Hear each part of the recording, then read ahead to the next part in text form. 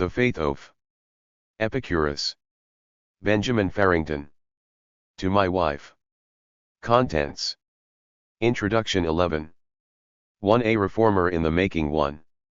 2. Friendship versus justice 20. 3. Technology and the crisis of Greek civilization 33. 4. The reception of Ionian philosophy at Athens 43. 5. Socrates and the philosophy of mind 53. 6. Political religion 63. 7. The revolt of Epicurus 76. 8. Athens and Epicurus, an interlude 88. 9. The cosmic gods, the soul, and the individual 93.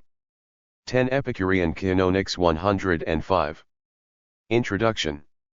Epicurus was the founder of a movement which spread rapidly throughout the Mediterranean world and lasted in an organized form for some 700 years. His purpose? In a world torn by war and civil war and demented by superstition, was to bring mankind back to happiness. His master thought was that a happy society must rest on friendship, that is to say, a mutual agreement neither to inflict nor suffer wrong.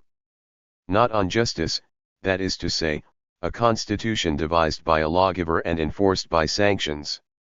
The cultural context of the movement was the Athenian debate on the ideal state, initiated by the martyrdom of Socrates and elaborated in the dialogues of Plato and the treatises of Aristotle. Epicurus was grappling with the same problems as Plato and Aristotle, and his teaching took shape as a criticism of theirs. It would be as futile to attempt a history of Epicureanism without reference to Plato and Aristotle as to write a history of Methodism without reference to the Church of England. It is a serious mistake, and an historical anachronism, to suppose that Epicureanism took shape in opposition to Stoicism. The garden was already planted before the porch was built. The confrontation of Stoics and Epicureans belongs to the age of Cicero. We shall hardly be concerned with it. But we shall be much concerned with the older Ionian tradition of natural philosophy. Epicureanism may be defined as a refurbishing of the atomism of Democritus by a follower of Socrates. As a movement, Epicureanism attracted both an intellectual elite and a popular following. It was addressed to all. We must meditate on the things that make our happiness, says Epicurus, seeing that when we have that we have all, and when we have it not we do everything to get it. It is natural, then, that our information about Epicurus is derived from those he had made happy. Not commentators, but disciples have preserved his memory. Of these, 4 must here be mentioned. To Diogenes Laertius, the author of the only ancient history of philosophy which has survived, we owe the preservation of the few continuous writings of Epicurus we possess. He ends his book with Epicurus because he thinks that with him philosophy had completed its task. Come, let me set the seal on my whole work and on my account of Epicurus by citing his principal doctrines. Thus I shall make the end of my book coincide with the beginning of happiness. Happiness was also the theme of another disciple of the same name. For Diogenes of Oenoanda, the teaching of Epicurus was the beginning of happiness, both for himself and all mankind. This strange man, who must have been a millionaire, purchased about 100 yards of the best wall space in Oenoanda and had carved on it a summary of the teaching of Epicurus composed by himself.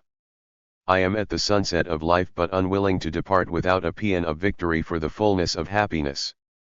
I have known through the teaching of Epicurus. I wish to be bequeathed to posterity, and to the whole earth, which is just one household, the secret of my joy. A French archaeological team uncovered the inscription in 1884. Then there was Philodemus of Gadara in Palestine, who became the leading exponent of Epicureanism in Italy in the age of Cicero. His home at Herculaneum was overwhelmed in the eruption of Vesuvius in 70 AD. The charred remains of his library, discovered in the 18th century, have been yielding ever since a hard-won harvest of information to those with the patience and skill to work so stubborn a soil. Finally there is the Roman poet Lucretius, a contemporary of Philodemus, and the greatest of the disciples. The 6 books of his poem On the Nature of Things give the most complete account of the teaching we possess reconstituted in the mind of a genius who lived the truths of which he wrote. His tributes to his master are classical expressions of discipleship.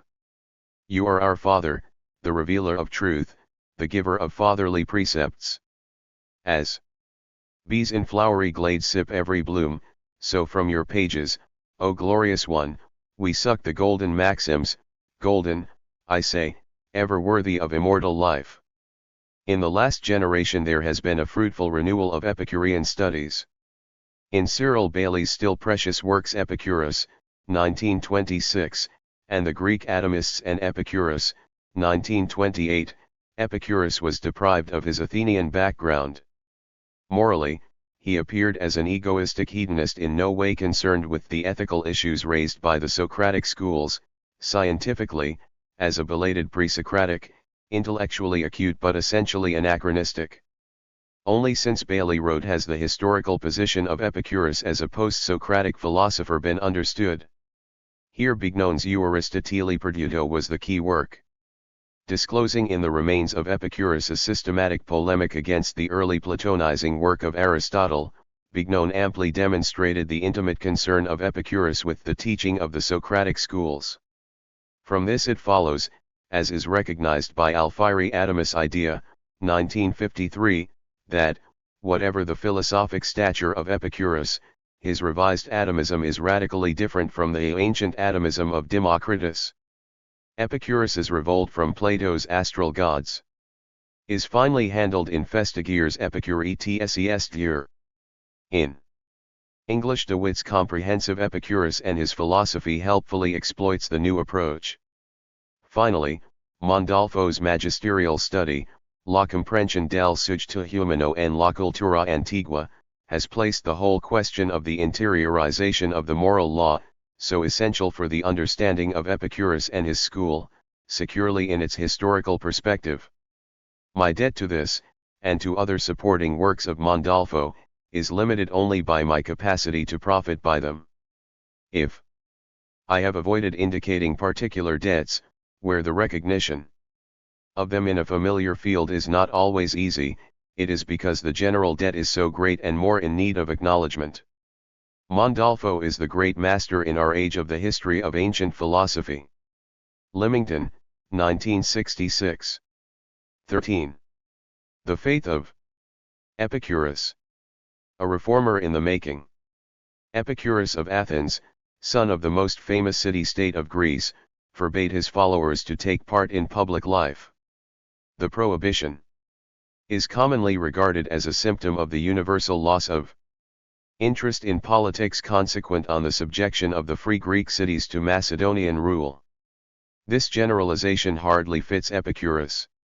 It suggests that if Athens had remained free, he might have become a politician. But this is to rob his abstention from politics of all its depth. He had no ambition to restore the autonomy of Athens. He did not repine at its loss. He was against the institution of the city-state as it had long existed, still flourished, and spread rapidly in his own day. It itself was the disease. This involves no denial of the historical role of the city-state. The city was the framework in which developed the uniquely valuable achievement of the Greeks. Vidal de la Blanche was not wrong when he wrote, substituting cities for villages and cantons on the shores of the Mediterranean was the masterstroke of Greece and Rome.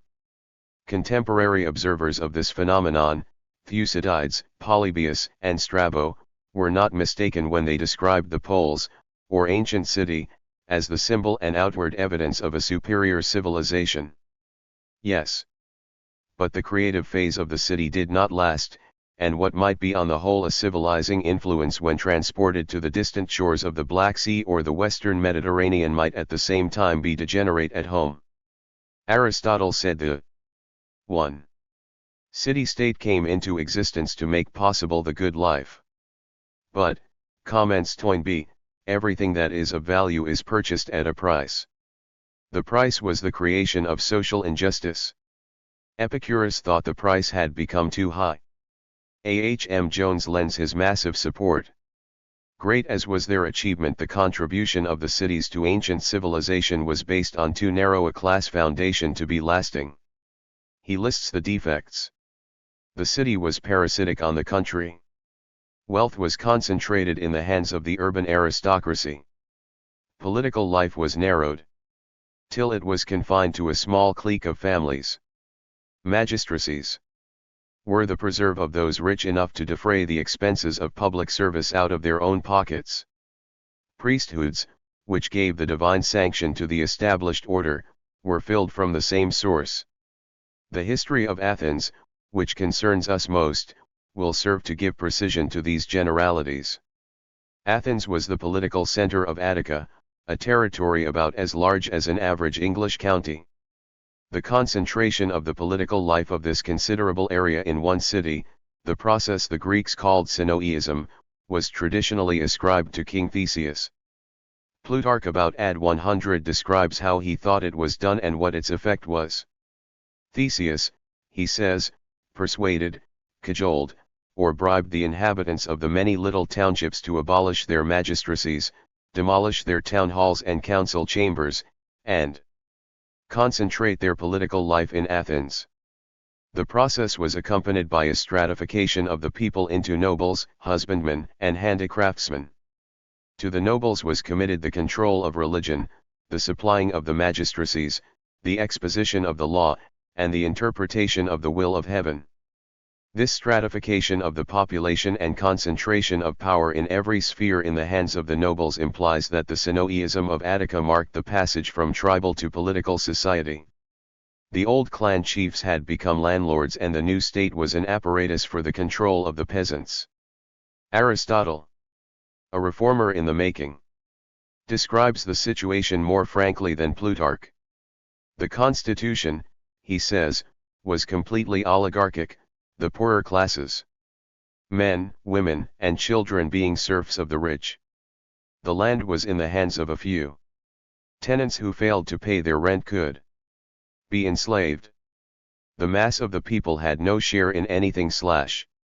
The reform of Solon restored their lands to the peasants and the constitution of Cleisthenes made democracy work. A happy feature of Attic life, revealed by Thucydides, was that the population, though all now citizens of Athens, continued to reside in the country.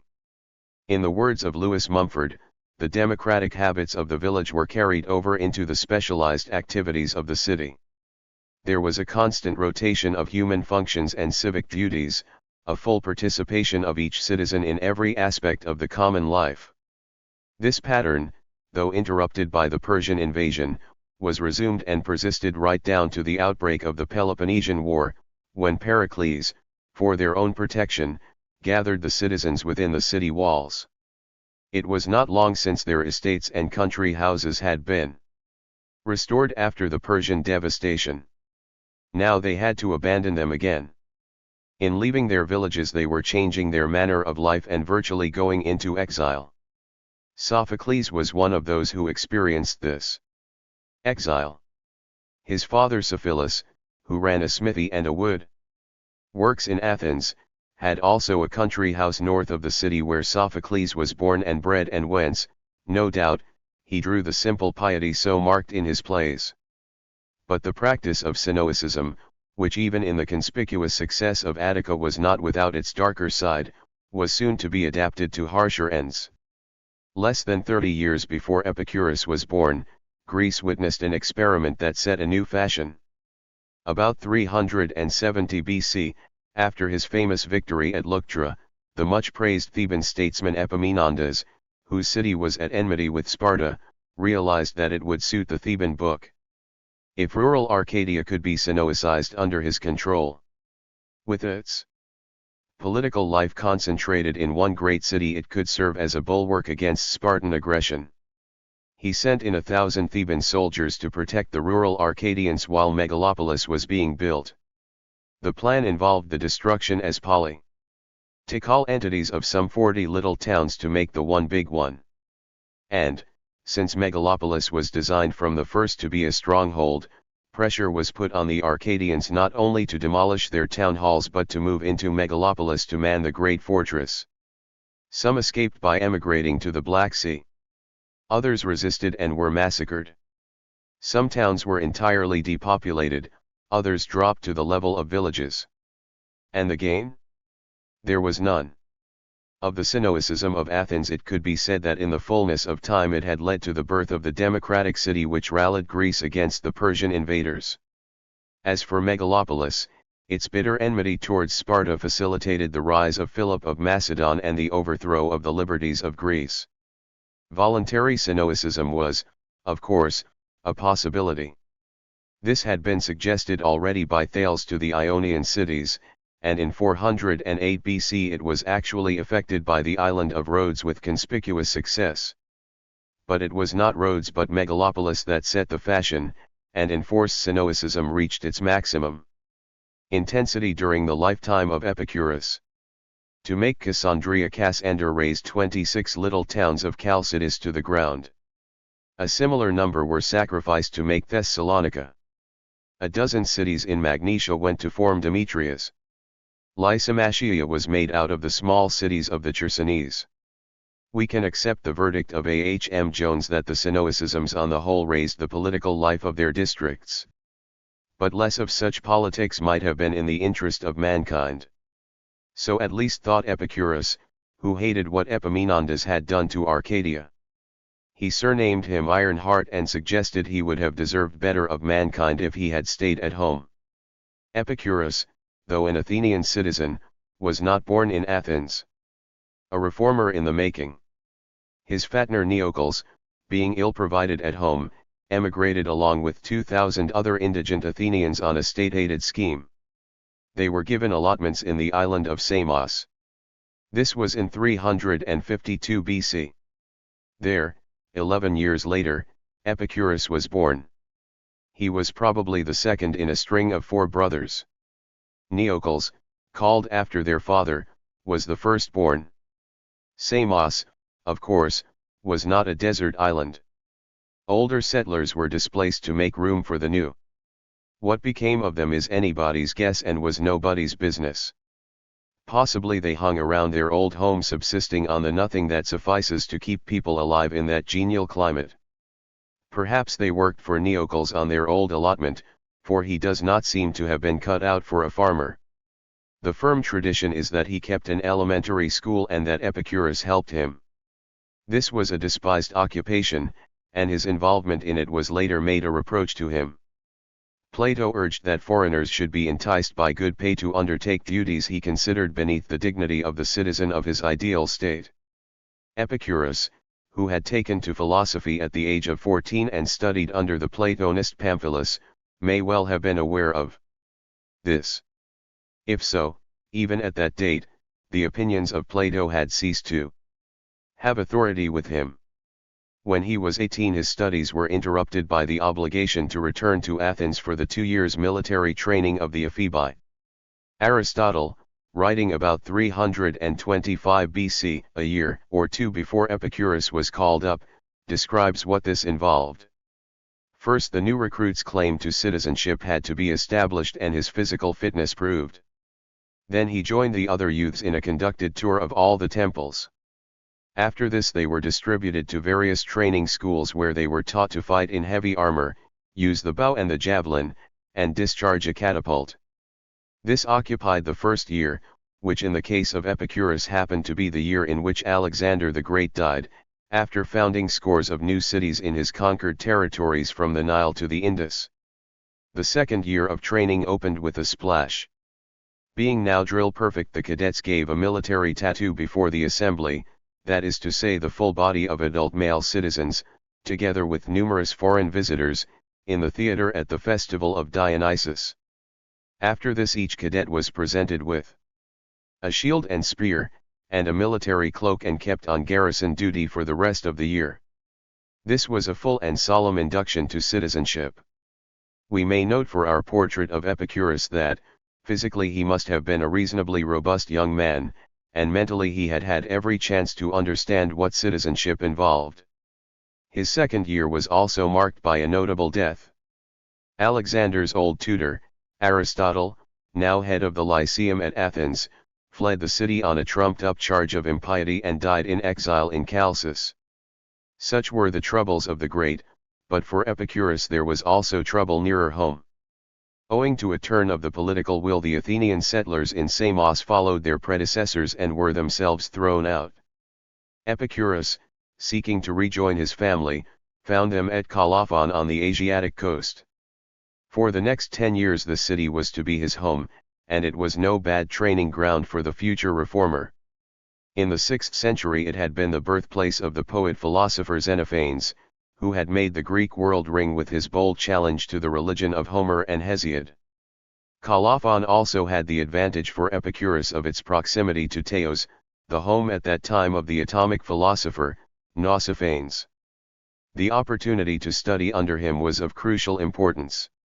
Up to then, the systematic training of Epicurus had been confined, so far as we know, to the works of Plato, whom he had studied under Pamphilus for, perhaps, 4 years.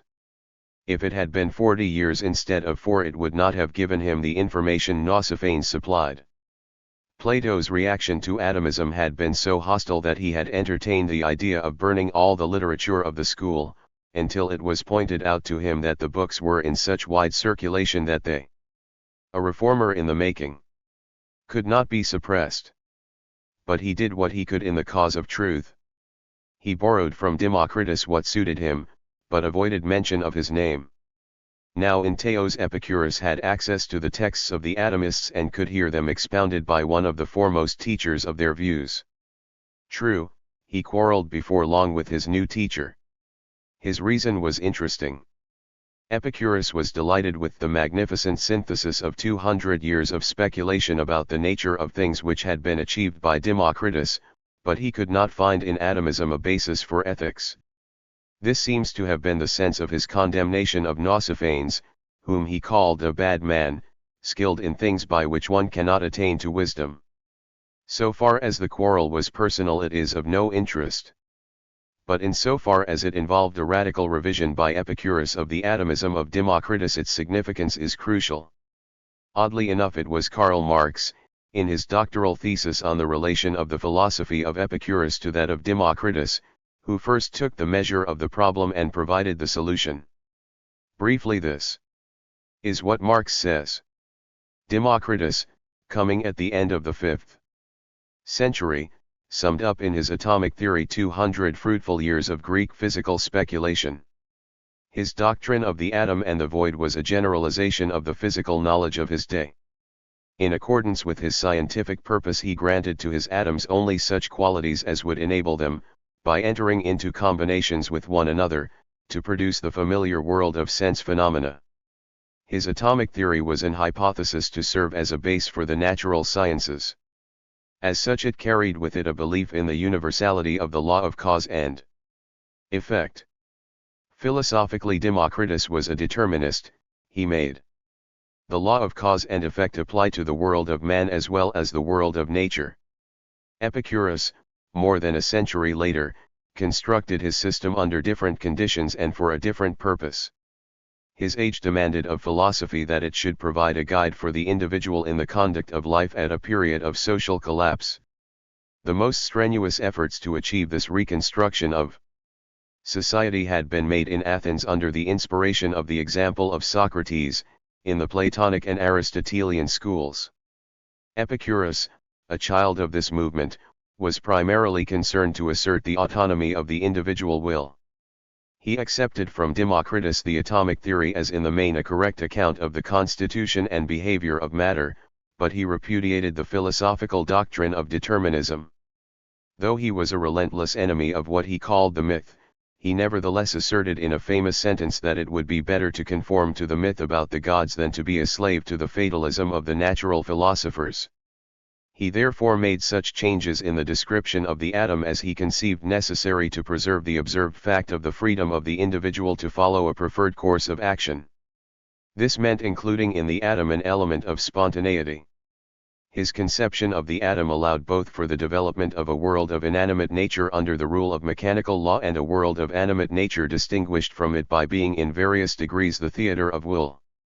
Thus the heart of the two systems is different, and while the fashion had been to regard Democritus as the profound philosopher and Epicurus as the shallow imitator, Marx reversed their roles, making Epicurus appear as the deeper of the two inasmuch as he had labored to find room in his system both for animate and inanimate being, both for nature and society, both for the phenomena of the external world and the demands of the moral consciousness. It is interesting to note that Cyril Bailey was in general agreement with the findings of Marx, though far from appreciating all their implications for the Marxist concept of the freedom of man. The contrast drawn between the two philosophers is in general true, and Marx was probably the first to perceive it. Classical Quarterly, XXII, 1928. The point is of the utmost significance for understanding the mind of Epicurus at the moment when he was about to put himself forward as a guide for man. 8. A reformer in the making. Kind. He had labored to take account in his system of the best ethical and the best natural philosophy of his day. It was already, then, at Colophon, somewhere about the year 312 BC that the Epicurean movement was born. Among the first adherents of the movement were the three brothers of the founder, and they remained with him all their lives. The endeavor to be faithful both to the humanism of Socrates and the atomism of Democritus is charmingly preserved in a saying of the eldest brother, Neocles. No one is wiser than Epicurus or ever was. Mother must have had just the right combination of atoms in her when she gave birth to such a sage. But the driving force of the Epicurean movement derived neither from Socrates nor Democritus, but from his own experience. His system was not an intellectual eclecticism, but a practical answer to the problem forced on him by all the experience of his life, namely, to discover how men could win security from men. He was more a prophet than a philosopher, more a saint than a prophet. The institution of the garden was his answer to the ills of the world. His spiritual authority is shown by his carrying his brothers with him, as Saint Bernard of Clairvaux, for instance, brought his family into monastic life. Shortly after the foundation of his school at Colophon, Epicurus sought to extend his sphere of influence. He fixed his eyes on Mytilene in Lesbos. Here another school was already in possession of the field. It had been founded some 30 years before by no less a man than Aristotle himself.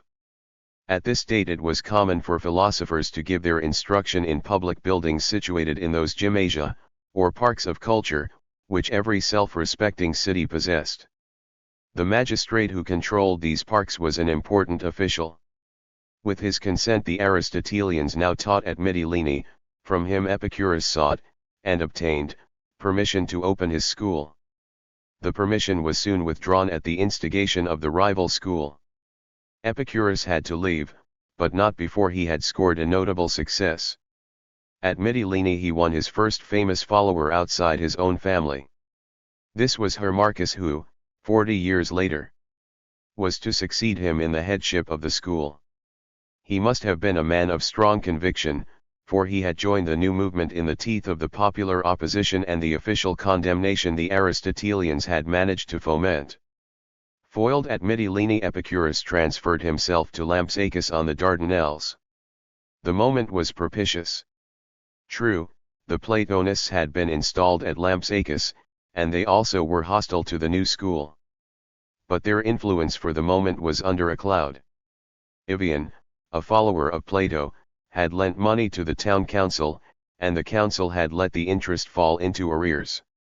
Ivian availed himself of the pretext to seize the town and govern it as a tyrant.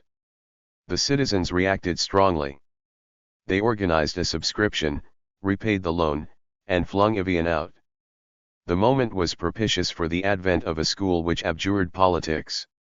Epicurus was given admission to the town by its Syrian governor, Mitras, who held it for his Macedonian overlord Lysimachus. Here his luck turned. Here he found rich friends and powerful backing. 30 years later Mitras, who was finance minister of Lysimachus, was still supporting the school. Among the new adherents one at Lampsacus was Calotes. He was to play a prominent role among the first batch of converts. It seems that the Epicureans, having won the favor of one Macedonian overlord in the person of Lysimachus, hoped for a further extension of their influence in a still higher quarter. Colotes addressed to the ruling Ptolemy at Alexandria a defense of the philosophy of Epicurus against all other systems, a proof of the ecumenical ambitions of the movement. Other famous converts were Metrodorus who, except for one absence of 6 months, was never again to be parted from his master. Then there was Polyaenus, a distinguished mathematician.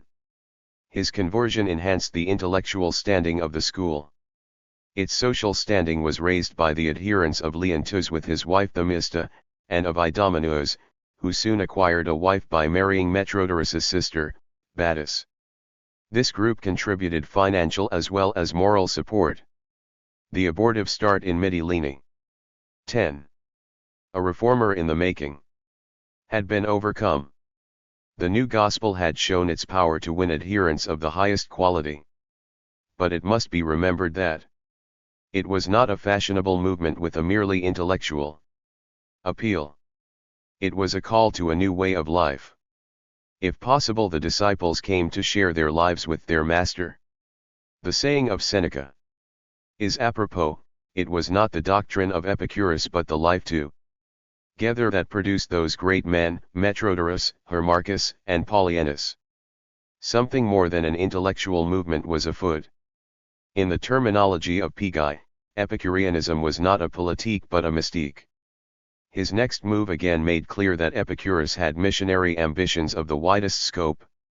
After 4 fruitful years at Lampsacus, he transferred the headquarters of his movement to Athens.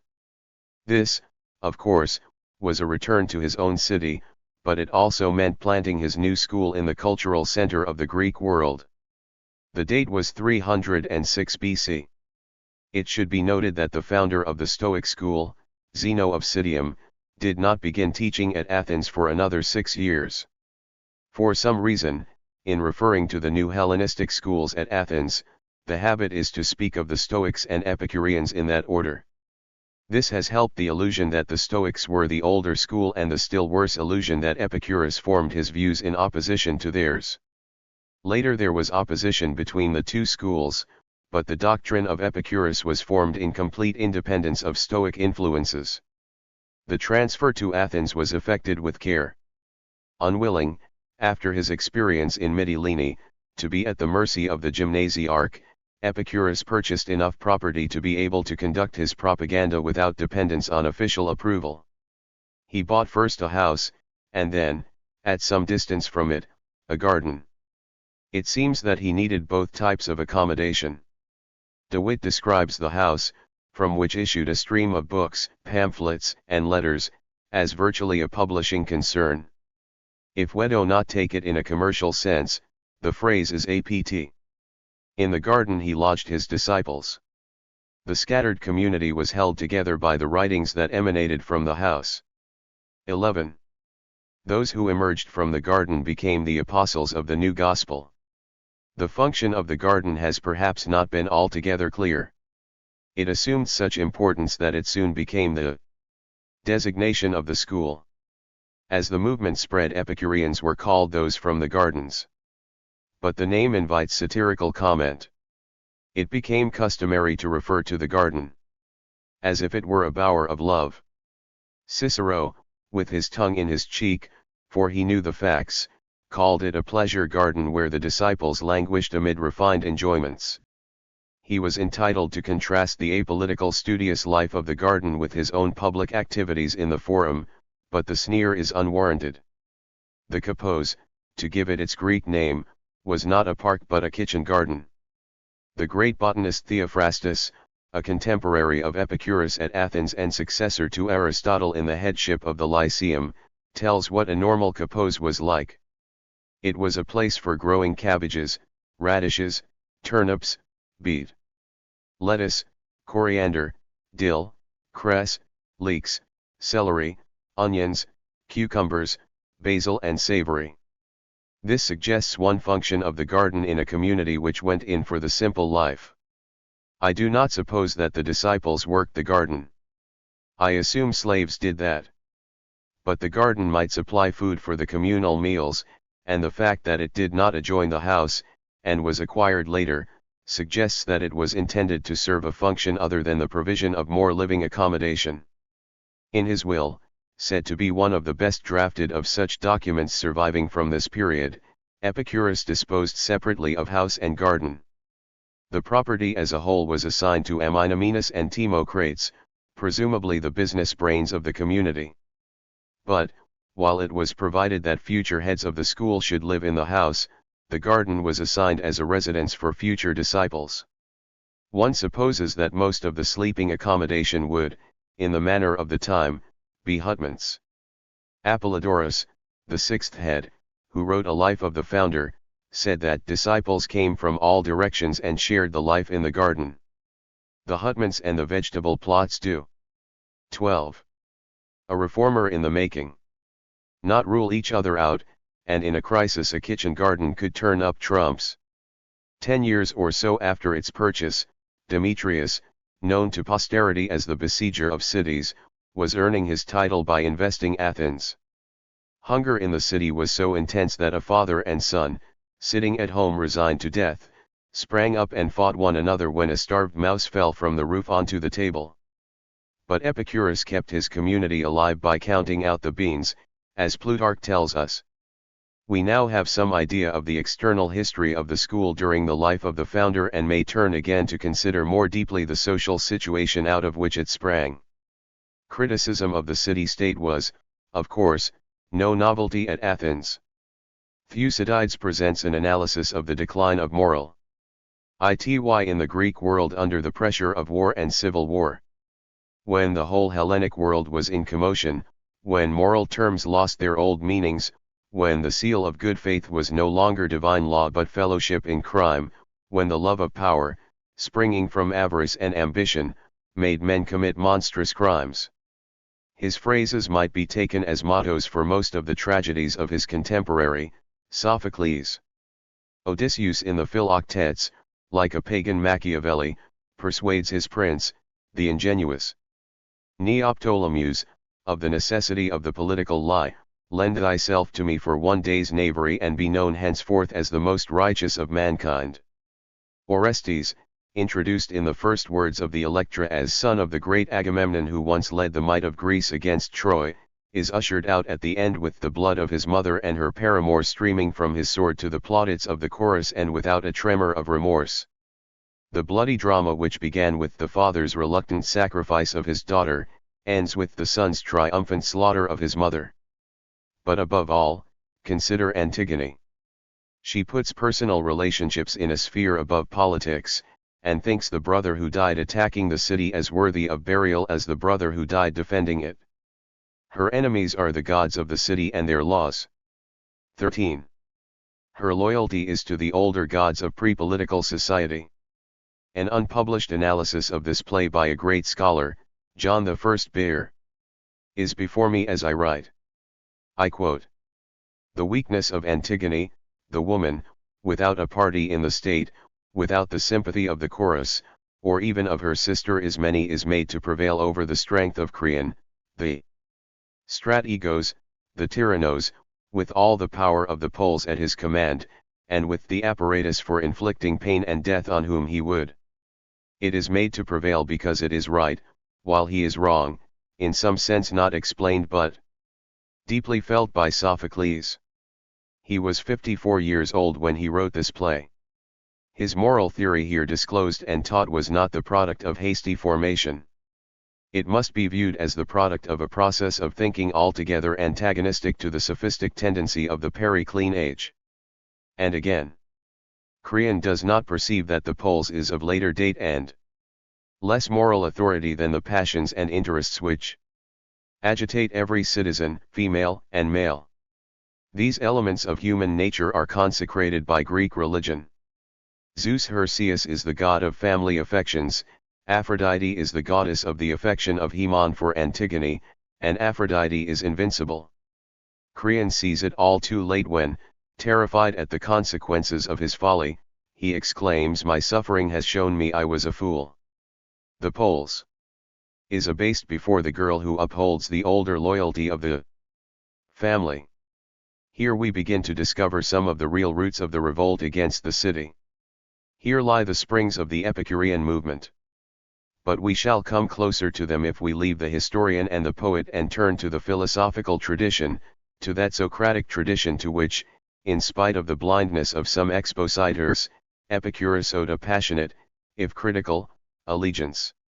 In his attitude to politics he followed Socrates with a fidelity which Plato lacked. 14. A reformer in the making. In 399 BC Socrates appeared before an Athenian court on the charges of introducing strange gods and corrupting the youth. He was found guilty and sentenced to death by drinking hemlock. Shortly after the trial Plato, in his Apology, published a report of the proceedings which, coming so soon after the events it purported to describe, is judged by modern scholars to be substantially correct. As part of his defense Socrates explained why he abstained from participation in political life. Here is the passage. I go round privately thrusting my advice on everybody, and you may well wonder why I do not take my place on the speaker's platform and offer it to the polls. I have often told you why. It is due to the divine sign that has attended on me since I was a boy. This is a voice that never prompts me to do anything but only forbids. This voice orders me not to engage in politics, and I have nothing but gratitude for its advice. For well you know, men of Athens, that if I had meddled with politics before now I should have been dead before now, and of no use either to myself or to you. Do not be impatient with me for telling you the truth. Any man, no matter who he be, who seriously sets himself up to oppose your city, or any other city for the matter of that, and tries to withhold it from the many injustices and illegalities it commits, will not be safe. Any genuine champion of justice, if he is to survive even for a short time, must remain a private individual and abjure public life. So Socrates, as reported by Plato, in 399 BC. And the first to follow his advice was Plato himself, who, if he meddled in the affairs of other states and wrote much on political philosophy, yet abstained from taking part in the political life of his native city. The negative attitude of Epicurus to politics finds its source in the Academy. Epicurus is taking sides on an issue raised in that school. The Academy is the background against which we must study the garden. 10 or 12 years later Plato, now a man of about 40 and 15, already famous as the head of a school, undertook in the Republican examination of the problem glanced at in the Apology and treats it now in all its complexity and depth. The question raised and answered in the Republic is, as A. E. Taylor remarks, a strictly ethical one: what is the rule of right by which a man ought to regulate his life? Plato thinks the answer can be found only in the city, but not in the city as it now exists. To break the problem down into its elements he adopts an historical approach and distinguishes two stages in the emergence of the polis from pre-political society. This inquiry is of great relevance for the understanding of Epicurus. The earlier and simpler form of the city, Plato tells us, comes into existence to satisfy the natural needs of man. These are defined as food, shelter, and clothing. The city at this stage consists essentially of the farmers and craftsmen who supply these needs. But, since it is virtually impossible for any locality to be self-sufficient, a certain amount of exchange must be assumed. The first form of the city will therefore comprise, as well as husbandmen, builders, weavers, shoemakers, carpenters, smiths, and so on, a certain number of traders and shopkeepers. At this stage, says Plato, men live a wholesome and a happy life. Their staples are barley cakes, wheaten bread, and home-produced wine. They are content to recline on branches of yew and myrtle strewn upon the ground, and to serve their food on reed mats or broad leaves. They have salt, olives, and cheese for relish, figs and roast acorns for dessert. They drink moderately with garlands on their heads, singing the praises of the gods.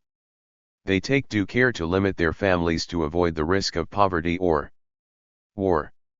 This simple form of city Socrates, who is the chief spokesman in the dialogue, enthusiastically declares to be the true and healthy one. Then follows a very surprising development. Glaucon, who has been sustaining the dialogue, unceremoniously dismisses the simple city admired by Socrates as a city of pigs and demands that they go on to discuss the luxurious city, where the citizens 16. A reformer in the making. Lie on couches, dine off tables, and have sauces and sweets in the modern style. As the discussion of the luxurious state proceeds, a number of unpleasing features are disclosed: class divisions, unlimited pursuit of wealth, boundary struggles with neighbors when the need for enlarged territories emerges, and the development of the art of war. As for justice, whereas the need for it had hardly existed in the simple state where the people were united by friendship, in the luxurious state it can only be achieved and enforced by a new code of laws, a new system of education, and a new set of religious beliefs. These Plato provides. They are the subject matter of the remaining 8 books. They are also the objects of Epicurus's attack. It can hardly be doubted that Epicurus had noted this passage in the Republic and taken strong exception to it. Athenaeus notes that Epicurus was indebted to Plato for the distinction between natural and superfluous needs.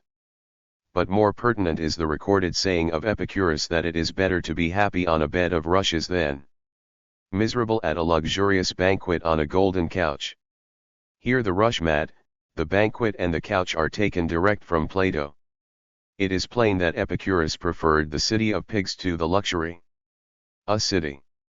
The mode of life in the garden was made to conform to this standard, and it is worth asking whether this was not what Horace meant when, in a poem devoted to the simple life, he humorously described himself as a pig from the herd of Epicurus.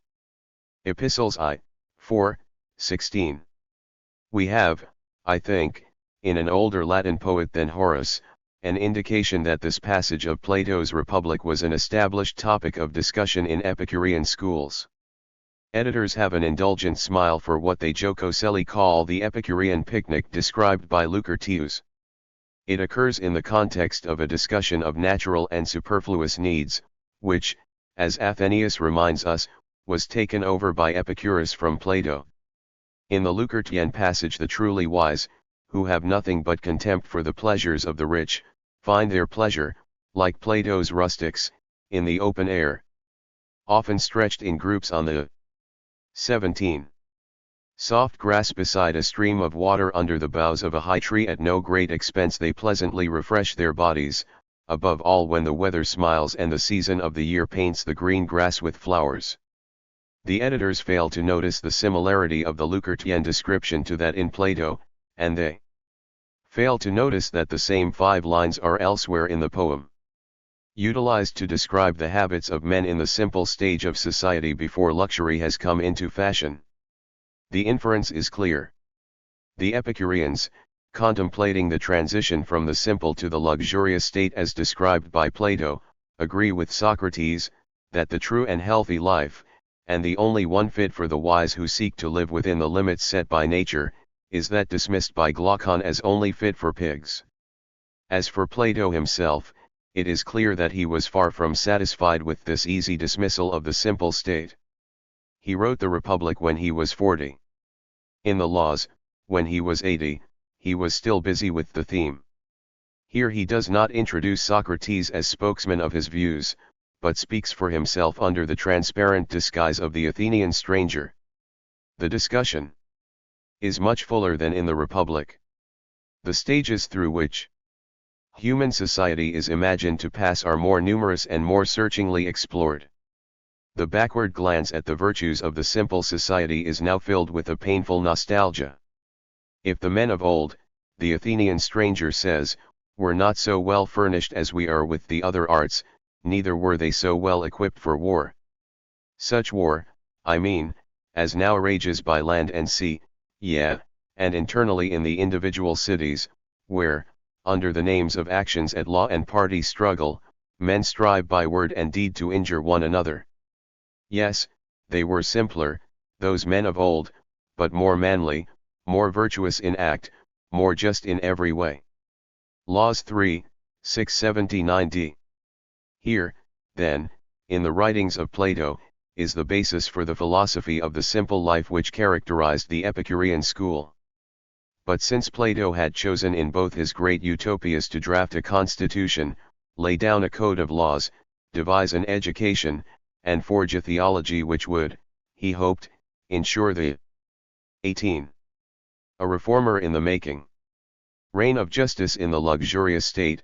What other form could the rejection of that state take in the writings of Epicurus except a direct or indirect polemic against him?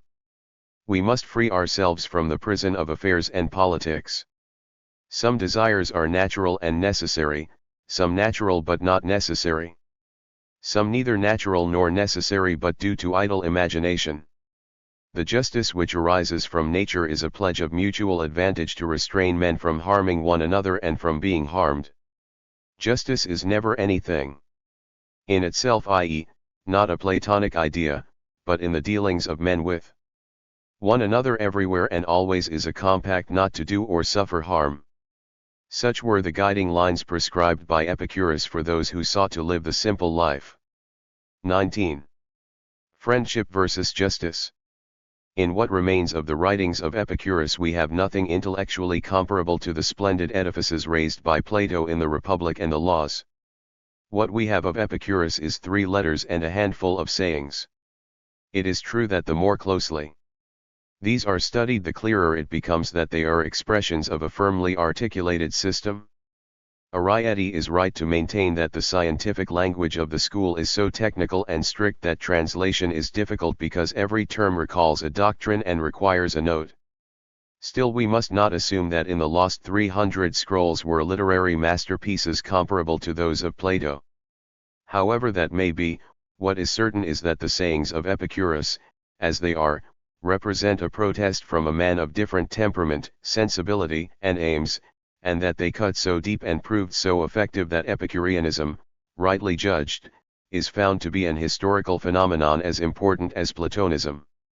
It is the clash of these two temperaments, these two sensibilities, that is symbolized by the terms friendship and justice.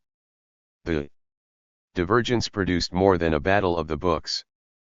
Both Plato and Epicurus aimed at a reconstruction of Greek life, and each in his own way was a man of action. When Epicurus founded his society of friends and forbade his adherents to partake in politics, he was challenging both the theory and the practice of Plato. The Epicurean movement was designed to spread by personal contact, by example and persuasion, as a kind of leaven. There is no other way in which friendship can be spread. But the just city of Plato was to be established, if opportunity offered, by force. 20. Friendship versus justice. If Plato did not enter the political arena in his native city, it was for the reason he put into the mouth of Socrates in the Apology. His chance of survival would have been slight. But in 367 BC Plato, being 60 years of age, accepted an invitation from Dionysius II of Syracuse, a city in which democracy had been overthrown, to advise and assist in the plan to Sinoicize western Sicily as a means of strengthening the Greek presence in the island against the pressure from Carthage. The project did not go well, and, after a few months, Plato was back in Athens. But he returned to Syracuse on the same errand 6 years later, working on the draft constitution for the Sinoicism, and stayed for almost a year. Soon the involvement of the academy in the affairs of Syracuse was to become more dramatic and direct. Dionysius was not in the eyes of Plato and his followers a suitable ruler, and in 357, Plato being then too old to participate personally, Dion, a friend of Plato and a member of the academy, having whipped up support in the Peloponnese, made a dash across the Ionian Sea and captured Syracuse by a surprise assault. Many young members of the academy were in the expeditionary force, among them Aristotle's friend Eudemus, who fell at the moment of success. The victorious Dion established a narrow oligarchy, but soon ran into trouble. Having fallen foul of his admiral, he liquidated him, and was then himself treacherously killed by another academician, Callippus, who made himself tyrant. Such activities were not isolated but rather typical of the role the Academy aspired to play in public affairs. Shortly before Plato's death, at the other end of the Greek world, a gifted adventurer, Hermias of Aternus in the Troad, who had been in Athens and liked Plato's views, carved a small kingdom for himself out of territories nominally at least under Persian sway. He built himself a new capital, Assos, and, if the letters of Plato can be accepted as genuine, it was with Plato's support that he assembled a small cabinet of academicians to guide him in his task. These in the end amounted to 5, Erastus, Coriscus, 21, Xenocrates, Aristotle, and Theophrastus. As the purpose of the Syracusan project had been to contain Carthage, so the kingdom of Assos was to provide a bridgehead for the invasion of Persia now being planned by Philip of Macedon. But the Persians tumbled to what was going on, seized the person of Hermias, interrogated him under torture, and crucified him. These and other incidents of the same kind gave the Academy its reputation as a center of political activity not stopping short of military violence. The activity and the reputation persisted down to the lifetime of Epicurus. As we have already seen, a Platonist, Evians, had just been ejected from his position as tyrant of Lampsacus when Epicurus came upon the scene. The role of the philosopher in politics was a burning topical issue, and when Epicurus laid it down as a rule that such activity was to be eschewed in the garden as incompatible with the life of friendship, he was consciously breaking away from the example of the older school. There is, in fact, a certain brutality about Plato that must have been offensive to Epicurus.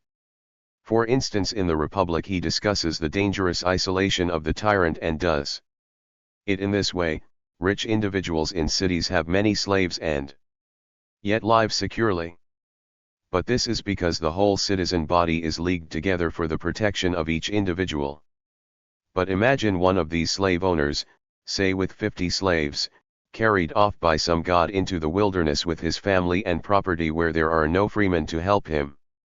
Will he not be in an agony of fear lest he and his wife and children should be put to death by the slaves? Well, such is the situation of the tyrant who isolates himself. This placid acceptance of the city as a league of masters to protect themselves against their slaves is exhibited again in the laws. Here the correct management of slaves is the topic. Plato gives two main rules. First, the slaves should be recruited from different countries so that they will share no common speech. Second, while they must not be unjustly punished, they must not be allowed to forget that they are slaves. 22. Friendship versus justice. This result will be achieved, if every word addressed to them is a command, if the slightest pleasantry is absolutely excluded, and if correction is always physical chastisement, not a verbal rebuke, as if they were free. How in God's name should Epicurus, whose rule was not to punish slaves, but to pity and forgive, really take kindly to this man? Even Aristotle, who knew and loved him, was put out of patience. For Aristotle, as for Epicurus, happiness was the highest good. He examines the regulations made by Plato for the realization of the ideal city. Control of the city is to be in the hands of a small class of guardians, and to ensure that they shall not be selfish he deprives them of all the means by which selfhood is normally achieved. His guardians are to have their wives, children, and property in common so as to be uninfluenced by any but public motives. Aristotle protests, the guardians must be unhappy, being bereft of wives, children, and property. And if they are not happy, who will be? Surely not the exponents of the arts and crafts, nor the mass of manual workers. Politics, 1264b. The bird a nest, the spider a web, man friendship, says William Blake. This conception of friendship as the very essence of man, and also indeed of God, is the heart of what Epicurus has to say to his age. With this message he swept the ancient world as Rousseau did 18th century Europe. It is surely a wonderful thing, says Rousseau, to have got men into a situation in which they cannot live together without outwitting, supplanting, deceiving, betraying, and destroying one another. This too Plato deplored, but his solution was the imposition of a just constitution by a small elite of trained metaphysicians on a rigidly stratified state. For Epicurus this remedy was worse than the disease. He sought, not an external order, but a voluntary acceptance of a contract of friendship, in this also anticipating Rousseau. The question, then, arises, whether Epicurus was an anarchist. The answer must be no. Anarchism, understandably, was not without its representatives in Athens at this time. The Cynics. 23. Some of them men of noble character, were in revolt against the very conception of civil society. They advocated a return to nature without drawing any clear distinction between animal and human nature. Hence a certain flouting of public decency, which was, indeed, the origin of their name. But for the Epicureans the cure for the ills of the time was not a return to nature but to human nature being defined by its possession in the highest degree of the capacity for friendship. Here a comparison with Rousseau can help. Rousseau, like Epicurus, thought that man at a certain point in his development had lost the true path. What that point was Émile Faguet well defines. It was the day on which humanity abandoned patriarchal life, the life in which goods are held in common, well-being is universal, riches are unknown, and luxurious pleasures, arts, and vices are still undreamed of. This, not savagery, is what Rousseau meant by the state of nature. This half-pastoral, half-rustic stage, the stage which excludes great nations, great towns, and property, he calls the state of nature, not because he thought it primitive but because he thought it most natural to man. It was to this he would recall mankind. The state which Faguet describes is identical with Plato's first or simple city, before the luxurious state arose.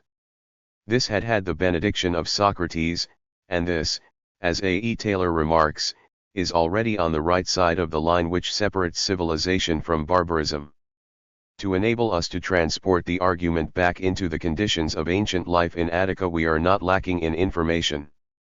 The rapid changes in the fortunes of Athens and, it must be added, the astonishing clarity with which from the time of Solon and Cleisthenes the underlying economic, political, and social realities had been grasped, combined to produce a pageant of historical development unique at so early a period. The political philosopher had much material at hand.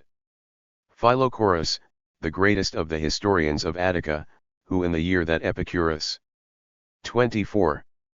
Friendship versus Justice founded the garden, held the posts of seer and diviner at Athens, took as his subject the constitutions, festivals, and ceremonies of Athens and was able to bring his history down from the stage when the inhabitants of Attica were shepherds living in scattered villages till Athens had become an oligarchy, or plutocracy, in which the effective control of public life was in the hands of the 12,000 men who were rich enough to share the burden of the liturgies.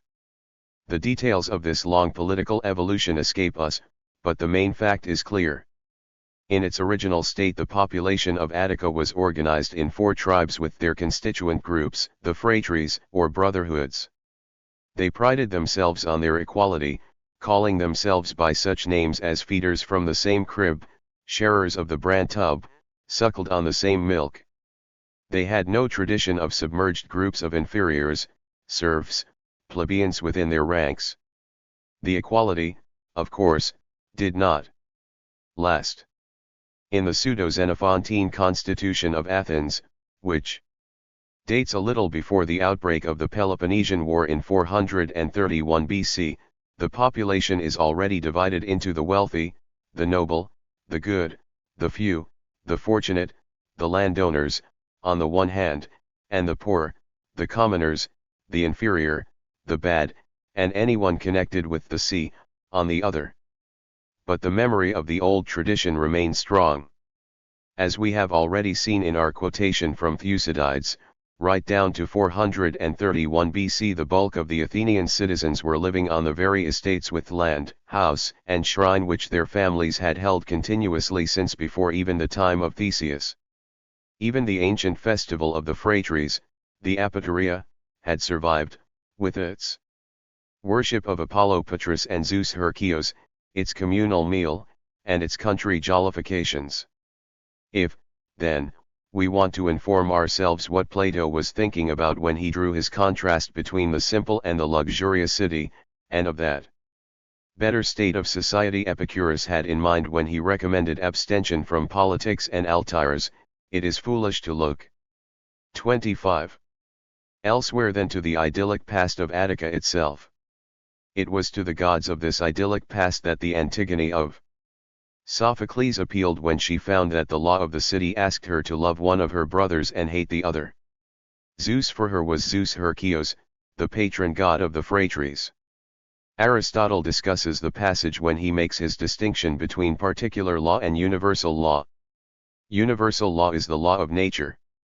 For there really is, as everyone by some intuition of the divine dimly discerns, a natural justice that is binding on all even without formal covenant with each other.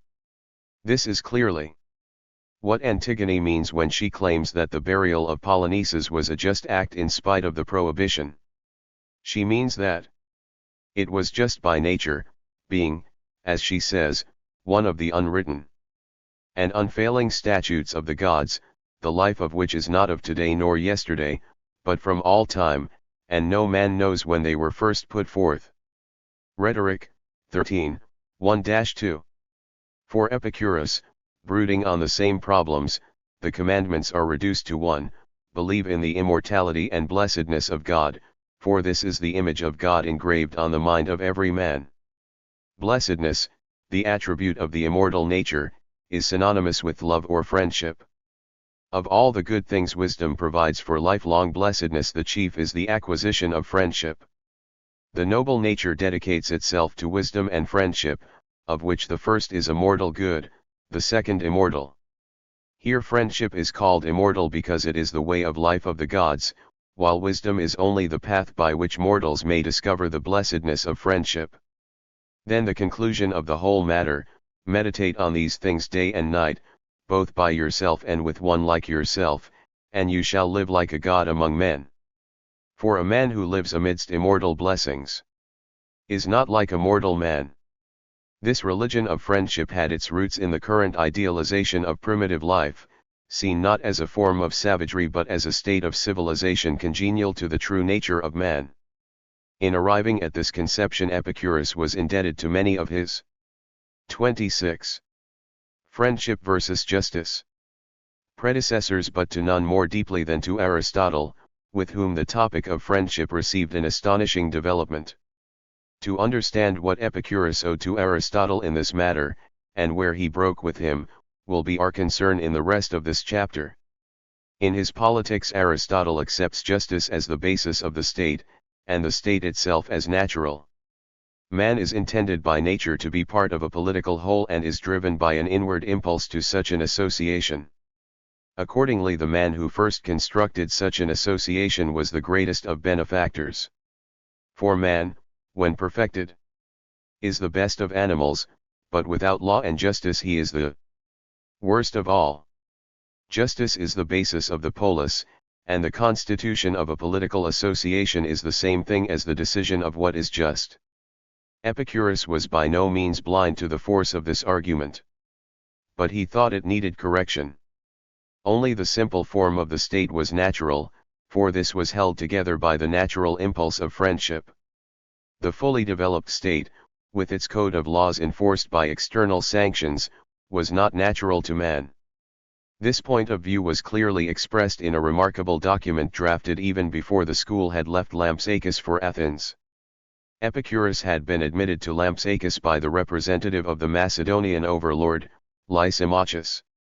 This must have encouraged the school to expect favor also with the Macedonian overlord of Egypt. Accordingly, Calotes, as we have said, addressed to the first Ptolemy a defense of the Epicurean school against all others. In it he attempts an explanation of the reform aimed at by his master, a portion of which has been preserved by Plutarch. It might have been written as a supplement and correction to the argument of Aristotle quoted above. Those who have established laws and ordinances and instituted monarchies and other forms of government in towns and cities, have placed human life in great repose and 27.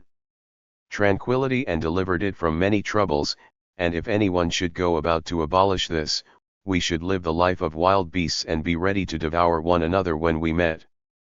But we are to treat now of how a man may best keep and preserve the end of nature, and how he may from the very beginning avoid entering of his own free will upon offices of magistracy and government over the people. The italicized words define the limit of the form of association Epicurus thought natural for man. So much for the politics of Aristotle. When, however, he wrote his Ethics, he saw things from a somewhat different angle. The last two books of the Nicomachean Ethics are wholly devoted to friendship. The treatment is thorough. And in this extensive discussion almost everything which survives in the scanty remains of Epicurus is anticipated. The debt of Epicurus is open and undisguised. If it is not also acknowledged, this is because, in the last analysis, the spirit which animates the philosophy of the two men is so very different.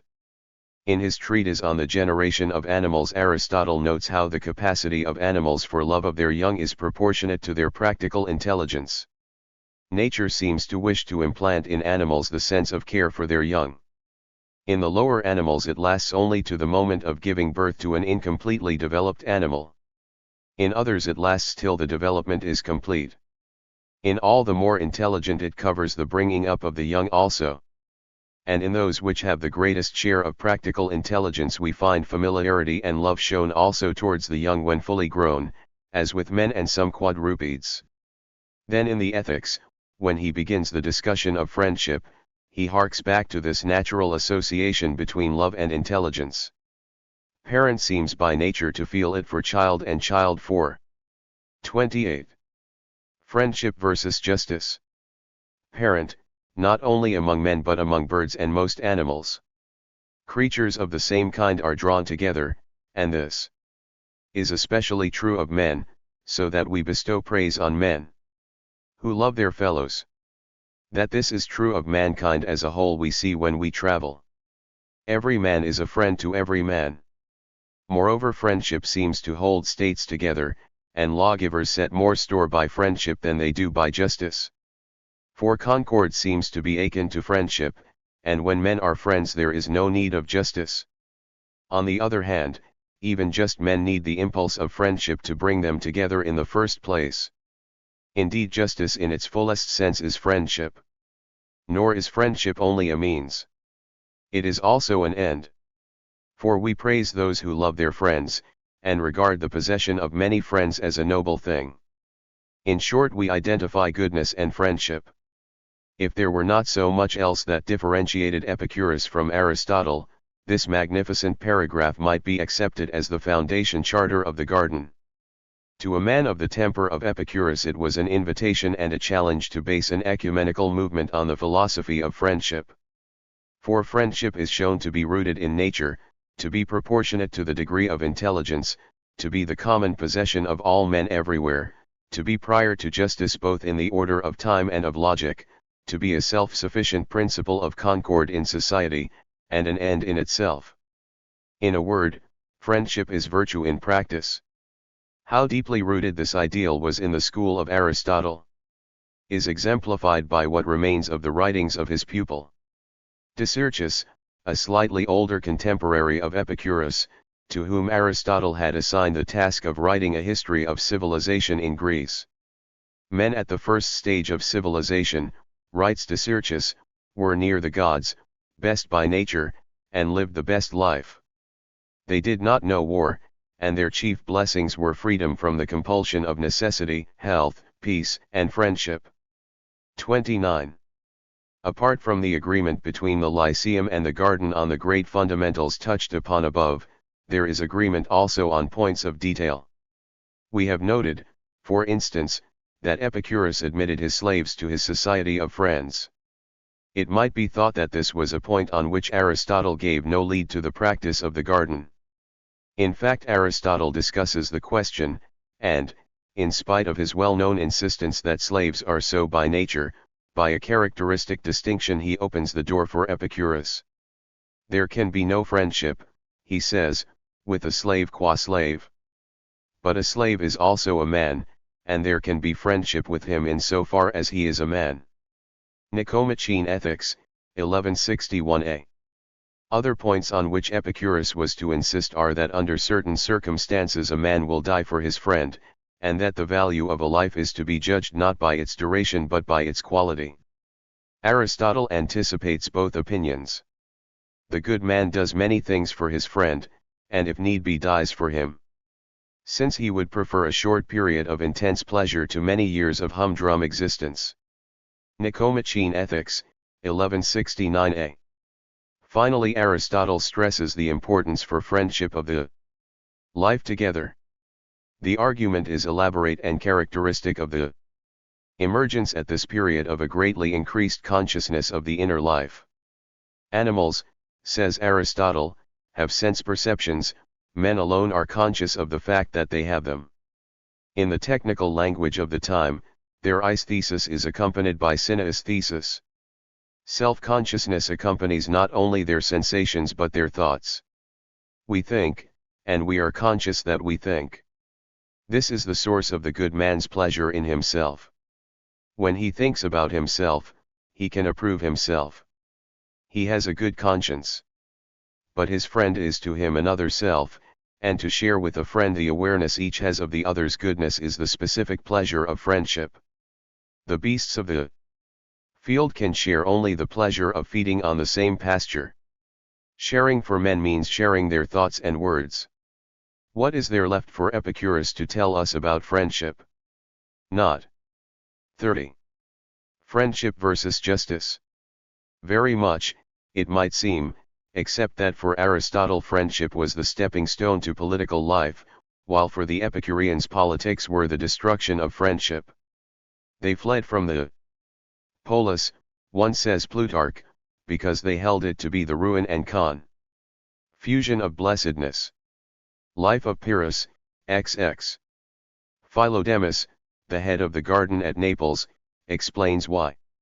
If a man were to undertake a systematic inquiry to find out what is most destructive of friendship and most productive of enmity, he would find it in the regime of the polis. Witness the envy felt for those who compete for its prizes. Witness the rivalry that necessarily springs up between the competitors. Witness the division of opinion that accompanies the introduction of fresh legislation and the deliberate organization of faction fights which set not only individuals but whole peoples by the ears. Nor do we lack direct evidence in his own words of what Epicurus thought about Aristotle's political writings. The nub of Epicurus's complaint is that at the end of his life Aristotle deserted philosophy for political theory, and thus he became a more damaging adversary of the blessed and wholesome life than those who actively engage in politics. The astonishing thing is that so uncompromising a creed should have met with wide success. Friendship, cried Epicurus, goes dancing round the world bidding us all awake and pass on the salutation of blessedness. It is not easy to understand the appeal of the Epicurean gospel of friendship unless we remember that it was addressed to a very sick society.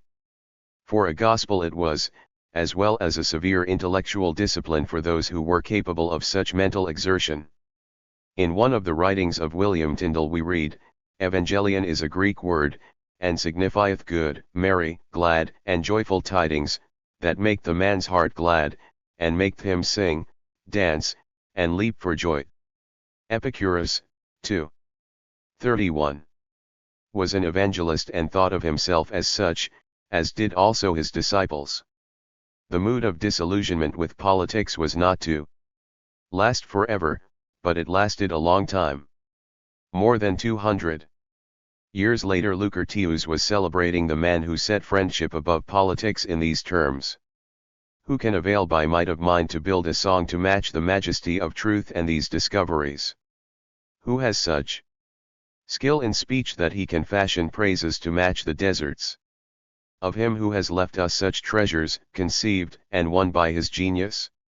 it is beyond the skill of mortal man.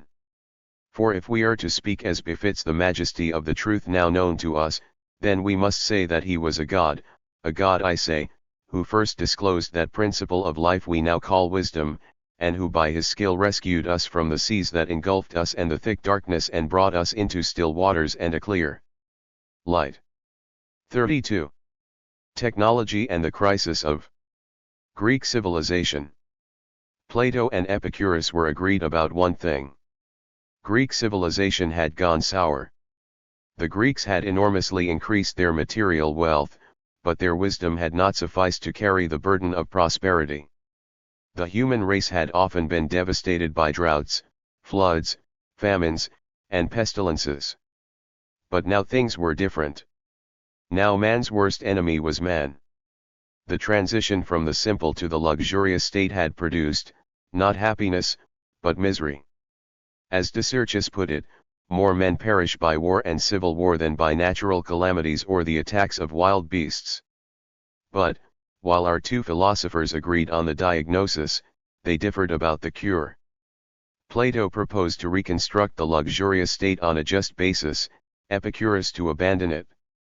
The history of the preceding 2 centuries throws light on their dilemma and their disagreement. This period, roughly from 600 to 400 BC, witnessed 2 great changes, a revolutionary increase in material wealth and the supplanting of mythology by a more scientific philosophy. Both were due to the technological mastery of their environment, which made the Greeks at this period the leaders of the Mediterranean world. Greek technology was a unique historical event, not because the older civilizations were lacking in techniques, but because the Ionian Greeks, who initiated the technological revolution, were free of the ossified social structure of the old river valley civilizations. In Egypt, craft work was carried out in royal or priestly workshops, recipes were veiled in enigmatic language and remained temple secrets. In Ionia there was nothing like this. The whole society was plastic. The techniques played a 33. New role because the technicians were a new type of man, masters simultaneously of their political and industrial life. When something really novel is afoot, it may take centuries before its character is adequately defined. Greek poets and scientists of the 5th and 4th centuries could be quoted to show that the Greeks were not unaware of their own achievement. But it was Cicero, writing in Latin about 50 BC, who coined the magic phrase, "By the use of our own hands we bring into being within the realm of nature a second nature for ourselves." This striking phrase sets man over against the rest of nature without removing him from it, and reveals him to himself as the architect of his own conditions of life. By it his self-consciousness is enhanced. By it his technology is made to appear as the means by which he not only masters nature but understands it. The second nature he makes for himself becomes the instrument by which he interprets the nature he did not make. He has made himself a home, and by his success in making it he has shown that he understands the materials of which it is made. Before we leave this theme, it may be well to quote Cicero's eloquent passage at length. How adaptable are the hands with which nature has endowed mankind, how many the arts they serve. The supple joints facilitate that rapid contraction and extension of the fingers which make possible so many different motions. With his nimble fingers man can paint, model, carve, and entice musical notes from strings or pipes. But these are but the arts of entertainment. There are also the necessary arts, the cultivation of the fields, the construction of houses, the clothing for the body both woven and sewn, and all manufacture of bronze or iron. All our possessions come from the skilled hands of craftsmen turning to use what eye can see and mind discover. By this we are housed, clothed, and kept in health. By this we have cities, walls, dwellings, shrines. Nay, it is through the labors of men, in other words, the hands of men, that we enjoy both an abundance and a variety of food. 34. Through skilled labor the fields produce what we consume immediately and what we store for future use. It is because we have hunters and herders that we feed on the creatures of land, sea, and air. It is because we have men to tame them that the four-footed creatures become beasts of burden, and their speed and strength are ours. So we lay burdens on some creatures and the yoke on others. So we turn to our purposes the sharp senses of elephants and the sagacity of dogs. We fetch up from earth's caverns the iron without which we could not till our fields. We discover the deep-lying veins of copper, silver, and gold, convenient for use and comely for adornment. We chop down the trees and kindle the timber, whether wild or cultivated, to warm our bodies and cook our food, and to build the houses whose protection saves us from the extremes of heat and cold. Timber too is indispensable for the construction of our ships, which ply to and fro and supply from every quarter the varied needs of life. Alone of living things we have learned to control the most violent forces of nature, namely wind and wave, and our nautical science brings us the use and enjoyment of many marine products. The products of earth likewise are at the service of man. We put to profit the plains and mountains, ours are the rivers and lakes, we sow crops and plant trees, by irrigation we make fertile the soil, we dam, divert and control rivers. In short, by the use of our hands, we bring into being within the realm of nature, a second nature for ourselves. In this hymn to creative labor, as we might call it, we recognize at once the birth of science and the death of mythology. Mythologies last until they become obviously irrelevant. Nowhere in Greek lands was this process more likely to occur than in Ionia. The Ionian Greeks, immigrants from the mainland of Greece some centuries before the full light of history begins, had not only made a breach with tradition but found themselves in a new land, not too difficult for them to cope with and rich in new. 35. Influences. The coastal islands, promontories, and deep gulfs, suited their capacities. The Lydian kings with their capital at Sardis, were far advanced in civilization and not oppressive. There were contacts with the older civilizations of the Near East. Greek town after Greek town took root. Chios, Samos, Teos, Ephesus, Miletus, Colophon, Clazomene, and half a dozen more, prospered and overflowed. Their new home became too small to hold them. They sent out a stream of colonies, of which Abdera was one, to spots which they had spied out for themselves all round the coasts of the Mediterranean and the Black Sea. Miletus alone sent out 80. These were the Greeks who adapted from the Phoenicians the art of alphabetic writing together with some improvements in navigation. They made decisive advances in iron metallurgy, and created and perfected the technique of bronze casting. Samos alone contained what Herodotus thought the three greatest engineering achievements of the Greeks: the tunneling of the hill of Castro to bring water to the city, the great mole protecting the harbor, and the temple constructed by the local architect Rhoesius. It was to these colonizers, navigators, architects, engineers, metallurgists that the old mythology had become irrelevant. Every one of their scores of new cities was a cooperative effort to conquer a fresh bit of Mother Earth for human settlement. They could still join in a hymn to Earth, the mother of all.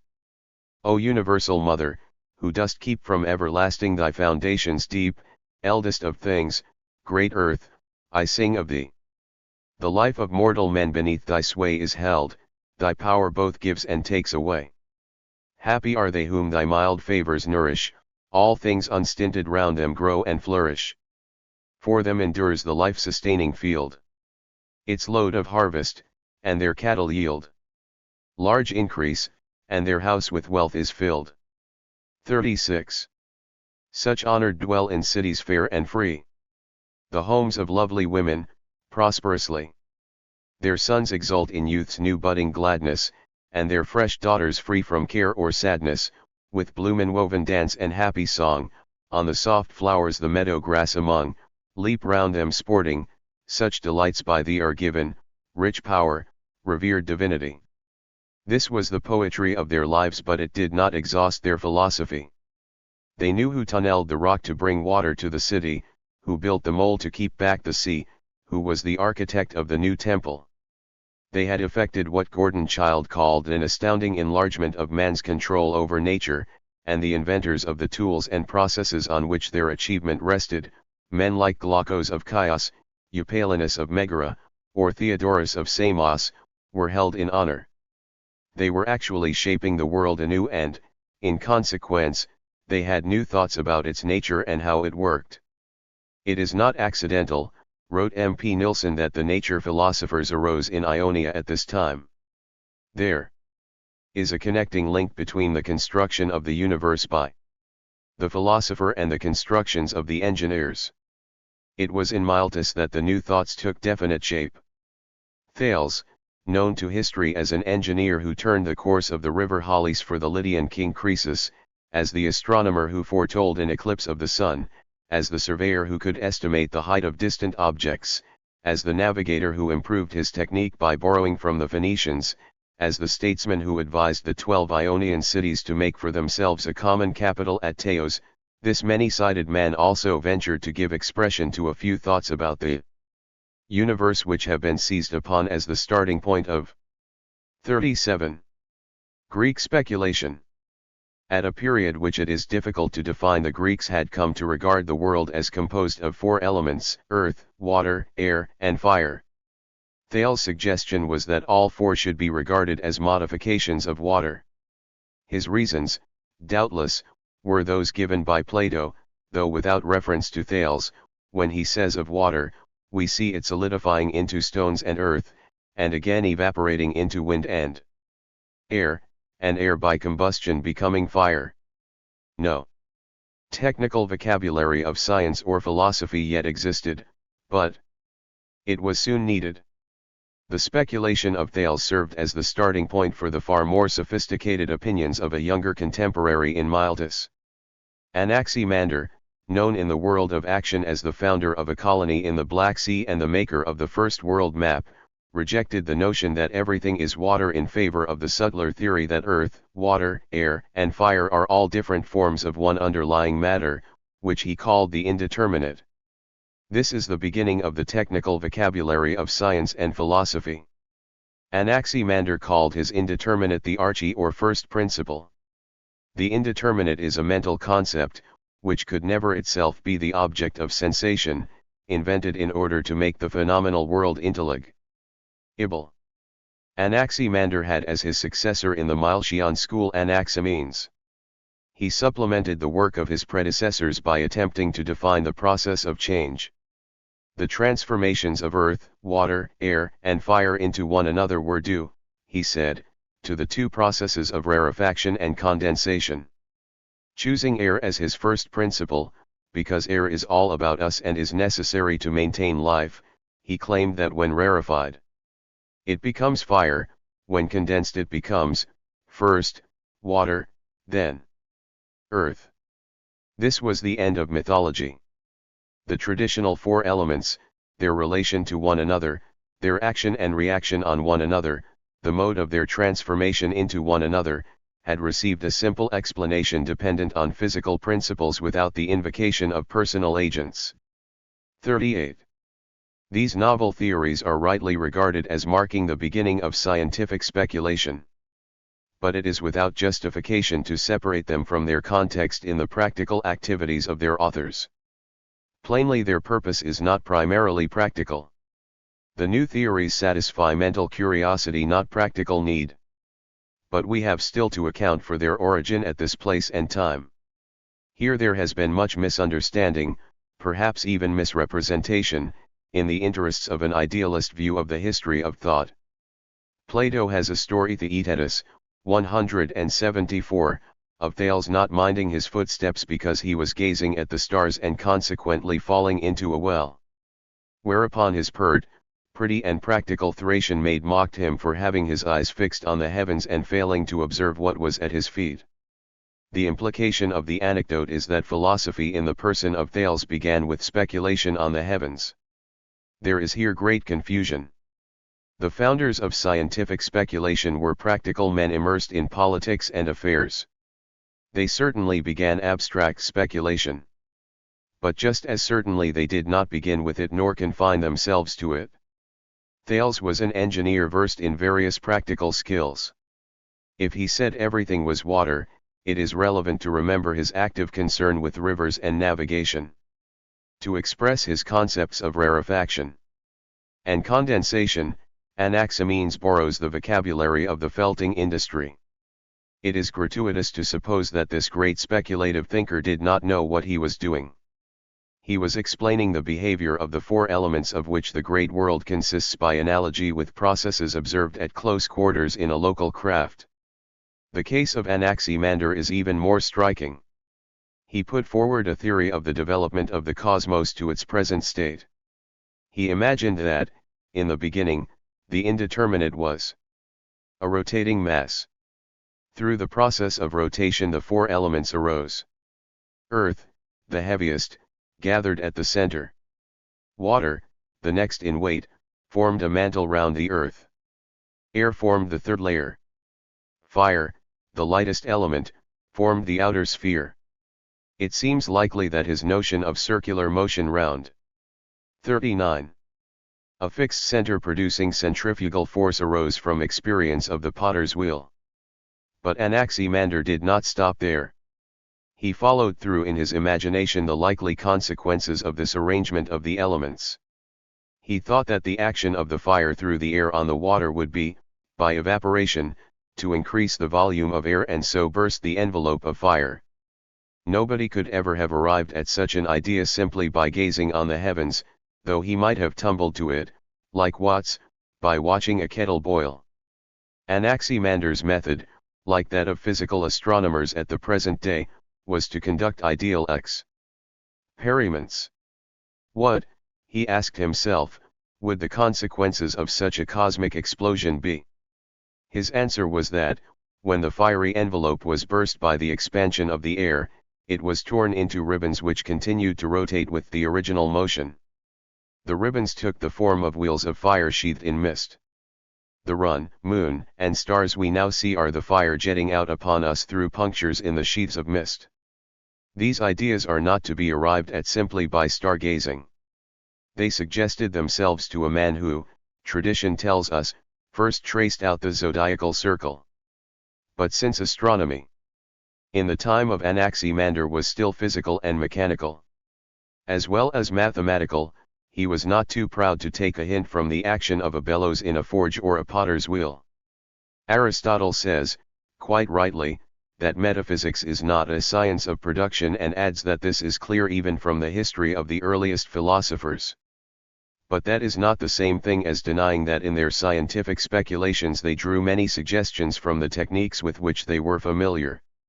Obviously, science in ancient Greece had not reached a stage at which a vast body of scientific information tested by laboratory experiment could be applied to production problems. But it should be equally obvious that it was no accident that Greek science came into being in a technically advanced and 40. Prizing society, in which technicians were held in honor, that suggestions derived from techniques influenced the development of scientific speculation, and finally, that at a stage when scientific instruments and laboratories did not yet exist, the techniques were the proving ground of the validity of scientific speculation. The same was true of the Florence of Leonardo da Vinci, where the workshops performed in the 15th century the function discharged in later centuries by the industrial workshop and the scientific laboratory. Here were found experiment, observation, causal thinking among men whose handicrafts had risen to high social esteem, pages 21 ff. This account of the genesis and character of Greek science is in full accord with the analysis given by Aristotle in the opening pages of the Metaphysics and the concluding pages of the Posterior Analytics. There he explains that all knowledge depends upon memory, the capacity to retain something from sensation.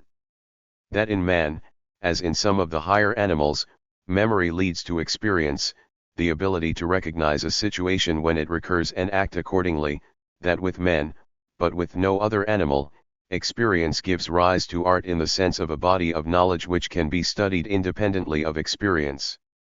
Finally, and to crown all, there is science, or wisdom, when things are seen in their causes and intellectually grasped and enjoyed. This last stage has nothing to do with production, and, as Aristotle also remarks, only becomes a pursuit when the necessities of life and a reasonable standard of comfort have been secured. Aristotle's account is in full accord also with Plato, when he says, all the handicrafts possess a scientific content which has grown up along with them and is embodied in their practice. The manufactured article is the joint product of the science and the practice which are combined in the handicraft. If we restate what Plato and Aristotle say in Cicero's Terminology, it means that the technical knowledge by which man 41 creates for himself a second nature as his distinctively human habitat can lead in certain forms of society to a scientific knowledge of the world of nature itself. Sophia, as semantics tells us, meant first technical skill and then wisdom. We conclude this chapter with 3 points. First, in the crisis of civilization in Athens in the 4th century BC, it was recognized that the material civilization of Greece rested on its technology. Nobody, says Theophrastus, would describe the life of the heroes of the Trojan War as pleasant. That description is rightly reserved for us, who enjoy the cultural amenities of which they were deprived by the absence of commerce and the immaturity of their techniques. Secondly, it was also recognized that the techniques were the clue to the natural sciences. Techniques are a copy of nature, says Aristotle, justifying his use of the art of cooking to explain the natural processes of ripening and digestion. It is all the same whether the processes take place in kitchen utensils or in the organs of plants and animals. Meteorology, 4. The kitchen was his laboratory. Finally, it was agreed that in the crisis of their civilization natural science was not enough. It had to be made to include, or be supplemented by, a higher wisdom. 42.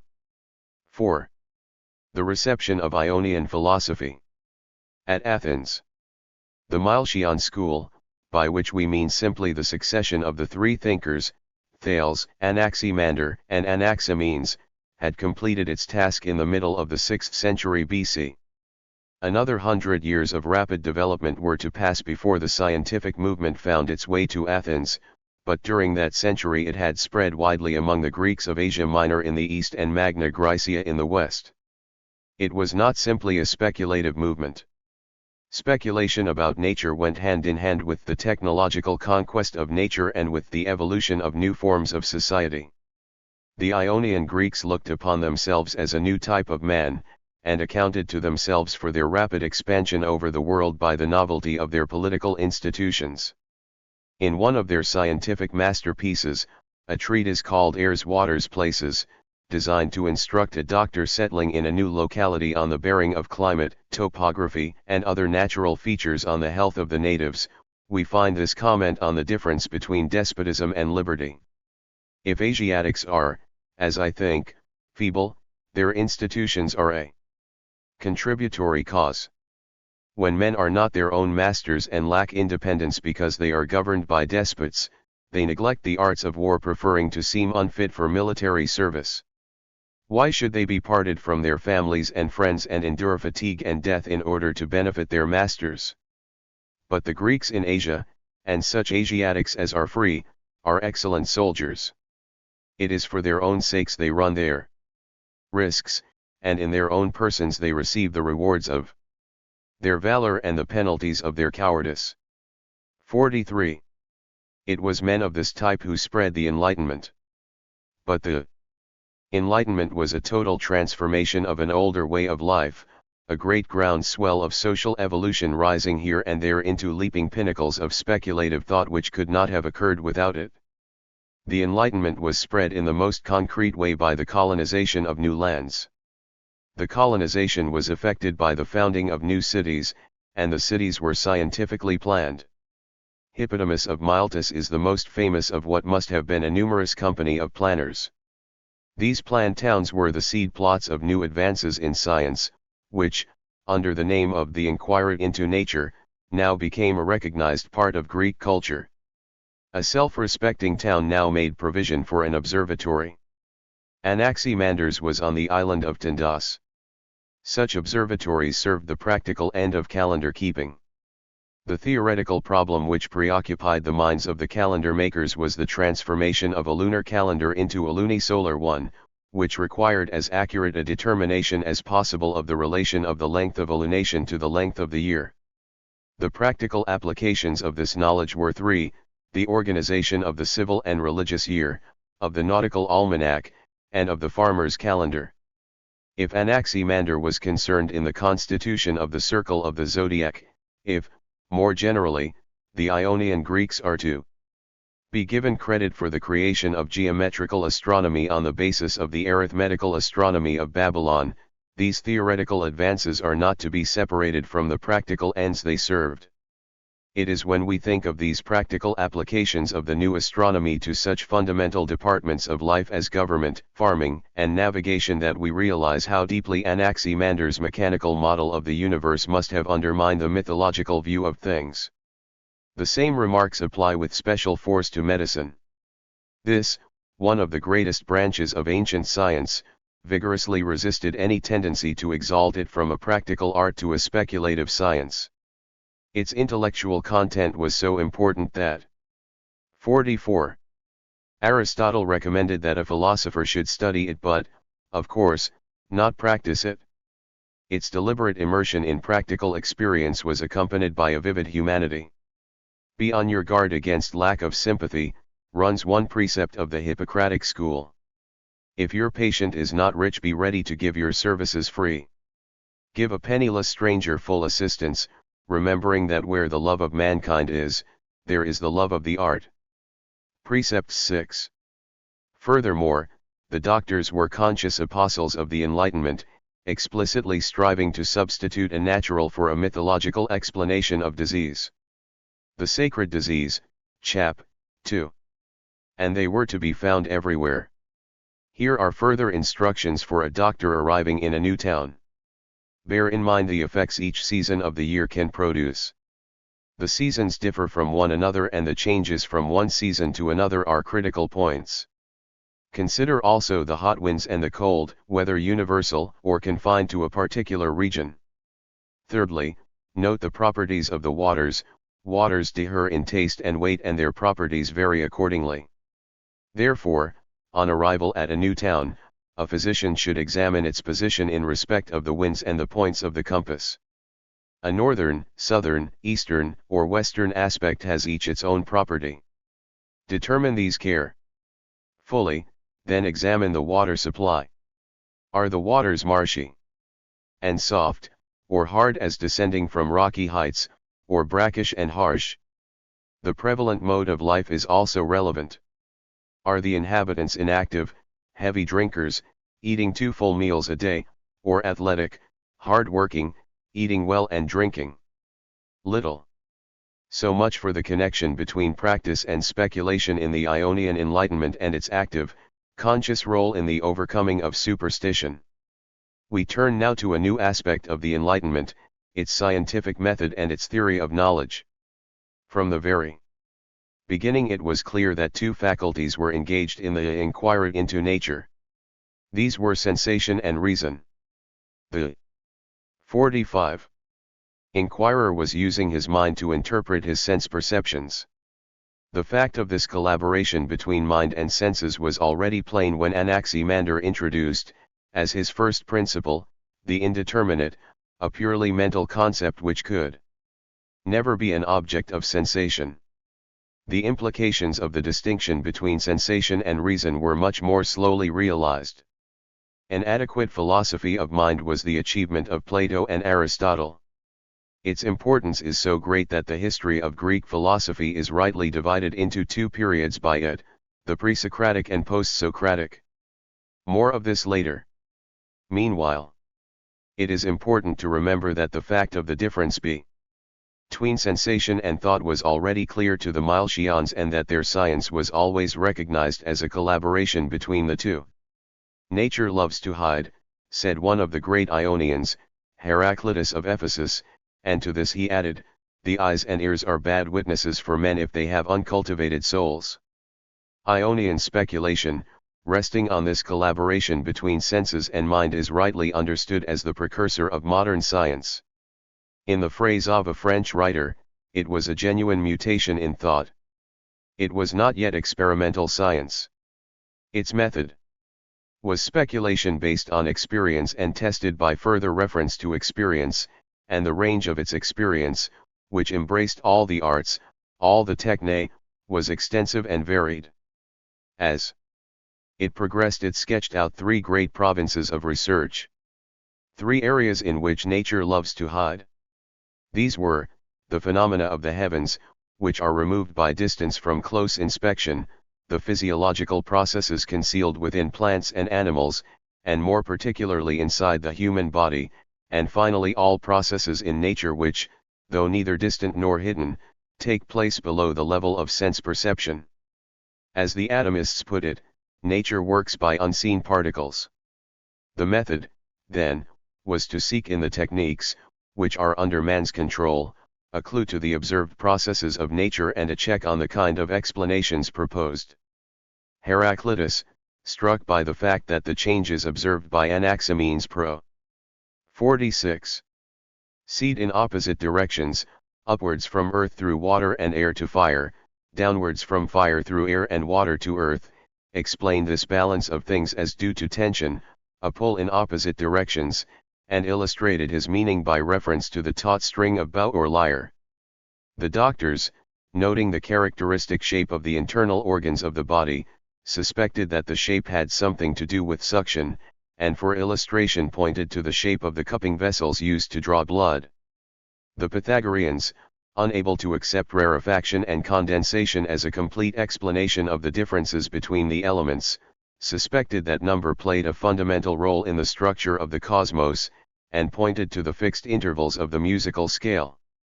Empedocles, suspecting that the view less air is not the same thing as emptiness, provided a proof of the substantiality of air by his famous experiment with the toddy lifter, a domestic instrument designed for transferring small quantities of liquids from one vessel to another. The method, pursued at first instinctively, in time received precise definition. A Hippocratic doctor, whose work is extant in full, devoted a treatise to this method of research. His work is dated towards the end of the 5th century by his familiarity with Heraclitus, Empedocles, Anaxagoras, but no one later. His problem is the characteristic medical one of seeking light on the hidden functions of the body. Men, he writes, do not know the art of observing the invisible by means of the visible. Our techniques resemble the physiological processes, but they do not know this. It is a fact, however, that the gods have taught men to imitate their bodily functions in their techniques. Men understand the techniques but fail to understand the physiological processes imitated by the techniques. Regimen I, chaps, zihsiv. He then proceeds, not altogether without success, to call in as aids to the understanding of human physiology the crafts of the sawyer, smith, fuller, cobbler, carpenter, and builder. The pre-Socratic thinkers, then, looked to the crafts for the understanding of nature. They also hoped that increased under 47. Standing would improve practice. Empedocles promises, optimistically, to his followers, you shall learn all the drugs that prevent illness and old age. You shall check the fierce winds that lay waste the cultivated fields. You shall bring fair weather after rain or rain after drought. You shall bring a dead man back from Hades and restore him to health. One, at least, of these promises was fulfilled. A parched plain on which the winds swooped down through mountain gullies was restored to fertility by the building of intercepting walls. At about the same time Sophocles, in his hymn to Man the Discoverer, notes how by his inventions man masters nature kratii mechanes, showing his wisdom by the unbelievable subtlety of his techniques. But he adds, with a caution proper to a poet, though he may conquer disease, he will never conquer death.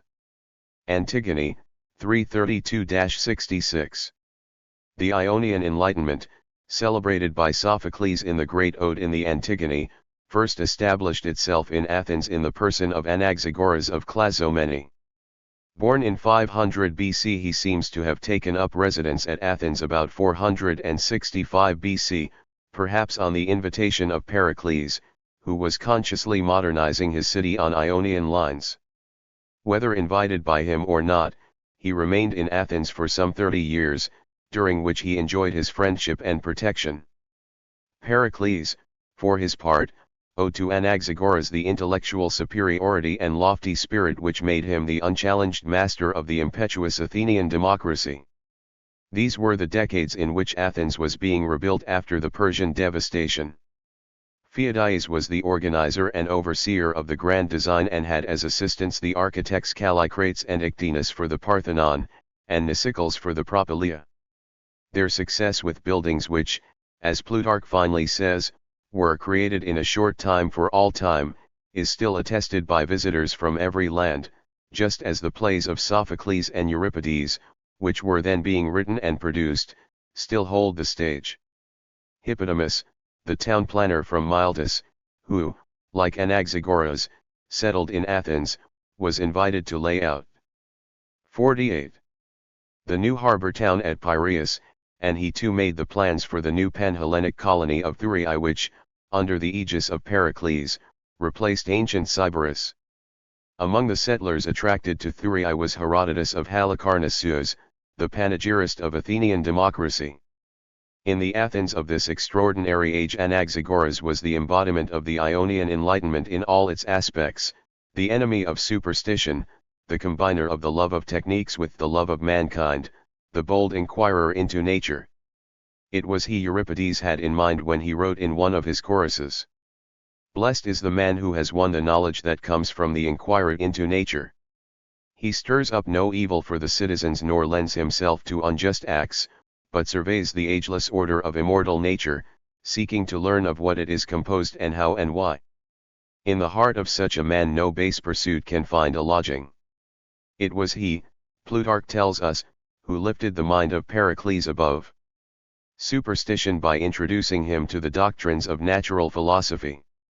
He employed simple demonstrations of what were then the latest advances in science. He proved the substantiality of invisible air by getting people to fill bladders with their breath and feel the resistance of the enclosed air to pressure. He proved the proposition that nature works, or may work, at a level below our sense perceptions by a simple experiment. From a large bowl filled with a black liquid he transferred one drop into a bowl of white liquid. The white liquid now contains some black, but owing to the smallness of the amount, the black was not perceptible in the quality of the white. This experiment had a direct bearing on what was his greatest theoretical triumph, his theory of the structure of matter. Observing that a child fed on milk, or on grain, will, by the process of digestion, produce out of the one substance it consumes, a great variety of substances, flesh, bones, skin, blood, nails, hair, he inferred that all the new substances must in some way be contained in the old. There is a little bit of everything in every 49 thing, but in quantities too minute for our perception. Things must be sorted out, digested, grouped into large enough gatherings of similar particles for us to perceive. This sorting out, he thought, was the fundamental process that was going on in nature. He expressed it by teaching that in the beginning everything was together, and then mind came and arranged things. So far Anaxagoras had run into no trouble. But certain theories of his about the sun and moon either shocked the people of Athens or, more probably, were made a handle for an attack on him by political opponents of Pericles who tried to strike at him through his friends. The story forms an early chapter in the history of the prosecution of opinion as well as an excellent example of the scientific method of the Ionians. At some date not precisely defined a great meteorite fell in the neighborhood of the Hellespont. It was the occasion of much speculation on the true nature of the things above.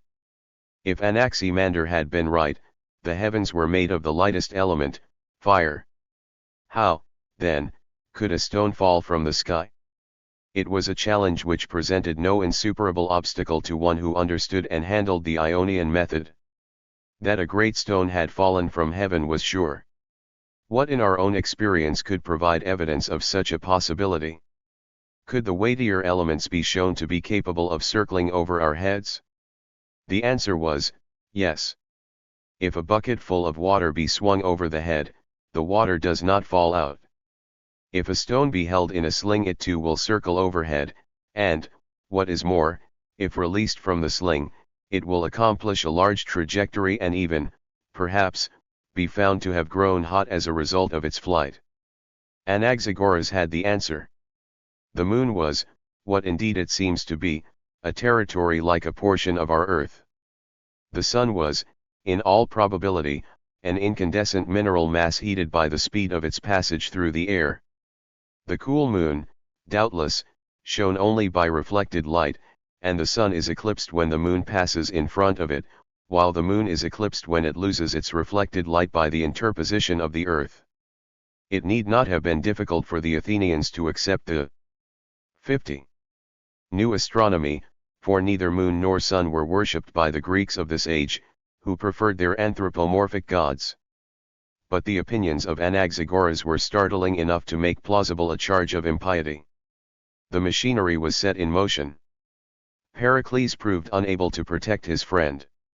Anaxagoras, now a man of about 70 years of age, found refuge in Lampsacus, where he lived a few years and died in great honor. Epicurus, when he later lived at Lampsacus, would find the school children enjoying an annual holiday in memory of their illustrious guest. In his own city of Clazomene they honored his memory for many centuries by stamping their coinage with an image which showed him both as discoverer and teacher. The brief reign of the Ionian Enlightenment at Athens was coming to an end. But before we leave it we may take a last glance at the city in its Ionian phase, when the craftsmen were still citizens and when the arts and sciences flourished side by side. Here is Plutarch's account of the rebuilding of the city. Pericles' idea was that the common laborers who were unsuited for military service should have a share in the public purse but not get paid for nothing. He therefore put before the people projects for great constructions which would call many arts into play and occupy long periods of time. In this way the stay-at-homes as well as the sailors, frontier guards, and soldiers, would benefit from the public wealth. The materials to be used were stone, bronze, ivory, gold, ebony, and cypress wood. The arts which elaborated these materials were those of the carpenter, molder, bronzesmith, stonecutter, dyer, worker in gold and ivory, painter, embroiderer, embosser, not to mention the conveyors of the raw materials, such as merchants, sailors, pilots by sea, and wagon makers, trainers of yoked beasts, and drivers by land. There were also rope makers, weavers, leather workers, road builders, and miners. In this way the city's abundance was dispersed to persons of almost every age and every capacity. So the works arose. 51. Towering in their grandeur, inimitable in their grace, as the craftsmen strove to surpass their own previous best in the beauty of their art. But most wonderful was the speed with which they rose. Works which singly men thought might take generations to complete were finished one and all in the heyday of a single administration. Anaxagoras is credited with an aphorism which celebrates this happy union of head and hand. Man, he said, acquired intelligence because he had hands. His expulsion was a great loss to Athens. It was not many years before an Athenian general threw away a great army because he was frightened by an eclipse of the moon, and an Athenian philosopher taught that men were given hands because they were intelligent. 52. Socrates and the philosophy of mind. The downfall of Periclean Athens followed fast on the banishment of Anaxagoras. Even in the few years of life left to him in Lampsacus he must have heard plenty of bad news. In 431 BC the subject cities of the Athenian Empire with the backing of Sparta began to throw off the yoke. The Peloponnesian War had begun. It was then that Pericles brought the population of Attica within the city walls, leaving the farms, the olive groves, and the vineyards to the devastation of the Spartan invaders. Next plague struck the overcrowded city. Pericles lost his 2 sons, and soon followed them to the grave. So much Anaxagoras might have lived to learn. A world was coming to an end. The war, always in a sense a civil war, Greek against Greek, assumed ever new aspects of physical and moral horror. Vainly trying to hold her crumbling empire together, Athens proclaimed the doctrine that might is right. Next, class war supervened on. Civil war. Everywhere democrats and oligarchs were at grips. Both sides committed monstrous crimes soon eclipsed by more monstrous acts of revenge. Their slogans were democratic equal, ity and aristocratic wisdom. But to the disillusioned historian it seemed clear that the real causes were greed and love of power. By 404 Athens had lost her empire and, for the time being, her independence. Out of this chastening experience, which was, as Thucydides says, a crisis of the whole Hellenic world, the Socratic schools emerged, offering a new philosophy for a new age. Socrates, born in 469, 38 years before the war broke out, witnessed the end of the Periclean age. He knew the old world and lived to shape the new. The son of a sculptor or stonemason. 53. So Iphroniscus, and of Phainaret, a midwife, he had excellent teachers in poetry and music, the staples of the old education, and moved in the highest intellectual circles. The combination of crafts and culture still survived. For a while he studied under Archelaus, the pupil of Anaxagoras, and he felt the fascination of the inquiry into nature.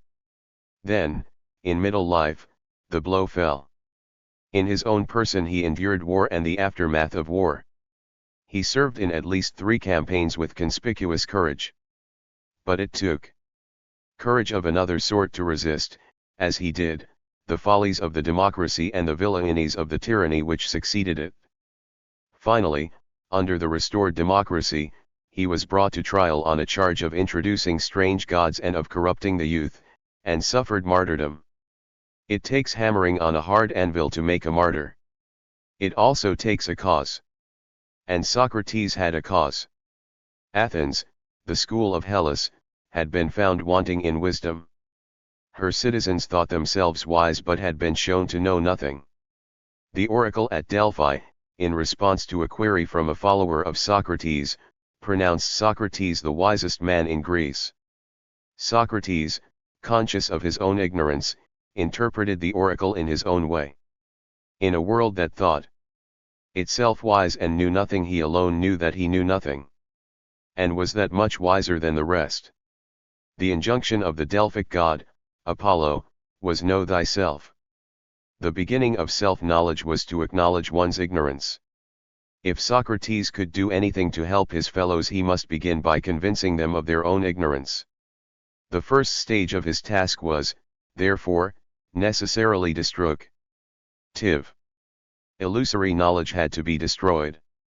This took 2 forms, first the Ionian Enlightenment, of which we have been speaking, and secondly the sophistic movement, of which we have yet to speak. But first for the natural philosophers. What Socrates detected in them was an inadequate philosophy of mind. Of nature they spoke well, of mind they had little or nothing to say. That was the darkness at the heart of the Ionian Enlightenment. It had ignored the injunction, know thyself. It may seem unfair to say that the Ionian philosophers had 54. Socrates and the philosophy of mind ignored the mind. Their whole endeavor rested on a collaboration between senses and mind. Anaximander, with his concept of the indeterminate as the first principle, had clearly recognized the role of mind. Heraclitus had stressed reason as the very essence of reality. Alcmaeon of Croton, whom we have not hitherto mentioned, had made a special study of the organs of sense and taught that all the sensory organs bring their scraps of disjointed information to the brain, which fits them together. Anaxagoras had said that at first everything was in confusion, then mind came and sorted things out. Democritus went further still towards a full recognition of the distinction between sensation and thought.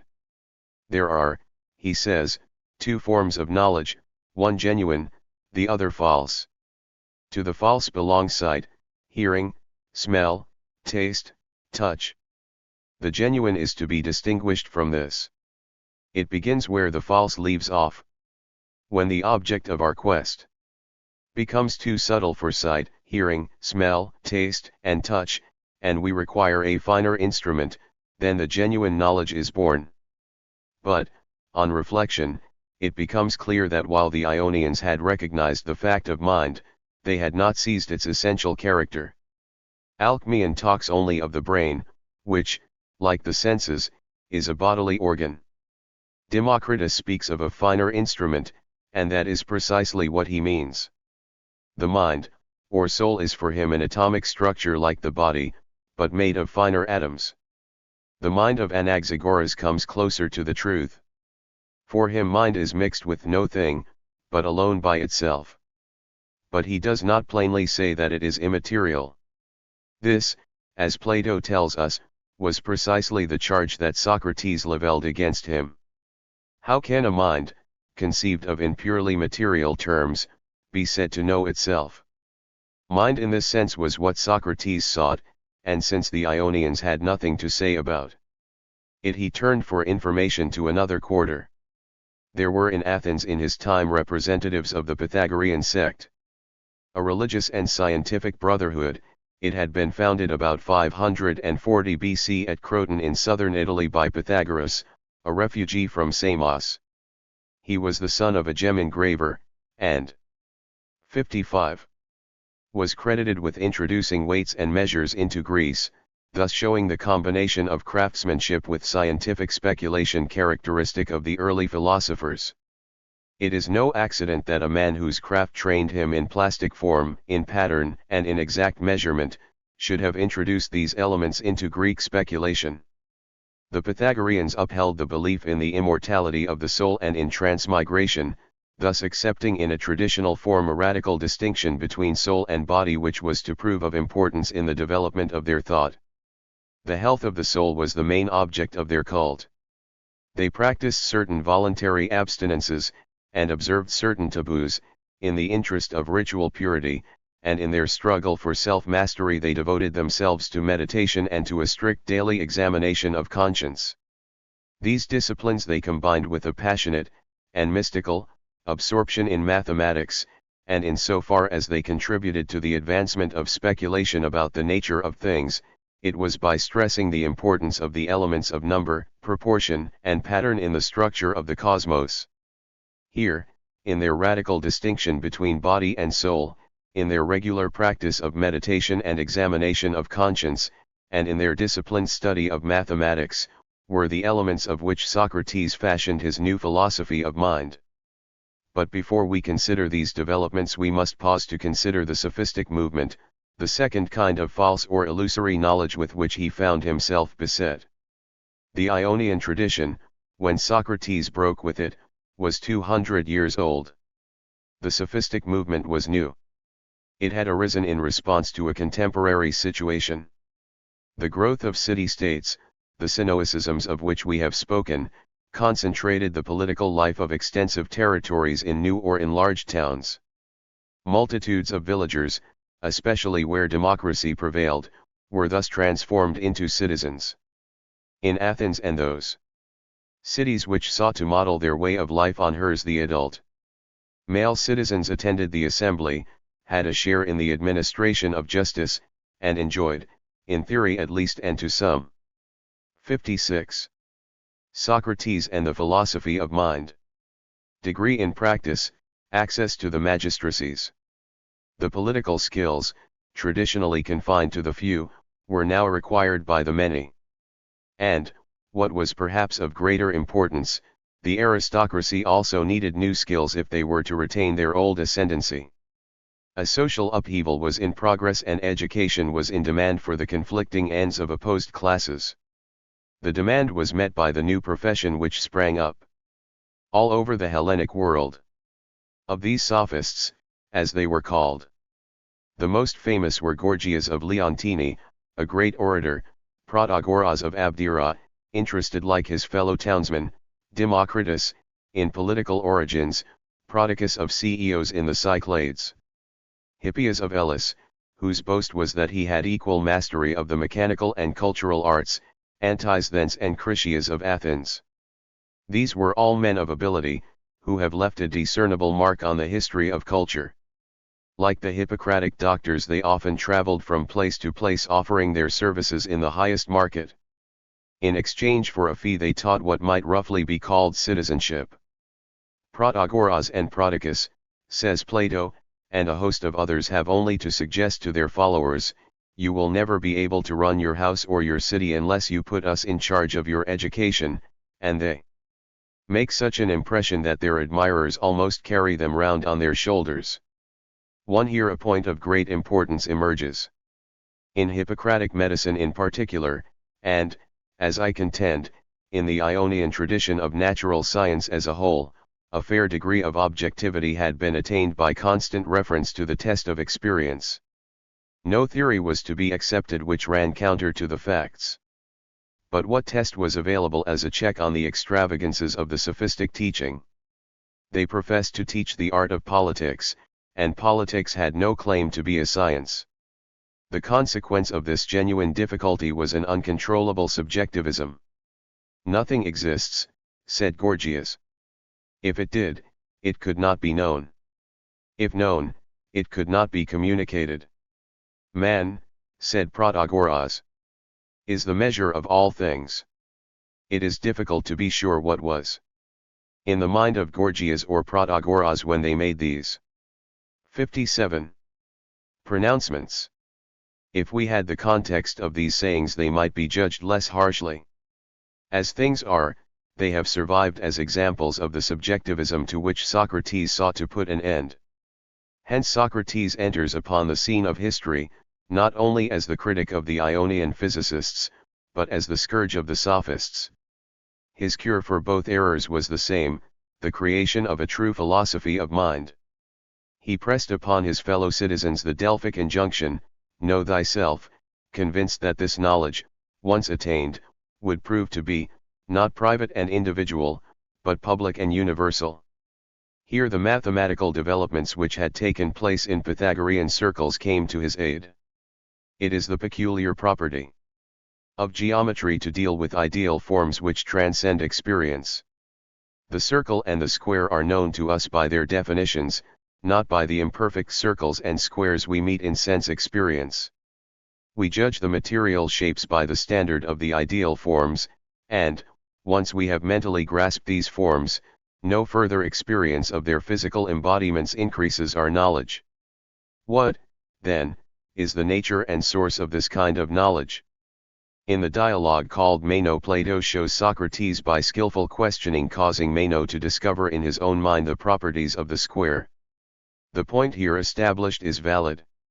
Mathematical understanding is not of the nature of a piece of external information brought in and imposed on the mind. To learn the distance from London to New York is not the same kind of thing as learning that all the radii in a circle are equal. The latter piece of knowledge is rather an awakening of knowledge in the soul, a recognition that in the nature of things this is so and could not be otherwise. It might be said that it is rather knowledge of the nature of the mind itself than of external nature. The Pythagoreans had already applied mathematics to the elucidation of ethics, but in an arbitrary way.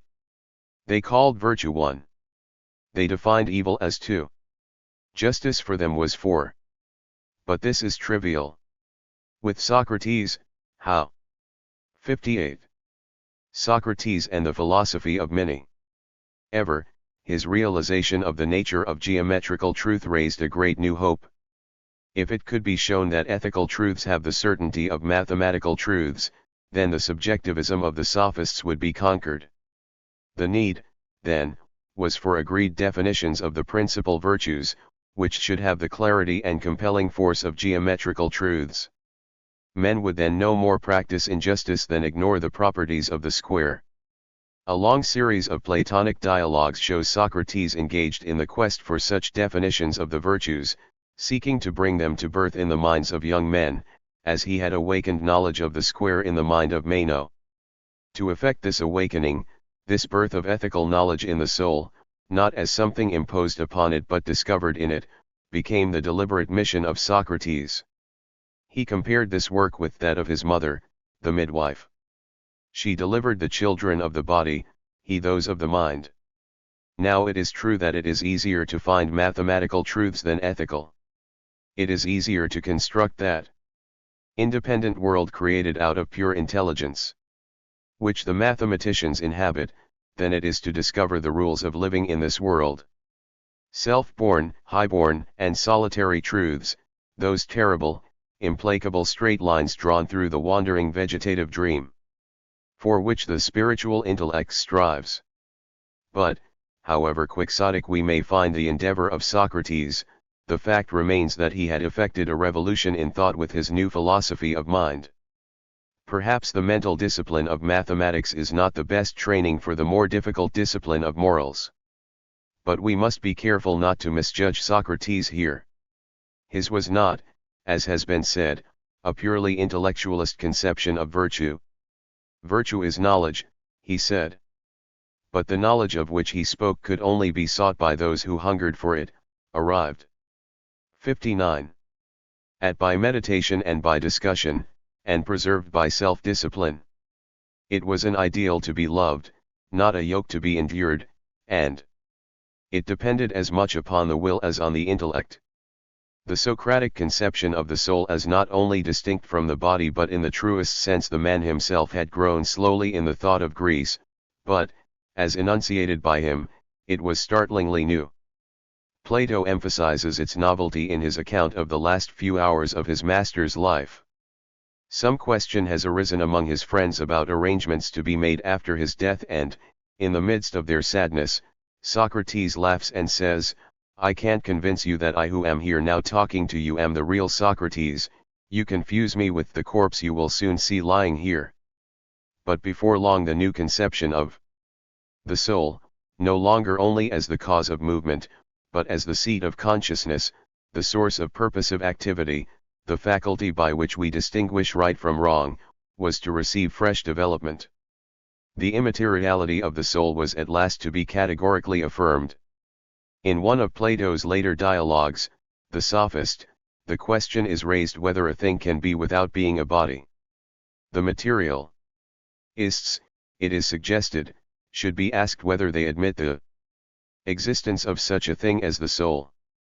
If they say yes, as they can hardly avoid doing, they are to be asked whether they do not agree that some souls are wise and good, others foolish and bad. Supposing them to agree to this, they are next to be asked whether this does not imply that wisdom and the other virtues are something, and whether they are anything that can be seen and handled. If at this point they try to save themselves by saying that the soul is a kind of body, it is hardly to be supposed that they will venture to maintain that wisdom is a kind of body, nor yet to say that it is nothing at all, though a thoroughgoing materialist would have to choose this alternative. But with any who admit that a thing can be without being a body, the point has been gained. There can be such a thing as an immaterial being. Building on this and other scattered hints in Plato, Aristotle. 60. Socrates and the philosophy of mind. Describes the soul in immaterial and non-spatial terms.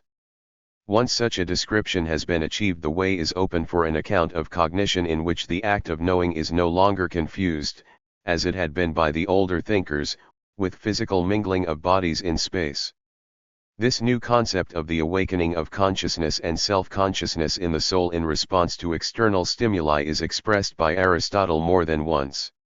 In his little treatise on sleeping and waking, he writes, "Every sense has a faculty peculiar to itself and also shares with the other senses in a common faculty.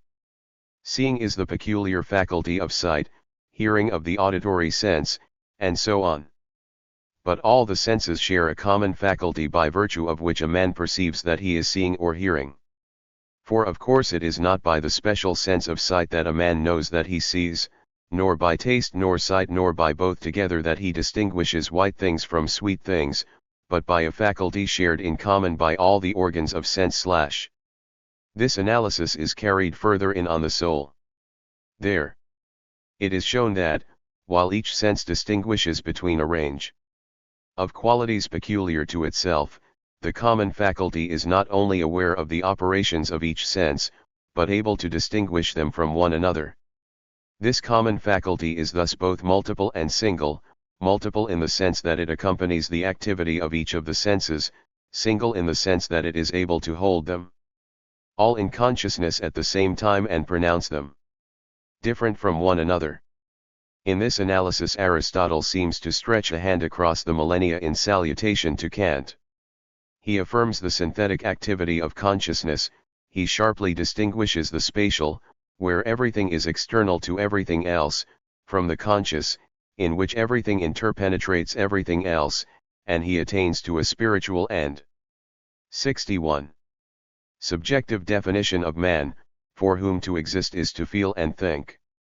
As he says in a passage of his Ethics already quoted, animals are capable only of perception, men of perception and thought, and this is the essence of man's life. So far, then, as Epicurus is concerned, the main purpose of this chapter has been to make clear the great limitation of his thought. The philosophy of mind created by Socrates, Plato, and Aristotle, marks, in its own sphere, the culmination of Greek thought. It superseded the crass materialism of the older schools, none of which had succeeded in giving any better description of mind than a subtler form of matter. The system of Democritus, which Epicurus borrowed, is applied with fair success to material things, but fails in its application to plants, animals, and man. The atom is a useful physical concept, but throws no light on the immateriality, activity, and unity of the thinking subject. Epicurus took from Democritus the conception of external nature as the domain of law, and from Socrates his belief that in the world of man freedom prevails. But he can suggest no better foundation for his belief in freedom than the arbitrary assertion that the atoms possess the power of an occasional departure from the straight line of their fall. His suggestion shows that his heart was in the right place, but it has no importance beyond this in the history of philosophy. It leaves the image of the reformer untouched, but consigns the philosopher to a secondary place. 62. Political religion. Fustel de Coulanges, in his classic work, La Cite Antique, provides us with our starting point. In the ancient city, the state and religion were so completely one that it was impossible, not merely to imagine a conflict between the two, but even to distinguish them from one another. Centuries of social evolution lay ahead before men could be content to say, "Render to Caesar the things that are Caesar's, and to God the things that are his." It must not be supposed, however, that the identity of state and religion implied a naive acceptance on the part of the ruling class of all the mythology implicit in the state cults. The fact rather was that it was recognized that the constitution maker or lawgiver was responsible for providing for his city both a code of laws and a set of beliefs. As the geographer Strabo put it, the poets were not alone in sponsoring myths. Long before them, cities and lawmakers had found them a useful expedient. They needed to control the people by superstitious fears, and these cannot be aroused without myths and marvels. Geography, 1,2,8. When, therefore, he cast himself for the role of lawgiver, Plato felt obliged to provide not only new laws but new beliefs. He diagnosed the evils of Greece as class war, false science, and unbelief. He dealt with all three. In the Republic he sought a remedy for class war in his conception of the just state. In the Timaeus, which is an appendix to the Republic, he outlined a new cosmology to replace that of the sceptical Ionians. The Laws not only defends the traditional cults of Greece but reinforces them by amalgamating them with the Chaldean star gods. This experiment proved timely. The mythological gods had their 63 turn. Plato in the Laws became the founder of a new religion based on up-to-date astronomy. There is a case for saying that the ancient historians, Thucydides, Polybius, Livy, Tacitus, teach us more about the character of ancient society than the philosophers. There is a case for saying that, among the philosophers, the superior balance and common sense of his politics and ethics put Aristotle in the first place. But there is also a case for saying that no historian, no philosopher, no poet even, ranges farther, plunges deeper, or thinks more ruthlessly than Plato. If not the master of those who know, he is the arch-disturber of those who think they know. He cannot be acquitted of bias or parti pris. But Magalhaes Valhenna is justified in insisting that Plato marks the highest level of awareness, For a Greek aristocrat of the 4th century, of the situation caused by the collapse of the Athenian Empire. Thanks to Plato, no other phase of Greek history is so well known to us as the crisis that marked the turn from the 5th to the 4th century. All the more significant, then, is it to notice how in Plato the identity of state and religion is, at this turning point of Greek civilization, reasserted and reaffirmed. In ruling circles, the right of the state to dictate the beliefs of the citizens was the accepted norm. Aristotle lent it his support, and, after a period of indecision, the Stoic school, which enjoyed a popularity denied to the more highbrow academy and lyceum, made itself the protagonist of the same view. In opposing it, both in theory and in practice, the Epicureans were alone. Epicurus, like Plato, sought a reform of religion. But he did so while forbidding his followers to participate in the life of the state. Inside the Epicurean movement, the distinction between state and religion was already an accomplished fact. Hence the denunciation of Epicurus and his followers as atheists. Everybody knew they professed belief in the gods. The charge was that they did not believe in the gods of the state. In this revolt lay their historic role. The prevalence and ubiquity of these enemies of society was an enduring scandal. 400 years after the foundation. 64. Political religion. Of the Garden, the Platonist Plutarch still thinks the treatises written by first-generation Epicureans worthy of a formal, and angry, rebuttal. The explanation of this strange phenomenon is that he still holds to the identity of state and religion, which the slow evolution of history was operating to dissolve. History was, so to speak, proving Epicurus right. To attack a 400-years-old pamphlet was to engage in contemporary polemics, and the tone was angry because the danger had increased. A city, says Plutarch, stating his general thesis, could more easily dispense with the ground it rests on than its established cults. And who are they who subvert such institutions? Are they not those who abstain from political life and persuade their followers to do the same? To tolerate such men would be to think that Epicurus was wiser than Plato. They should be flogged, like the lowest of the low, with the cat o' nine tails. For another 300 years after Plutarch, the friction between Platonists, Aristotelians, and Stoics, who supported the identity of state and religion, and the Epicureans, who resisted it, persisted. Then the triumph of Christianity submerged the ancient quarrel, until its re-emergence under changed conditions. It can, of course, be no part of this book to attempt an adequate appraisal of the positive merits of Plato's work. My business is to make clear those elements in it which Epicurus attacked. But to avoid misunderstanding, let me say that to challenge Plato's conclusions is not to deny the vitality of his thought. The Republic should, in my opinion, still hold its place as the best general introduction to philosophy. The grand scale of the work, the unity imposed on so great a variety of material, the fundamental theme, picked out for praise by Aristotle, that virtue and happiness are two sides of the same endeavor, the recognition that the just and happy individual is the product of a just and happy society, all these merits, enhanced by the indefinable character of a uniquely great personality, sufficiently explain and justify the place it holds in the history of Western culture. Plato raises the fundamental questions, which is, after 65. All, the main matter. It is only his answers one cannot accept. First and foremost, it must be stressed that his conception of the just state is that of an oligarch. He envisages a caste society in which the work of production should be sharply severed from the work of administration. The agricultural laborers and all the practitioners of the manual arts are to be excluded from the citizen body. The citizen body is constituted by a class of guardians with their auxiliaries. The guardians, whose virtue is wisdom, are the governing class. The auxiliaries, whose virtue is courage, are to protect the state from internal and external enemies. The virtue of the producers is temperance. The city whose guardians are wise, whose auxiliaries are courageous, and whose producers are temperate, will have acquired, as a city, the fourth of the cardinal virtues, justice. The problem posed at the beginning was how the luxurious city could be made just. This is Plato's answer. Secondly, in order to make this form of city acceptable, supernatural sanction is needed. Hitherto the Greeks had relied on Homeric and Hesiodic myth.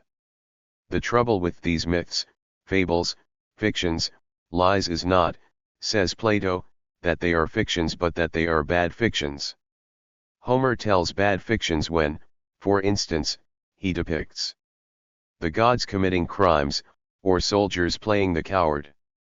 What are needed are remedial, medicinal, lies. These a wise government must not expect from its poets. The state alone should have the privilege of inventing the lies. Here the one fundamental fiction, the royal lie, or the noble lie, as it has been traditionally rendered, or the spirited fiction, as Cornford prefers to call it, on which the stability of the state is to rest, is introduced.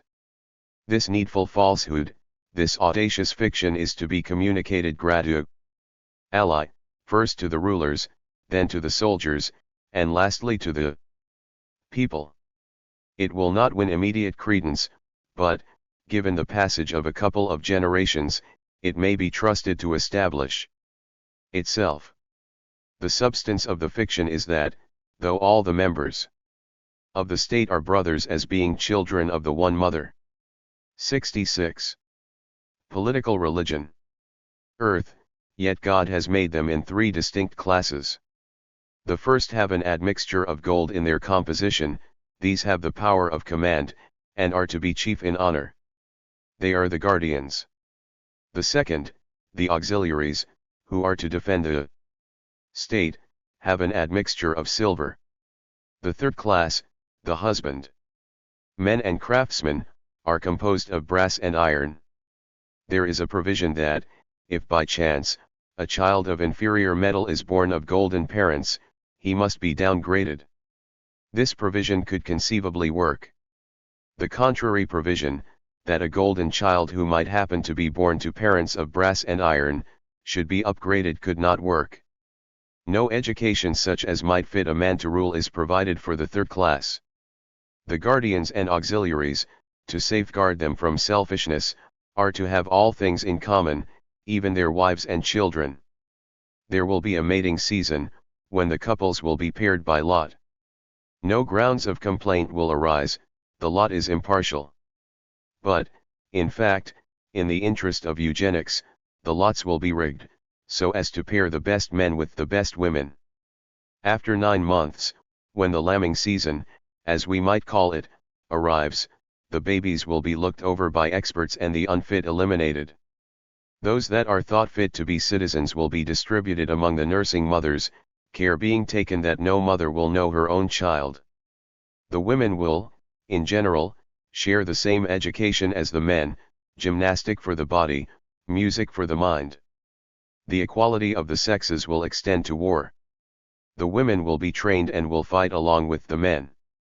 Since fighting, too, will be the lot of the children, they are to be initiated as early as possible, witnessing combats from a safe distance, but near enough to inure them early to the sight of blood. A fundamental principle of the Constitution must be, one man one job. Nobody can do more than one thing well. The children of the husbandmen and craftsmen will learn from their fathers and carry on their skills. Whereas Solon, the founder of Athenian democracy, granted farmers and workmen the right of attending the assembly, and a share in the administration of justice, Plato's new rule of one man one job confines every 67 worker to his own craft. The only conspicuous exception to the rule, and very conspicuous it is that the ruler is always considered capable of generalship. The perpetual linkage of wisdom and fighting seems to reflect the constant readiness of the head of the academy to foment oligarchic plots. The exclusion of the workers from any share in the management of the state brings with it a profound alteration in education. Education is confined to the guardians and auxiliaries, and is, with the exception of war, purely abstract.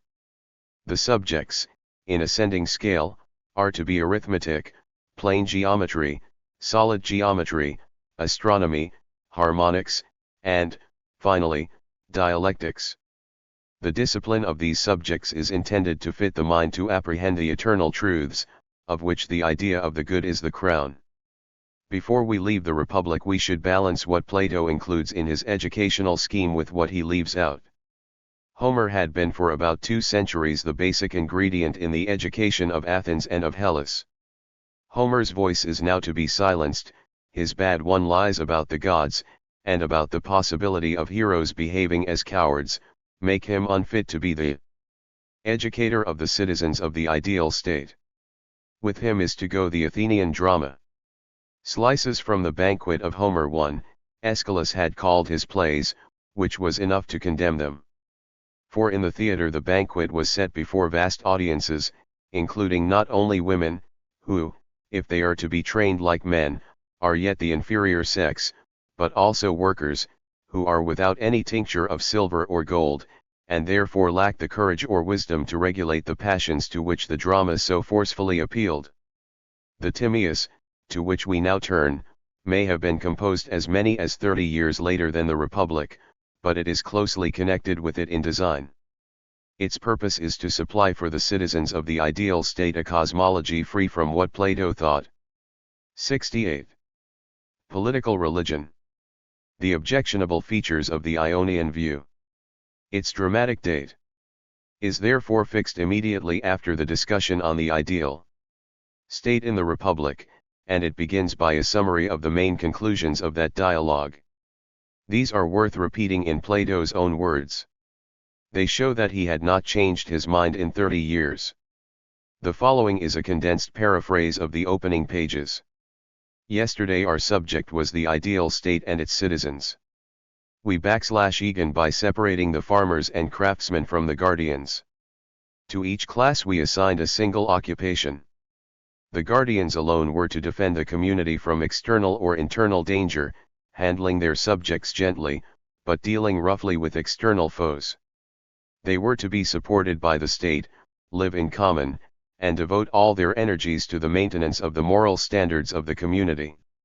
The women were to receive the same training as the men and share the same occupations in war and peace. Wives and children were to be in common. No parent should know his own child. Those in the same age group would regard one another as brothers and sisters. All those in older groups would be parents or grandparents, those in younger groups children or grandchildren. Mating was to be by lot. The men and women in charge of the mating would, however, secretly manage the lots in such a way that the good would mate with the good and the bad with the bad. The children of the good would be educated, those of the bad would be spirited away for distribution among the farmers and craftsmen. All children would be kept under observation and upgraded or downgraded later on if desirable. The above arrangements, it will be noted, refer only to the guardians. They, as is revealed elsewhere, consist of 2 distinct classes, the priestly class, who will be old men, and the soldiers, who are still of age to carry arms. These 2 classes will be supported by the state, and to them alone apply the rules of community of goods and community of wives. As regards the 69 matings, it is, of course, the soldiers male and female who will be mated. The priests will make the arrangements to control the matings in such a way as to render the supposed reliance on lots eugenic. We now turn to consider the mental life of the community. The state will recognize 2 types of gods. First, the gods in human shape of the old mythologies. Once the scandalous stories about them have been suppressed, their cults may persist. But Plato does not disguise his lack of interest in them. He says ironically, "It is more than we can do to tell about their birth. It will be best to accept the account of the old mythologists. They claim to be descended from the gods, and may be presumed to know about their own ancestors. We cannot question what is told us by these children of the gods, even if it is neither convincing nor probable. We must conform to custom and allow them their own version of their family history." Timaeus, 41. The second kind of gods, with which Plato was now more seriously concerned, comprised the earth itself, together with the sun, moon, planets, and fixed stars. Of the origin, substance, and motion of these, Timaeus gives what he calls a probable account. First, for their origin. They were made by the Creator God, the Demiurgos, after the model of an eternal and ideal reality. Their creation was the imposition, so far as possible, of a perfect form on refractory material.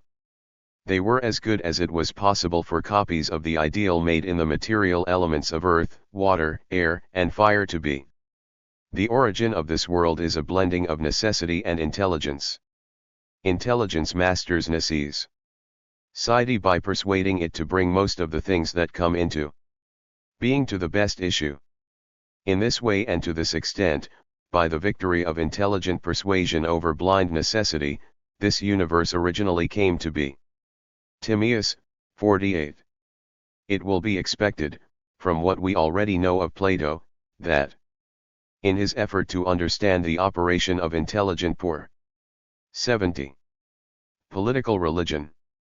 Suasion, he will rely mainly, even exclusively, on mathematics. Thus, in explaining the composition of the four elements, earth, water, air, and fire, the best model he can suggest is the triangle. He thinks, without insisting on it, that two types of triangle will account for the differences in the four elements. First, a right-angled isosceles triangle; second, that type of scalene triangle of which a pair would produce an equilateral triangle. The argument is not, for our purpose, worth following beyond this point. For the motions of the heavenly bodies he relies on the geometry of the circle, making special play with the circles of the equator and the ecliptic. The obliquity of the ecliptic is made to account for some of the cussedness of things. At first sight the whole method of explanation of the Timaeus seems bizarre. But so do the beginnings of other advances in knowledge. Obviously any attempt to apply mathematics to the interpretation of nature is to be treated with respect. I should only wish to insist that the attempt of the Hippocratic doctors to explain human physiology by analogy with the craft processes stands on an equal footing. The Laws is the longest, the latest, and, in my opinion, the greatest of Plato's works. In this final stage of his thought the cosmology of the Timaeus is vat into a religion. This was the main religion of late antiquity. It was also the ideology against which Epicurus revolted. In the Republic Plato is so newly conscious of the reality of the ideal world and of the unreality of the world of sense, that he directs his readers to pay no attention to the visible cosmos. The starry heaven, though the most perfect of visible things, must be deemed inferior far to the true motions of absolute slowness and swiftness. These are to be apprehended by reason and intelligence, but not by sight. The spangled heavens should be used only as a pattern and with a view to that higher knowledge. In astronomy, as in geometry, we should employ problems and let the heavens alone, if we would approach the subject in the right way. Republic, 7, 529, condensed. 71. 30 years later, when he wrote the Timaeus, his attitude had changed. The visible heaven itself had become the object of study. Plato now teaches that the visible cosmos is itself eternal, although it is made of the four material elements. Its eternity is assured by the fact that the demiurge, when he made it, used up all the material of the universe, so that there is no possibility of anything coming in from outside to disrupt the cosmos he had made.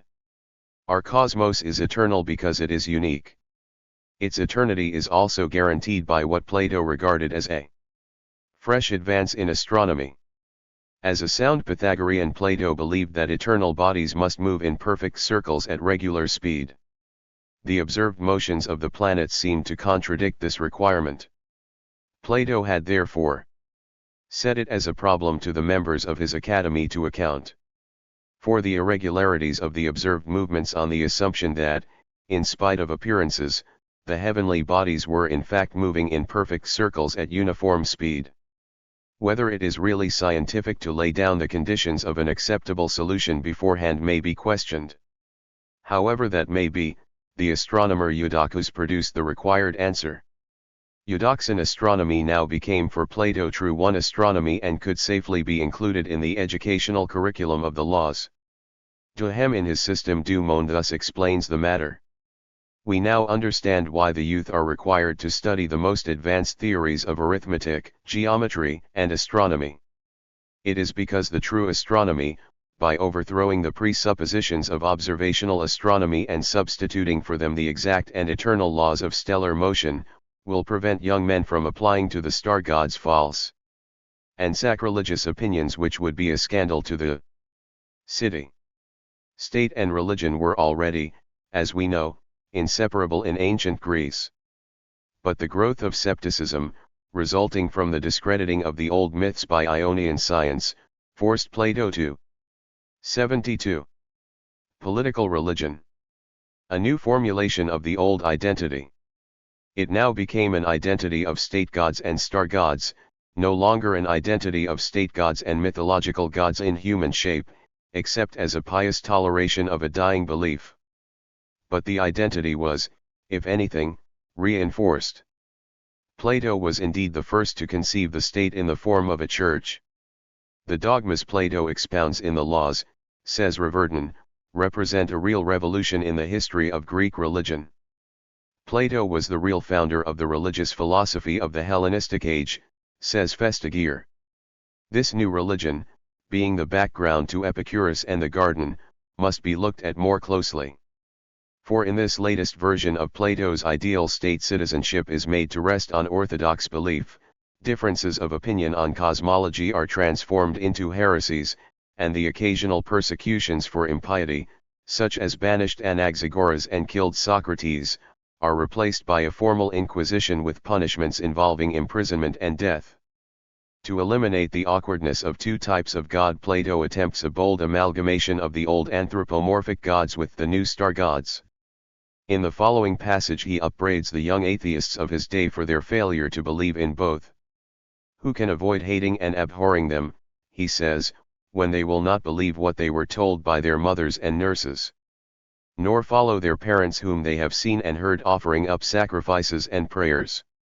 Here he refers to the old state cults, in which he himself only half believed. Then he adds, they see and hear the genuflections and prostrations made by both Hellenes and barbarians to the rising and setting sun and moon. Yet knowing all these things they despise them on no real grounds, as would be admitted by anybody with an ounce of sense. How can one remonstrate with such persons in gentle terms? Here the worship of sun and moon introduces the new star cults. For the worship of the old gods Plato offers no further defense. 73. THF Faith of Epicurus. Then established tradition. The worship of the star gods he justi fees, against the impiety of Anaxagoras, by the true astronomy. But he brings the old gods under the protection of the new by proposing as the supreme cult object of the state the composite deity Apollo Helios, thus identifying the anthropomorphic god of Delphi with the chief of the sky gods.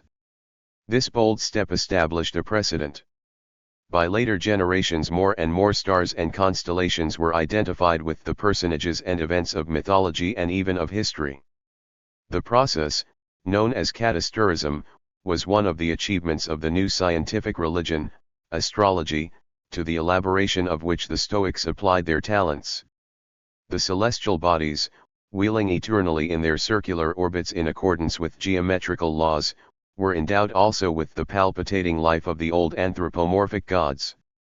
This most devastating of all superstitions existed in embryo in Plato's new religion. The governing body of the ideal city of Apollo Helios was called the Nocturnal Council, because it met at night when it would be most under the influence of the stars.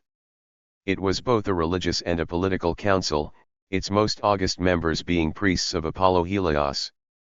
The control of the cult lay ultimately with Delphi, the oracle there being incessantly invoked. The religious legislation was to be promulgated by Delphi, a college of exegetes, chosen by Delphi out of a list of nominees sent from the city, would interpret the law and control and organize the religious life of the city. The highest grade of magistrates were the euthenoi. They were to live in the sanctuary of Apollo Helios and exercise ultimate control over the whole life of the city. The superintendent of education was to be chosen in the temple of Apollo Helios. The high priest of Apollo was to be the eponymous magistrate. Finally, we may note that the religious calendar was strictly correlated with the structure of society. Society itself was to reflect the cosmic order and express the mathematical laws which control the universe. The citizens were to number 5,040, which 74. Political religion no doubt seemed politically a convenient size, but it also had the advantage that it is divisible by 144. This made it possible to divide the population into 12 tribes consecrated to the 12 great gods, and to subdivide each tribe into 12 equal groups. In each tribe there were to be 2 festivals a month, one in honor of the eponymous god of the tribe, the other in honor of the tutelary god of one of the subdivisions. Thus, as Reverden remarks, were established mystical correspondences between the structure of the universe, the organization of society, and the cycle of feasts. It might be added, in conclusion, that in Plato's view, respect for contracts, the honesty of artisans, and the honor of soldiers were made religious duties, violation of which brought down the thunderbolts of heaven. Reverden did not exaggerate in saying that the state was conceived in the form of a church. 75. The revolt of Epicurus. Epicurus, we have said, was a reformer whose every thought was directed to the practical problems of his age. Vain is the word of a philosopher which heals no suffering of man. But in formulating his program he had, as his point of departure and the target of his attack, the most comprehensive philosophy the world had yet seen, which was fortunate for him, as it lent a scope and coherence to his thought it would otherwise have lacked. In the Republic, the Timaeus, and the Laws, he found sketched by a master hand, a world outlook which offended his deepest instincts while stretching his intellect to its greatest height. In Plato's city he could have no part. To Plato's gods he could not bow.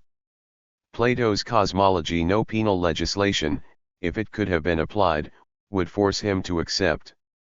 It was not only parts of the system he disliked. The all-pervading concept of the lawgiver repelled him. Accordingly, to the idea of a just state devised by a lawmaker he opposed that of a social contract springing from the common experience of mankind. To the newfangled religion of the star gods he opposed what he called the common idea of God etched in the mind of every man. To the cosmology elaborated by the geometrical astronomers he applied the touchstone of common experience enshrined in the long Ionian tradition of natural philosophy.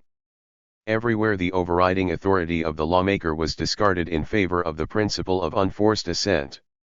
The difference between the two approaches is well illustrated in their theories of the origin and development of language. 2. This question Plato, in his Critylus, contributed a brilliant if. 76. Somewhat whimsical study. A dominant theme is the notion of a language legislator fashioning names for things according to the specifications of a dialectician. Epicurus dismisses the idea. Names were not at first deliberately given to things. The first vocal sounds were responses by different groups of men to different physical conditions. Words were developed later when by common consent in the various groups names for things were agreed upon. Lucretius, when he in his turn comes to deal with the topic, is more unceremonious. It is foolish to suppose that any one man gave their names to things. Why should one man have this gift and not others? Why should the rest be willing to accept his names for things? To return now to the foundation of the state and the origin of justice, we find that the theory of the social contract was not unknown to Plato. In the early pastoral agricultural stage of society there had been no lawgiver. Life in the simple city rested on contract. When men have both committed injustice and suffered it, says Plato, then, having experienced both, they think it better to have neither. Hence arise laws and covenants. The rules established in this way they call just and lawful. Like the other features of the simple city, this conception of the origin of justice appealed to Epicurus. He includes it in his principal doctrines. The justice which arises from nature is a mutually advantageous contract neither to do nor suffer wrong. Lucretius, in his version of the contract, gives it an historical setting. After the institution of the family and before the rise of the state, then neighbors began to join in a league of friendship, mutually desiring neither to do nor suffer wrong, and begged indulgence for children and womankind, protesting with cries and gestures in their uncouth speech that meet it is for all to have pity on the weak. This mutually advantageous contract, this league of friendship, was for Epicurus the true source and basis of human society. He was not an anarchist, but a reformer. Looking back over the course of history from the vantage point of half a millennium and more, the ecclesiastical historian Eusebius passed this. 77. The faith of Epicurus. Comment on the Garden. The sect of Epicurus was the model of a true political society, from which class warfare had been utterly banished, for it was possessed of one common mind, one common belief. Eusebius was in a good position to judge, for Christianity had succeeded in doing what Epicurus attempted. It had recreated society from within by a voluntary organization. Live out of the public eye was the rule of Epicurus, but he never doubted the extent of the influence that can be exerted by one man who shuns the path of ambition, if he has something to say to his age. From the beginning Epicurus was a public figure. His contemporary, Menander, who underwent his military training with him, compared him with Themistocles. It happened that the fathers of the two men bore the same name, Neocles. Taking advantage of the coincidence, Menander pays Epicurus a tremendous compliment in a brief epigram: "Hail, sons of Neocles, twin saviors of your land, of whom the one rescued her from slavery, the other from folly." Greek Anthology, Book 7, 72. If we are prepared to credit Plato with a program for the salvation of his country, we should allow Epicurus equal public spirit, and he never lacked support. Diogenes Laertius tells us that his native land honored him with bronze statues, and that his adherents were so numerous that they could hardly be counted by whole cities. The extant portrait busts bear out the claim. They have the appearance of copies of originals done from the life. Plato's purpose in his political writings, Taylor tells us, was severely practical. More than any other work of Plato, the Laws stands in direct relation to the political life of the age in which it was composed and is meant to satisfy a pressing need. The tradition is that Plato had been asked, but had declined, to legislate for Megalopolis. But he had sent Dion to free Syracuse, Pytho and Heracles to free Thrace, Aristonymus to legislate for the Arcadians, Phormio to Elis, Mendemus to Pyrrha. The Laws was Plato's blueprint for the regeneration of Greece. In one depart. 78. Merit, at least, that which concerns us now, the blueprint was widely adopted. Nilsson in his History of Greek Religion tells how the Platonic and Stoic astral gods began to invade the traditional festivals, how the priestly knowledge traditional in the aristocratic families was written down, collected, systematized, and adapted to fresh use, how those equipped with this sacral knowledge came to constitute a new profession. Thus it fell out that in the new city of Alexandria on the Nile, which was intended to be a new and greater Athens, Platonism and Epicureanism had an early encounter. Calotes, it will be remembered, had tried to interest the first Ptolemy in the philosophy of the garden. Ptolemy obviously did not think this philosophy would help him to govern Egypt. In the event, the Athenian theologian Timotheus, a member of the ancient priestly family of the Eumolpidi, became, in Nilsson's phrase, a kind of minister of public worship to Ptolemy I, helping him to found a branch of the Eleusinian cult and to establish the cult of the new national god, Serapis. The institution of this new god, a composite deity, made on the model of Plato's Apollo Helios, is worth a moment's consideration. It provides the setting in which the Epicurean movement had to operate. In Alexandria, a Greek government controlled an Egyptian population. A new god was required to fit this situation. It was accordingly given out that Ptolemy had learned in a vision that a new worship was needed and that he was to fetch a statue of the Greek god Pluto from a temple of Zeus in Sinope to provide a cult object. In deciding on a name for the new god and in working out his attributes, an Egyptian priest, Manetho, collaborated with Timotheus. The name de Sidon was Serapis. His temple, the Serapeum, was one of the most sumptuous monuments of the ancient world. A Greek sculptor, Breuxus, made the image of the new god. The liturgical language was Greek. The new cult, says Louisy, was a carefully thought-out adaptation of the religion of Egypt to the spirit and habits of the Greeks. It proved a great success. Eventually there were 42 serapeums in Egypt. The model also exported. 79. Well, it spread early to Athens, Antioch, Cyprus, Sicily, and later established itself in most Mediterranean lands from Syria to Italy. The particular brand of religion approved by Plato had Babylonian rather than Egyptian associations. The first appearance of an organized temple worship of the sky and the stars was with the Babylonian priesthood of the Chaldeans. It was certainly in existence by the 8th century BC. Here the first exact science, astronomy, based on observations of the recurrent movements of the sun, moon, and planets took its rise. It did so in a society which, unlike the naive Greeks who worshipped gods in human form, directed its adoration towards the heaven itself and its hierarchy of fixed and wandering stars. With the rise of astronomy, an intellectual impulse was united with religious feeling. A new type of religion had been born. The conquest of Babylon by Cyrus in 538 BC resulted in the adoption by the Persian Magi of the religion of their beaten foe.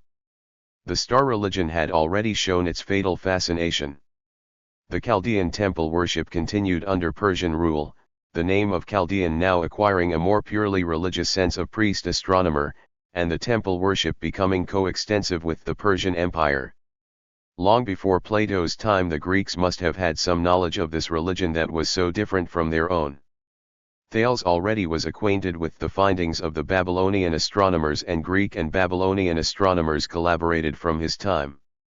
The geometrical model of the cosmos was the fruit of this contact, the accumulated observations of the Babylonians being provided with a frame of reference by the spherical geometry of the Greeks.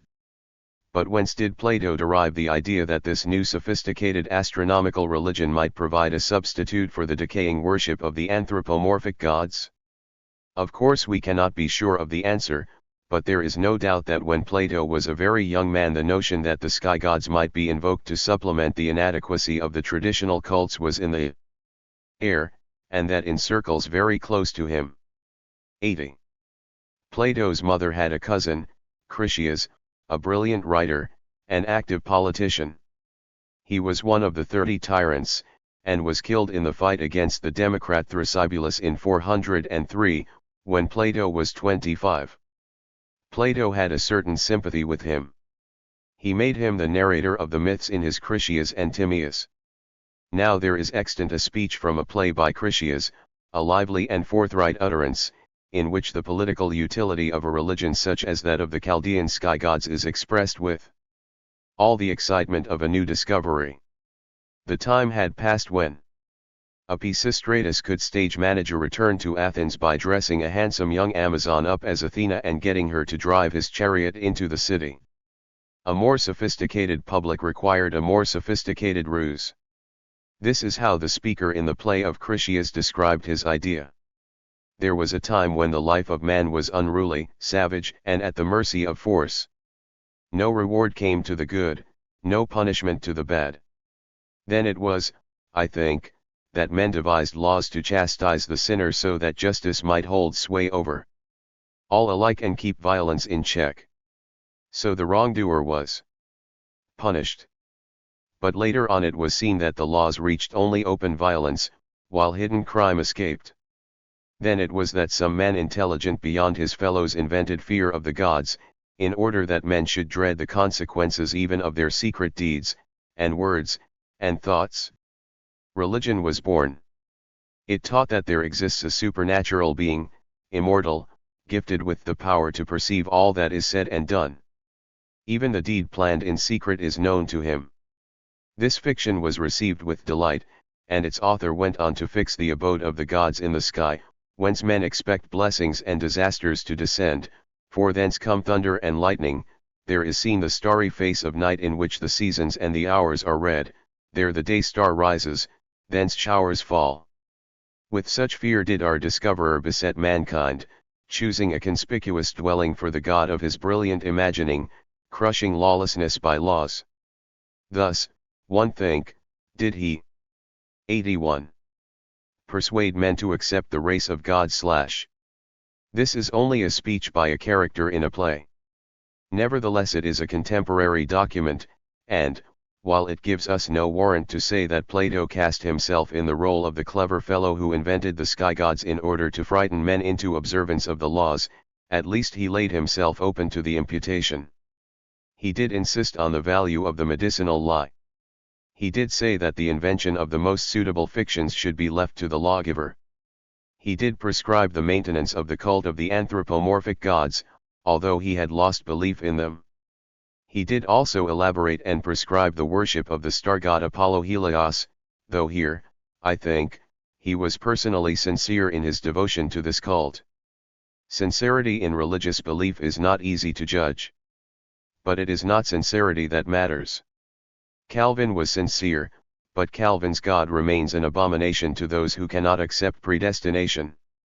And to Epicurus and his followers the religion of the star gods was such an abomination. It is in his character as the bold challenger of this belief that Lucretius chooses to present Epicurus to his Roman audience.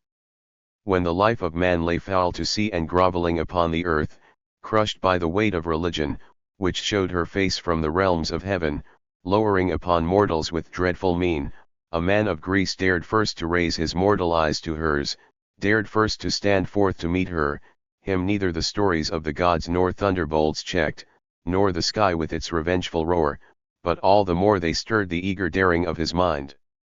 He yearned to be the first to break through the close-set bolts upon the doors of nature. And so it was that the lively force of his mind won its way. On he passed far beyond the fiery walls of the world, and in mind and spirit traversed the boundless whole, whence in victory he brings us tidings what can come to be and what cannot, yea and in what way each thing has its power limited and its deep-set boundary stone. Thus religion in its turn is 82. Cast beneath men's feet and trampled on. His victory raises us to heaven.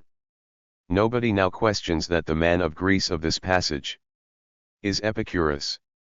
But confusion has prevailed among the commentators as to the precise historical situation described in the opening lines, when the life of man lay crushed by the burden of the religion that lowered on him from the sky. Bailey has contributed to this confusion by an extraordinary looseness in his translation of religio in Lucretius and its Greek original mythos in the Epicurean texts.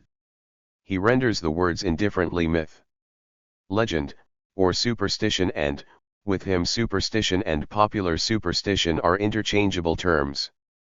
This obscures the reference to Plato, whose highly sophisticated cosmology is described by himself as mythos, and, incidentally, put into the mouth of Critias. Having missed the reference to Plato, and wrongly supposing star worship to be indigenous in Greece, Bailey becomes involved in tedious argument as to why Epicurus, at the end of the 4th century, should be called the first to challenge this belief. But the challenge was to the political religion of Plato, and Epicurus was in plain fact the first to challenge it. Once we recognize this, the whole Lucretian passage in all its detail becomes precise and clear.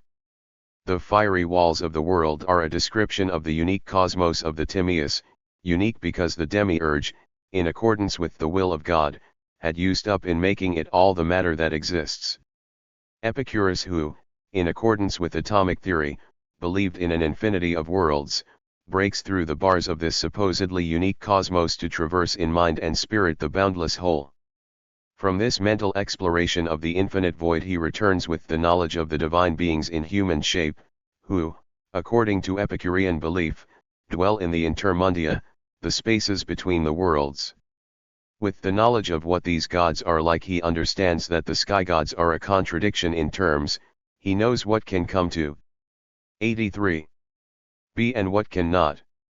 That is to say, he knows that it is impossible for life, soul, feeling, volition to coexist with fiery stars. Since, as we have seen, every article of the new astral worship of Plato's laws is to be promulgated from Delphi, Lucretius, expounding the thought of his master, is at pains to express the conviction that the tradition of Ionian science which culminated in atomism, is holy and true, as compared with utterances of the oracle. Before I offer you our pronouncements on these matters, pronouncements that are much more holy and secure than the oracles the Pythian prophetess utters from the laurel and tripod of Apollo, I shall comfort you with much instruction, so that you may not be held in the grip of the myth and fancy the earth and sun and sky, the sea, stars, moon, to be of divine substance and destined to endure forever. So far are they from partaking of divinity, so little worthy to be numbered among the gods, that they are fitter to serve us as examples of what it means to lack life and feeling. It is not possible that mind and intelligence can be lodged in every kind of body. Nature has decreed where each thing can dwell and grow. The mind cannot exist without its body, it cannot be separated from the nerves and the blood. Such was the Epicurean polemic against the cosmology of the Timaeus and the religious legislation of the laws. It is a mistake to say, as Tarn and Griffith do, that the teaching of Epicurus constituted a doctrine of renunciation of active effort and positive happiness, and his followers formed little isles of quietude apart. They never influenced the great world, they had no wish to. Plato's recommendation that the Greeks should adopt the star worship of the Chaldeans, and the subsequent support to this program provided by generations of Stoic teachers, was an historical event of the first magnitude and cast a huge darkness over the civilization of Hellas. To lift up a bright light in this darkness, as Epicurus did, was, if we may judge by the eulogies of his friends and the outcry of his enemies, a public 84. Event which left its mark on the history of civilization. Lucretius probably understood the matter better than Tarn. Let us not underestimate the implications of Plato's teaching for the life and thought of Greece. We may find them as gloomy and not less influential than Calvin's pronouncement, for some eternal life is preordained, for others eternal damnation. Christiani. Religion Ionis Institutio, 111, XXI. Outraged by this abominable theology which was spreading from Geneva throughout Europe, Francis of Sales established himself in Annecy to proclaim in simple language a more humane belief in a God of love. Not dissimilar was the motive of Epicurus when he transferred his school from Lampsacus to Athens, where the academy had become the focal point of the Babylonian astrology which was darkening the sky of Greece. The teaching of the Epinomes, known in antiquity as the 13th book of the Laws, whether written by Plato himself, as is most probable, or added by his disciple and editor, Philip of Opus, may be summarized in a paragraph. Number, which is the supreme wisdom, has been taught to men by the starry heavens. Of the two chief classes of living things, men, who are made of clay, must learn from the stars, who are made of fire. The stars are embodiments of soul, they are much more beautiful and lasting than men, and the regularity of their movements is visible proof of their superior mentality. It is for them to legislate, for man to obey. It is accordingly impious to apply mechanical and physical causes to the explanation of their motions. Though this astral theology may seem new to the Greeks, it is in fact very ancient.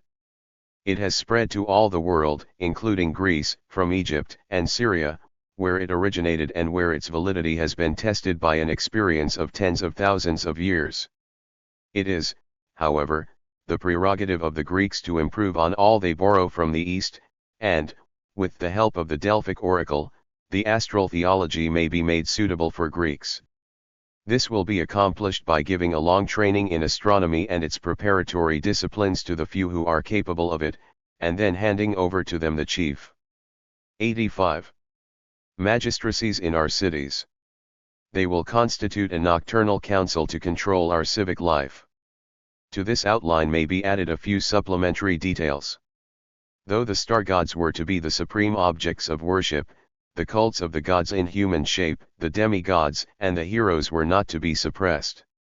As Aristotle, who on the whole accepted Plato's program, remarks in his Politics, the country should be studded with temples, some of them dedicated to the gods and others to heroes. For, like Plato, he approved the anthropomorphic gods as a myth devised to secure the obedience of the multitude and a proper attention to the laws. Metaphysics, 1074b. In between the star gods who, being made of fire, are the highest grade of beings in the universe, and men who, being made of earth, are the lowest form of life, come three classes of demons. Of these the two higher classes, made of ether and air, are invisible, the third class, whose bodies are of a watery or vaporous substance, are sometimes invisible, sometimes visible. Intercourse between gods and men is effected by the demons. They reveal themselves to men in dreams and oracles. They know the thoughts of men. They love good men and hate the bad. And, while the star gods are capable only of thought and intelligence, the demons are subject also to emotions and to feelings of pleasure and pain. If the revolt of Epicurus is to be understood, this program of Plato's must be accepted as a whole. Taylor, impressed with the amount of mathematical knowledge used to prop up the new astronomical theology, was still bold enough to claim, in 1926, that Plato in the Epinomies was prosecuting astronomy in a scientific spirit and that the Epinomies ends by the unqualified reassertion of the old demand that statesmanship and science shall be combined in the same persons. Jaeger, impressed with the undeniable fact that Plato, disgusted with the old anthropomorphic religion, had found in the astral gods a new rational object of worship, is able to give an enthusiastic welcome to the new advance. 86. The old theory of Olympus gives place to the feeling that there is divinity in the cosmos. The word cosmos symbolizes this decisive change in the history of Greek religion. The stars are living, rational beings, inhabiting the cosmos in divine beauty and unchangeableness. This is the theogony of Hellenistic and late antiquity, and Plato stands at its fountainhead. The content of these statements is true enough. Greek science did from now on become, to a most unhealthy extent, identified with astrology. Greek religion did shift from a human to an astral conception of the divine. Those who approve these changes may stay to worship at Plato's shrine. Those not so favorably impressed with these developments may like to know how Epicurus countered them. 87. Athens and Epicurus, an interlude. Lucretius in the last of his panegyrics on Epicurus links his renown with that of his native city. Athens, he says, had thrice saved mankind. First, from hunger by spreading the knowledge of agriculture, then from anarchy, by instituting the reign of law. Finally by giving birth to Epicurus, who taught men how to live. For when he saw that, in spite of having enough to satisfy their material needs and in spite of the rule of law, men were still unable to live at peace with themselves in their own homes, he understood that man himself was a corrupt vessel which defiled the blessings it contained. He therefore cleansed men's hearts with wholesome truths, set limits to greed and fear, and showed the straight and narrow path by which mankind can attain happiness. This is a panegyric of Athens as well as of Epicurus. Athens had three achievements to her credit, in the material sphere, in the political sphere, and, finally, through the teaching of Epicurus, in the moral sphere as well. But the first two were useless without the third, and that so far had been accomplished only in the garden. Athens herself was still the theatre of greed and fear. Thus is the scene set by Lucretius for the career of his master. Those who may be tempted to think of the Athens of Epicurus as full of sweetness and light should consider the little essay of Theophrastus on the character of the superstitious man. It is a contemporary document. Theophrastus was head of the Lyceum when Epicurus founded the garden and still had 23 years to live. He begins by defining superstition as cowardice in regard of the supernatural. Then in a few deft strokes he shows how the fear manifests itself. The victim washes his hands in running water, blesses himself with water from the temple font, puts a laurel leaf in his mouth and so goes about for the day. If a mouse gnaws a hole in his meal bag, he runs to the interpreter of the sacred law, and even if given the sensible advice to get a cobbler to patch it, he prefers to offer sacrifice. He won't tread on a tombstone, or come near a corpse or a woman defiled by childbirth. If he has a vision, off he goes to the interpreters of dreams, the seers, the augurs, to find out to what god or goddess he must pray. If he encounters a maniac or an epileptic, he panics and spits in his bosom to avert evil. The characters sketched by Theophrastus are intended to be typical. We may take it that Athens was riddled with superstitious fears. The multitude of officials for dealing with troubled minds, expounders of the sacred law, interpreters of dreams, seers, augurs, speaks for itself. It also indicates that the disease was, in a sense, institutional. It was inherent in the structure of the state. Epicurus deals with it at both levels. To the sufferer he says, dreams have no divine character nor any prophetic force. But he also attacks the upholders of the popular cults who bear the responsibility. The impious man is not he who denies the gods of the many, but he who attaches to the gods the beliefs of the many. We should remember the structure of ancient society. We have already quoted Plutarch's description of Athens after the Cenoicism. To the nobles was committed the control of religion, the supplying of the magistracies, the exposition of the law, and the interpretation of the will of heaven. The coward in regard to the supernatural had not only himself to blame. Society did its part in keeping alive his fears. From this point of view it would make no difference to Epicurus whether the state was governed well or ill. Political religion was the enemy and it flourished under every kind of administration. Thus in 338 BC the Athenians had the good fortune to choose the orator Lycurgus to take charge of their finances. He did so for the next 12 years to such excellent effect that he 89 had funds in hand to restore the Panathenaea Stadium and the Theatre of Dionysus, and to make provision for an authorized copy of all the plays of Aeschylus, Sophocles, and Euripides to be kept in the state archives. He commissioned 400 triremes and a naval arsenal to store their equipment. A severe scourge of wrongdoers, he was said at the time to have drafted his laws with a pen dipped not in ink but in blood, and in his zeal for the public good he restored in Athens herself and throughout the Attic countryside the temples, shrines, and sanctuaries of all the gods and heroes, while reviving on a more splendid scale the religious festivals which had fallen out of use. Not for 100 years had there been seen at Athens such a manifestation of zealous public concern for the worship of the gods. To a Platonist, like Plutarch, all this would seem salutary, public-spirited, enlightened. To Epicurus it would seem impious. It would mean attaching to the gods the beliefs of the many and would only prolong and deepen the reign of fear. Nor would it be any consolation to Epicurus that the excellent Lycurgus was soon succeeded by the excellent Demetrius of Phalerum, who governed Athens for the 10 years before Epicurus came to settle there. This Demetrius was a philosopher, a disciple of Aristotle, who made laws in the spirit of his master, and plainly therefore did not believe in the state gods except as an aid to good government. Nevertheless he too exerted himself to inject new life into the official cults, and added a further offense to the moral code of Epicurus by weighting his laws in favor of the rich. This was pandering to greed as well as fear, the two evils which, according to Lucretius, Epicurus sought to curb. He who has learned the limits of life, wrote Epicurus in a passage learned by heart by all his followers, knows that what removes the pain due to want and makes the whole of life complete is easy to obtain. There is therefore no need of actions which involve competition. The reason Epicurus kept out of public life, says his biographer, was his exceptional concern for equality. 90. Athens and Epicurus. An interlude. As for the monster who ruled Athens for most of the time Epicurus was there, if evidence were wanted of the decadence of the age his life supplies it in full measure.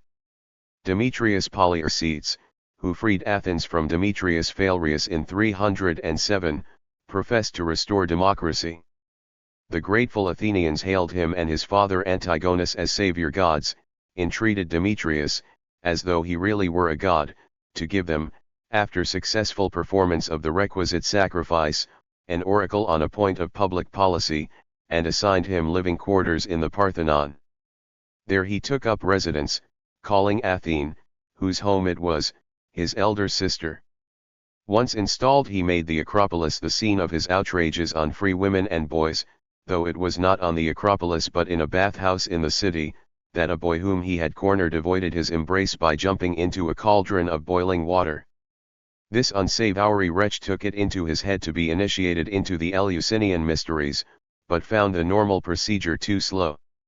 The various stages, which should have occupied a year, were compressed into a month. It is not on record what sacred college took upon it the responsibility for the necessary alterations in the calendar. However, having been installed as a savior god on the Acropolis and having been privileged to telescope the Eleusinian mysteries, Demetrius now expected VIP treatment in every department of religion, including the cosmic gods.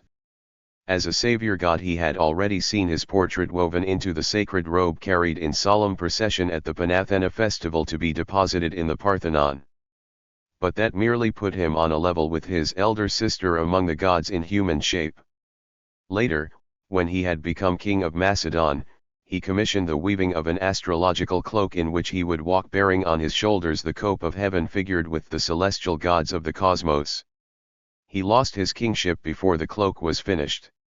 No later Macedonian monarch presumed to put it on. Such was the politico-religious setting in which Epicurus labored to effect his reform. This was the city from whose public 91 life he withdrew. Here was the breeding ground of the greed and fear for which he sought a cure. Our pagan Savonarola had grounds for his revolt. In such corruption even good government was no remedy. In his view neither 400 new triremes, nor an authorized text of the dramatists, nor laws written in blood, nor a state firmly based on the rich, nor the revival of the traditional cults would meet the need. Nor would the proposed reforms of Plato, to which we now return. 92. The cosmic gods, the soul, and the individual. In spite of the 37 books he devoted to physics, Epicurus was not an original scientist. We can be reasonably sure of this, for he tells us over and over again what his aim in natural philosophy was. It was to dispel the distress of mind which ignorance of the gods, ignorance of nature, ignorance of the soul can produce. Medicine and natural philosophy had for him the same justification. One cured the body, the other the mind. To quote, just as there is no profit in medicine if it does not expel the disease of the body, so there is no profit in philosophy if it does not expel the disease of the mind. But if Epicurus was not an original scientist, neither was Plato. Neugebauer's sarcasm is justified. The often adopted notion, he writes, that Plato-directed research is fortunately not borne out by the facts. Nevertheless, both men have a place in the history of science, for, in the total renewal of society at which they aimed, the adoption of a clear attitude to the scientific tradition was essential. Here they made their contribution. And here they differed. The difference is well illustrated in their treatment of Anaxagoras and Democritus. Plato mentions Anaxagoras always with distaste and generally to quarrel with him for presuming to put stones and earth in the sky. He does not mention Democritus at all, even when he borrows from him. His disapproval of him was too strong.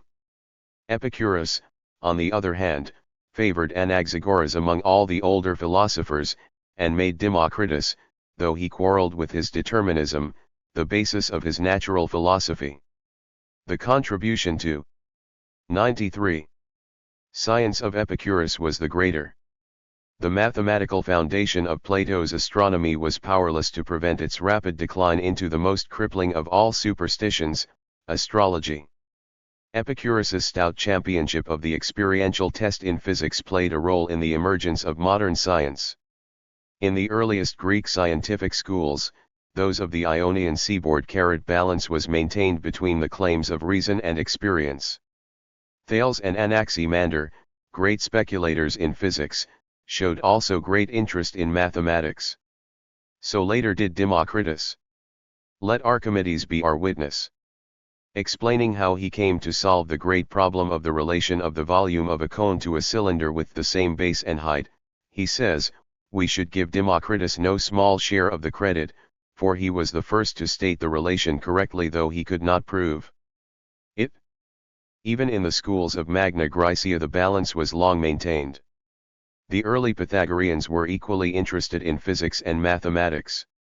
Their theoretical progress in geometry was matched by their practical experiments in acoustics. Archytas of Tarentum, the chief representative of Pythagoreanism in Plato's day, was an experimentalist. He was rebuked by Plato for using physical models in geometry. But at a date not easy to determine, the balance was lost. Mathematics ceased to be the handmaid to physics and became a substitute for it.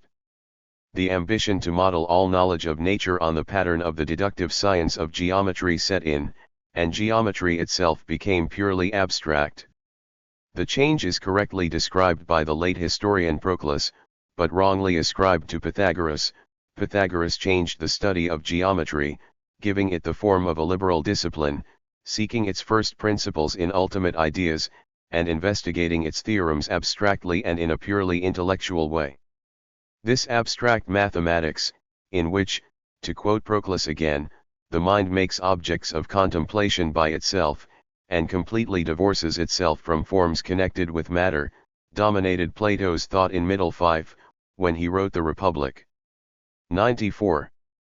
The cosmic gods, the soul, the individual, and only partly relaxed its hold in old age, when he wrote the Timaeus and the Laws. Then at last he was prepared to accept the physical cosmos as an object of adoration, if hardly as an object of scientific study, for he still excluded all recourse to physical or mechanical explanations. Was this really a triumph for science? The influence of this a priori geometrical astronomy, which he exalted into a religion, consecrated many errors which the knowledge of the time was adequate to disprove. The familiar phenomenon of an annular eclipse of the sun should have sufficed to prove that the heavenly bodies do not always maintain the same distance from the earth. The evidence was disregarded. The theory of a heliocentric cosmos, advanced by Aristarchus in the middle of the 3rd century BC and supported a century later by the Babylonian astronomer Seleucus, not only as a mathematical construction but as a physical fact, was felt to be impious. The earth could not be dislodged from its position at the center nor material bodies promoted to the sky. In the Laws Plato rebukes the young atheists of his day. They have, he complains, been corrupted by the Ionians. When he seeks to prove the existence of gods by pointing to such obvious divinities as sun and moon, the young atheists, repeating the sophisticated arguments picked up from their corruptors, retort that sun and moon are only earth and stones, and therefore patently unfit to exercise providential care over mankind.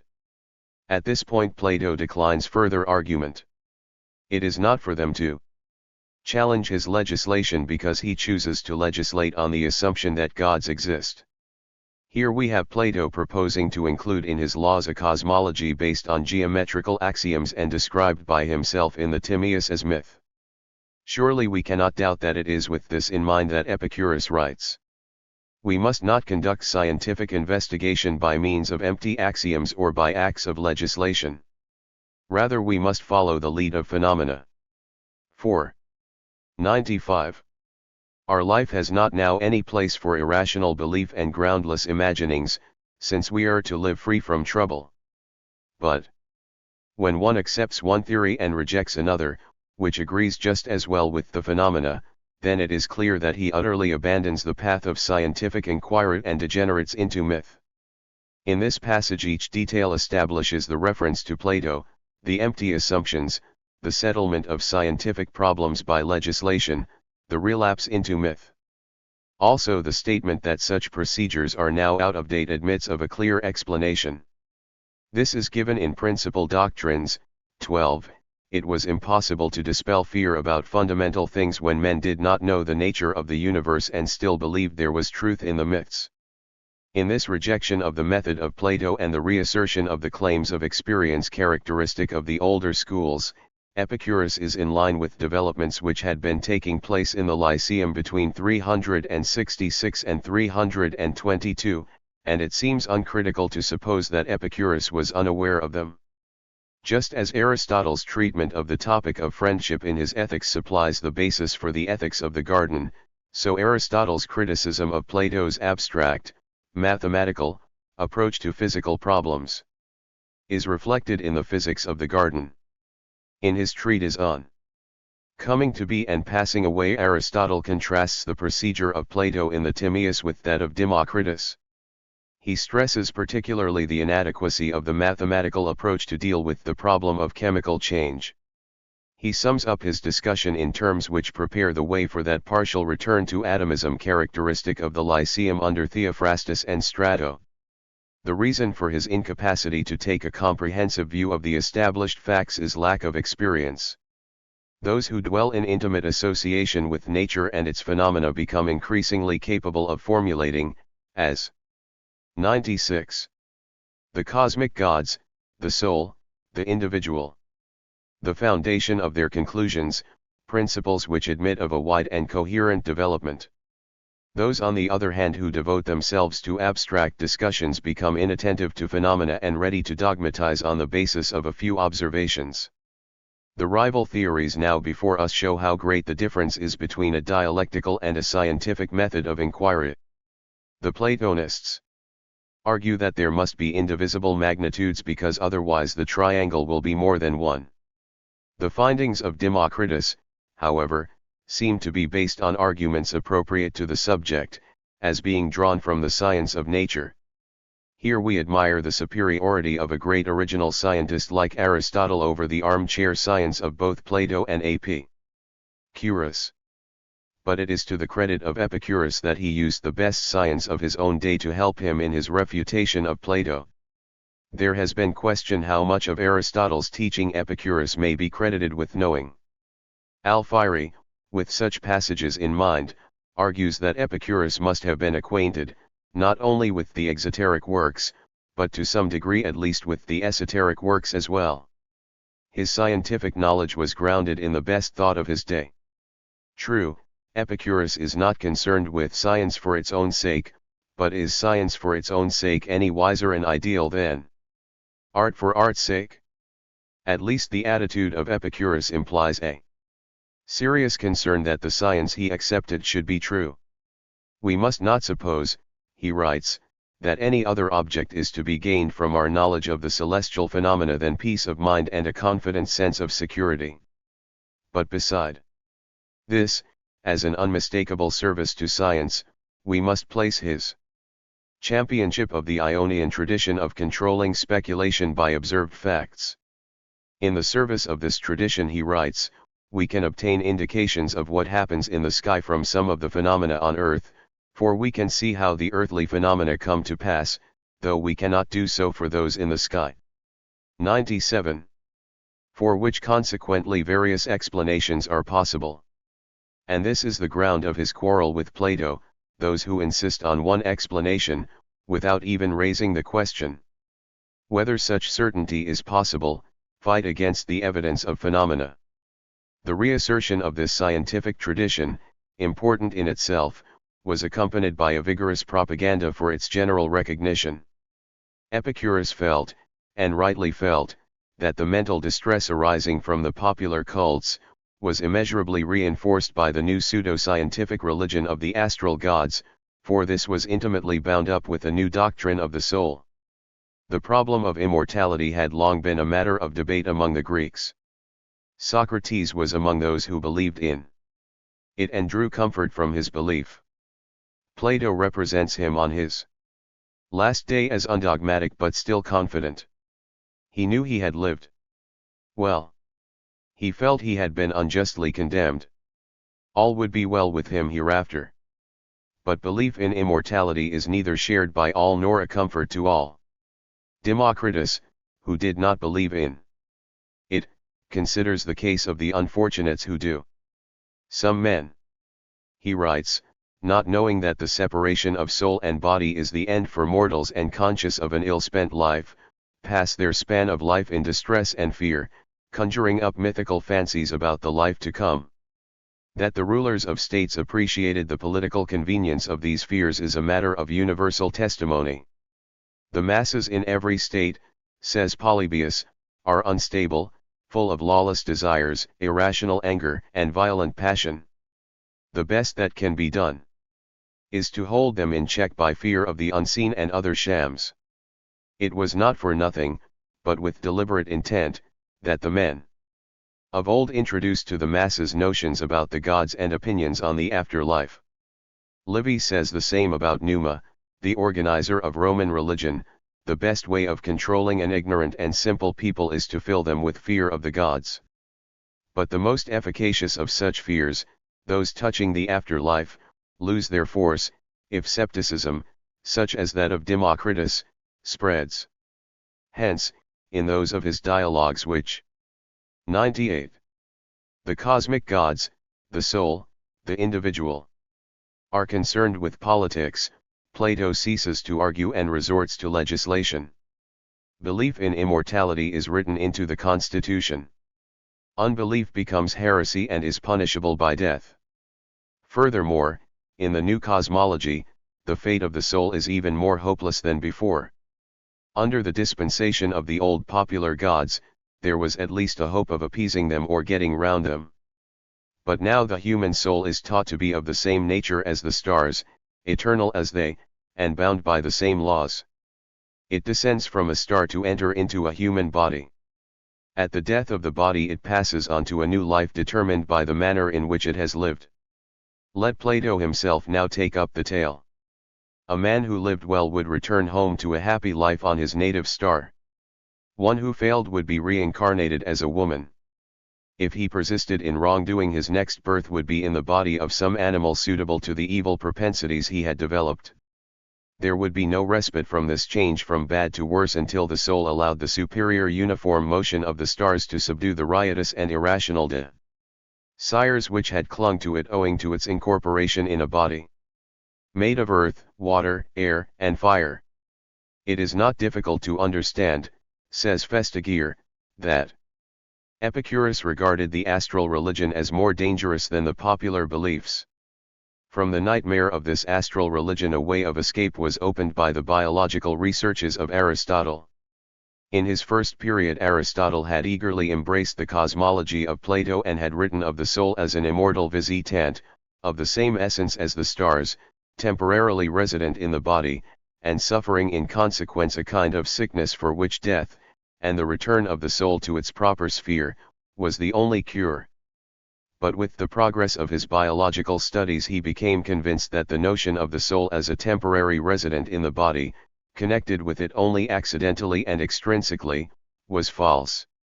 Soul and body are related to one another as form and matter. 99. To think of them apart is an act of mental abstraction. In reality they are but two aspects of one thing.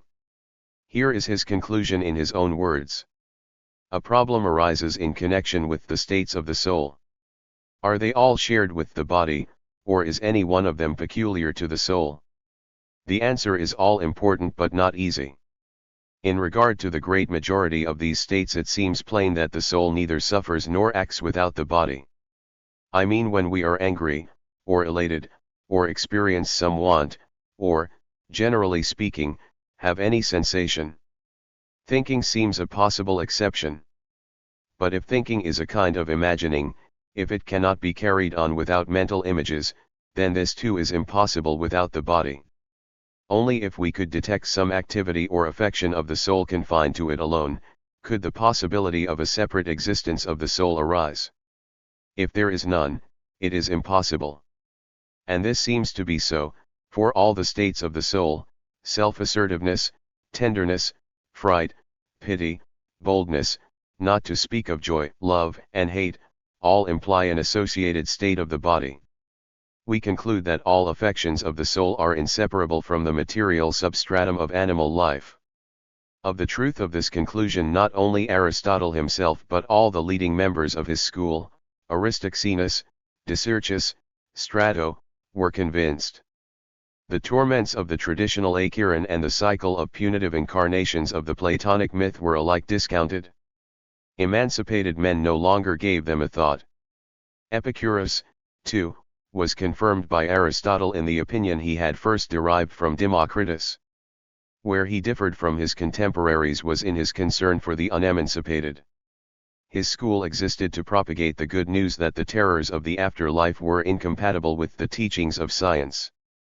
The doctrine of the mortality of the soul, based on the biological researches of Aristotle, became one of the main props of the teaching of the garden. We come now to the last, and most difficult, of the three topics. 100. The cosmic gods, the soul, the individual. Proposed for this chapter, the individual. We shall consider it in the same way as we have done the other two, as a transition from Plato to Epicurus via Aristotle. A space of 86 years separates the birth of Plato from that of Epicurus, and it happens that it was accurately bisected by the birth of Aristotle. It is a mere coincidence that the dates fall into so neat a pattern, but the pattern symbolizes a movement of great significance in the history of thought. Plato and Epicurus were both concerned with the same problem, the reconstruction of Greek civilization after its collapse at the end of the Periclean Age. Epicurus was from boyhood familiar with the Platonic reform. He found in it the starting point for his own speculations, but arrived at a different goal. The difference lies in their attitude to the individual.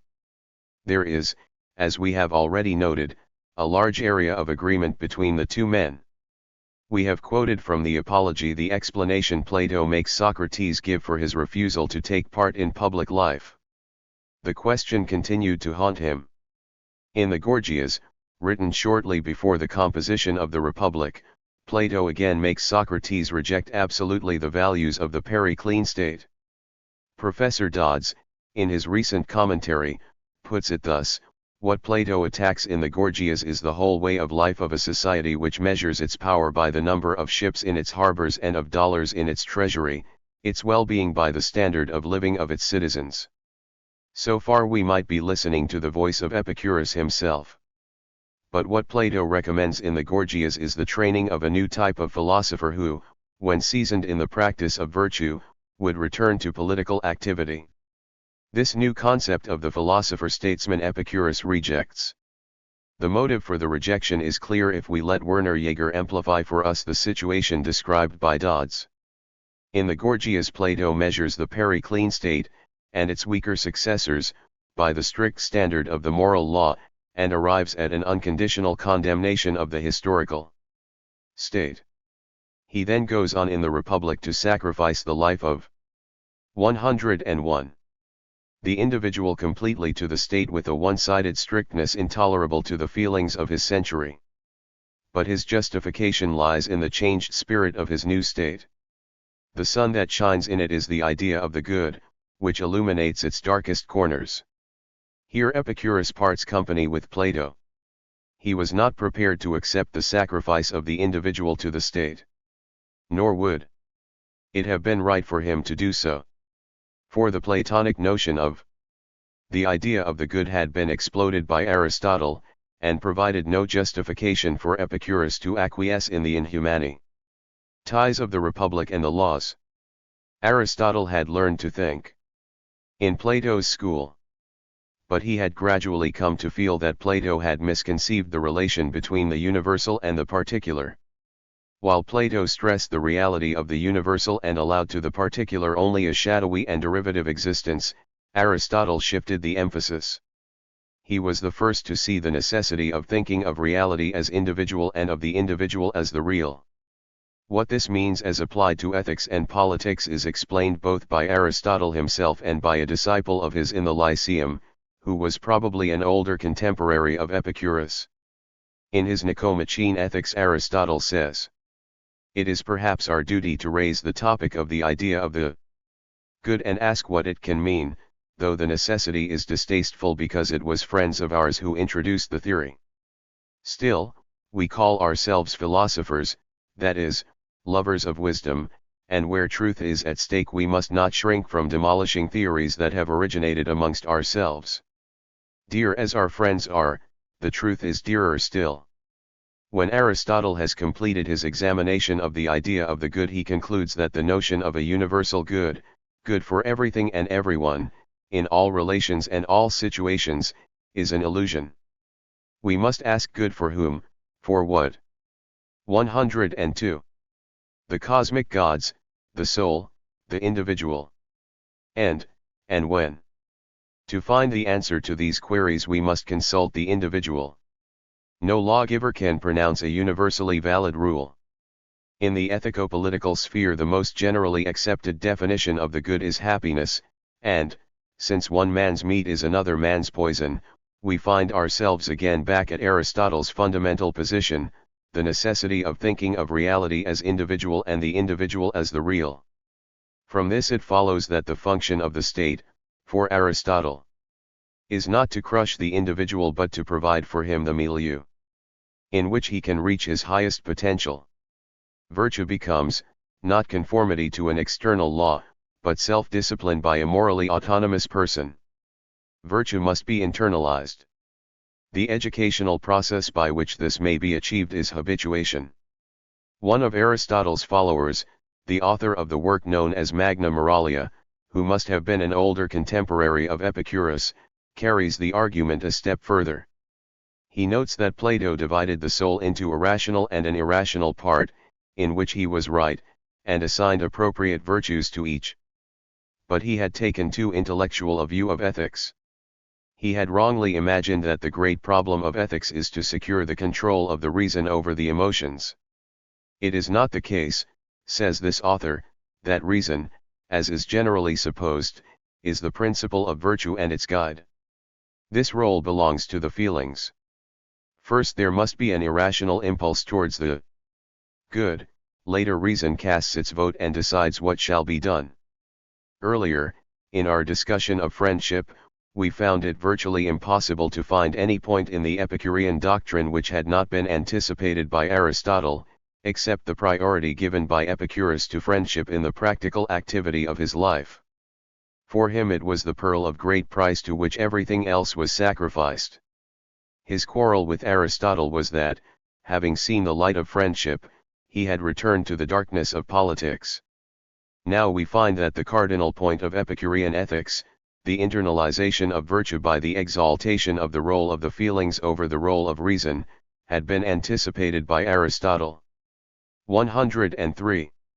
And his school. In his revolt from the Platonic doctrines of the cosmos and of the soul and of the individual, Epicurus had profited at every stage from the thought of Aristotle. But his conclusions had been his own. Epicurus, as Bignon claimed, was the first of the great educators of Greece to concentrate his training on the intimate hearth of the inner life, on the wise man's practice of spiritual perfection. To avoid error in this delicate matter he needed a special criterion of truth, and this he found in the feelings, which the author of the great Ethics, following in the footsteps of Aristotle, exalted over reason as a guide to virtue. Along with the senses and the mind, Epicurus included feeling in his canon, as one of the criteria by which we judge of truth. The individual person for Epicurus consisted essentially of his inward disposition. If a man could but maintain the right disposition towards his fellows, philia, friendship, the sense of belonging together, he would continue for the span of his mortal life in that state of blessedness which characterized the life of the immortal gods. And if the city menaced the sacred, and home felt delight, then, for all Epicurus cared, let it perish. At the same time it must be remembered that the moral energy to condemn the city and the mental energy to think of a reform both sprang from Plato, while the power to criticize Plato's shortcomings was largely the gift of Aristotle. These views, if they are soundly based, must lead us finally and utterly to reject the effort of Cyril Bailey to reconstruct a spiritual and mental biography of Epicurus on the assumption that his roots were in Abdera and not in Athens. The man whom Shelley called the most humane of the philosophers was an Athenian through and through. 104. 10. Epicurean canonics. The ancient schools usually recognize three parts of philosophy: the rational, the natural, and the moral. The first is concerned with the mind itself as an instrument for the acquisition of knowledge. It covers epistemology and logic. Natural philosophy, or in Greek, physics, covers the whole of nature, animate and inanimate. Moral philosophy, or ethics, deals with the highest good for man and how he may attain it. It is said that the Epicureans at first recognized only two parts, physics and ethics. Later on, experience taught them the necessity of guarding against misconceptions and correcting errors, and they were compelled to introduce rational philosophy under another name. The new name was canonics, and their system then consisted of canonics, physics, and ethics. Seneca does not date these developments, but they are likely to have occurred in the lifetime of Epicurus himself. Behind this seemingly trivial detail an important issue is concealed. Plato and Aristotle, regarding philosophy as the highest value, aimed at creating a society in which it could flourish. To this end they provided for a division of classes, in which the citizen body should enjoy leisure for study by delegating the production of material values to the lower orders. Plato, who thinks of everything, is even concerned with the problem of leisure for the youths and maidens of his privileged class. We have secured for our citizens a modest provision of the necessities of life. Care of the arts and crafts has been transferred to others. Work on the land has been consigned to 105 slaves who will provide us with a moderate sufficiency. How now shall we organize our lives? His answer is a strict domestic regime for the girls and a barrack room life for the boys with plenty of drill and study. Aristotle dislikes the regimentation but insists also on leisure for his citizens. Both philosophers are therefore free to require long preparatory studies for their future philosophers. Plato lays the main emphasis on mathematics. Do not come here unless you know geometry was the rule of the academy.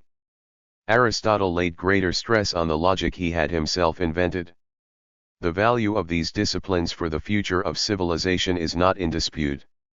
Our point is that, so far as our evidence goes, Epicurus did not expect nor desire the preparatory training which leisure and means make possible.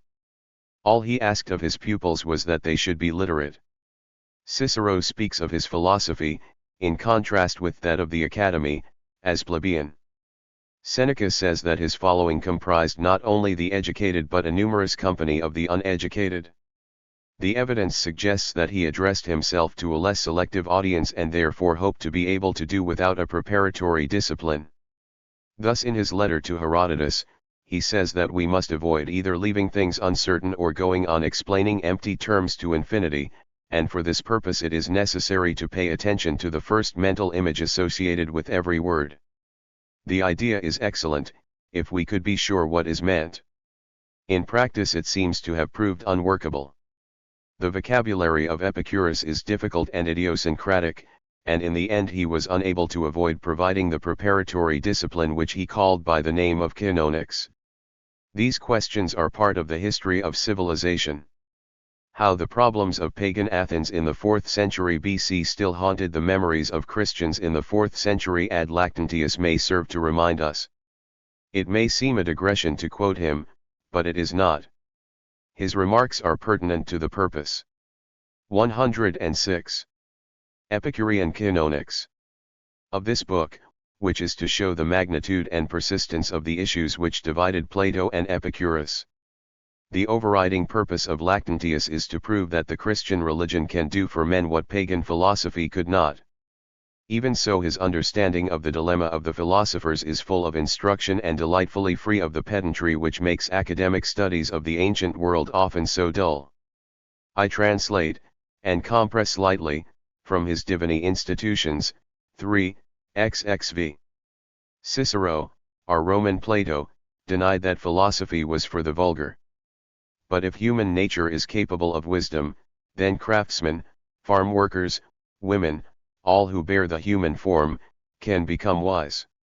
The Stoics said women and slaves should study it. Epicurus included the uneducated in his appeal. Plato too wanted the state to consist of philosophers. But they could not accomplish what they felt to be right. How could they either teach all to read or expect so much learning to be acquired orally and remembered?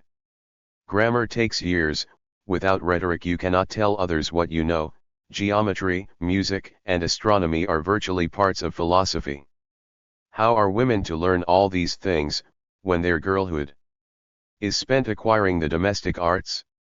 Or slaves, who spend in servitude the years required for study?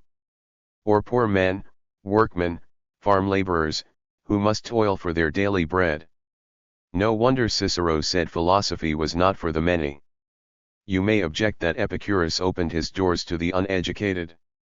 But how were they to learn the involved and complicated theories which puzzle even the learned? Lactantius here raises problems which antiquity never solved. The aristocratic philosophies left the submerged classes to their fate. The egalitarian Epicurus evened things out by reverting to an extreme form of the simple life. Thanks be to blessed nature who has made what is necessary easy to get and what is not easy unnecessary. The problem so sharply raised by Lactantius, how women, slaves, and day laborers are to get enlightenment, hardly got squarely faced on paper until 107. More wrote his Utopia. Even in modern industrialized societies, movements like the Workers' Educational Association show the problem only half solved. The communist world has accomplished wonders in overcoming illiteracy at the price of a strict control of opinion, which precludes any genuine pursuit of philosophy. For the mass of mankind the problem is still where it was in antiquity. These considerations are pertinent to my argument. For while I wish to claim world significance for the Epicurean movement, I also wish to insist that the simple life, as he envisaged it, could neither have universalized the level of culture already attained nor created the material conditions necessary for any revolutionary cultural advance. Bearing these considerations in mind, let us see how he tried to solve the insoluble problem of presenting his philosophy in a form accessible to the average man and yet logically strong enough to stand comparison with Plato and Aristotle. The purpose of the Canonics is to deal with the criteria of truth. These were three: sensations, anticipations, and feelings. Sensations, the impressions made on our sense organs by external phenomena, were, Epicurus taught, always true. From their evidence there is no appeal. Aristotle also said the same. Mistakes arise only when we begin to interpret our sensations. That an oar looks bent in water does not contradict this rule. We can only correct this impression by a more careful employment of our sense organs. Take the oar out again and it will be found to be straight. Hence emerges an important principle. The process of acquiring knowledge through sensations is not passive. Attention is needed. Man as the subject in the quest for knowledge must direct and control his sense organs. Epicurus, having learned by experience the necessity for technical terms, called this process epiboleton aestheterion. The point is important. The label materialist is not incorrectly applied to Epicurus. He did, as we have seen, continue to think of soul and mind as atomic structures. But no word is more weighted with misconceptions, and the materialist Epicurus must be credited with a clear understanding of the activity of the subject at every stage. 108. Epicurean Canonics. In the acquisition of knowledge, the interpretation of the second criterion, anticipations, presents far more difficulty. The best and most up-to-date discussion of what has been a controversial subject will be found in Kolb's Gnosis Theon. I adopt his conclusions. Anticipations may be defined as general ideas, the mental equipment by which we organize and interpret our sensations. Our difficulty in understanding the term arises from our confusing it with the Cartesian notion of innate ideas, which is itself derived from Plato. But Epicurus is not trying to tell us that we are born with a collection of general ideas which precede our sensory experience and of which we are reminded by our sense impressions. This view is inconsistent with his thought. The explanation lies elsewhere, in the biological way of thinking which he had acquired from Aristotle. Man, Epicurus believed, is born with certain specifically human characteristics which include the gift of reason. Sensation, which we share with the animals, has no mental content, it is, as the Greeks said, alogous. But sensation, with man, gives rise to the mental activity of sorting out, comparing, arranging, his sensations. Hence arise the general ideas to which we attach names. They are gradually acquired as the result of repeated sensations, but, once acquired, they exist in our minds as ready-made categories for arranging the data of experience. In this sense they are anticipations. Anticipations do not precede all experience, but they do precede all systematic observation and scientific discussion, and all rational practical activity. Again they denote the activity of the subject in the acquisition of knowledge. We come now to the third criterion, the feelings. The decisive role of the feelings in ethical theory had already been recognized by the peripatetic author of the great Ethics. Epicurus takes up and develops this view. All our sensations are accompanied by feelings either of pleasure or of pain. These feelings do not so much inform us of the nature of the external world as suggest what action we should take. What gives pleasure we pursue, what gives pain we avoid. But the action we take, 109, remains a decision of the will, and the action itself will be attended by fresh pleasure or pain. Every desire must be confronted with this question: what will happen to me if the object of my desire is accomplished, and what if it is not? Feelings are the material out of which we build our moral life, as sensations are the material of our intellectual life. Nothing is more original in Epicurus, or more characteristic, than his elevation of the feelings into a criterion of truth.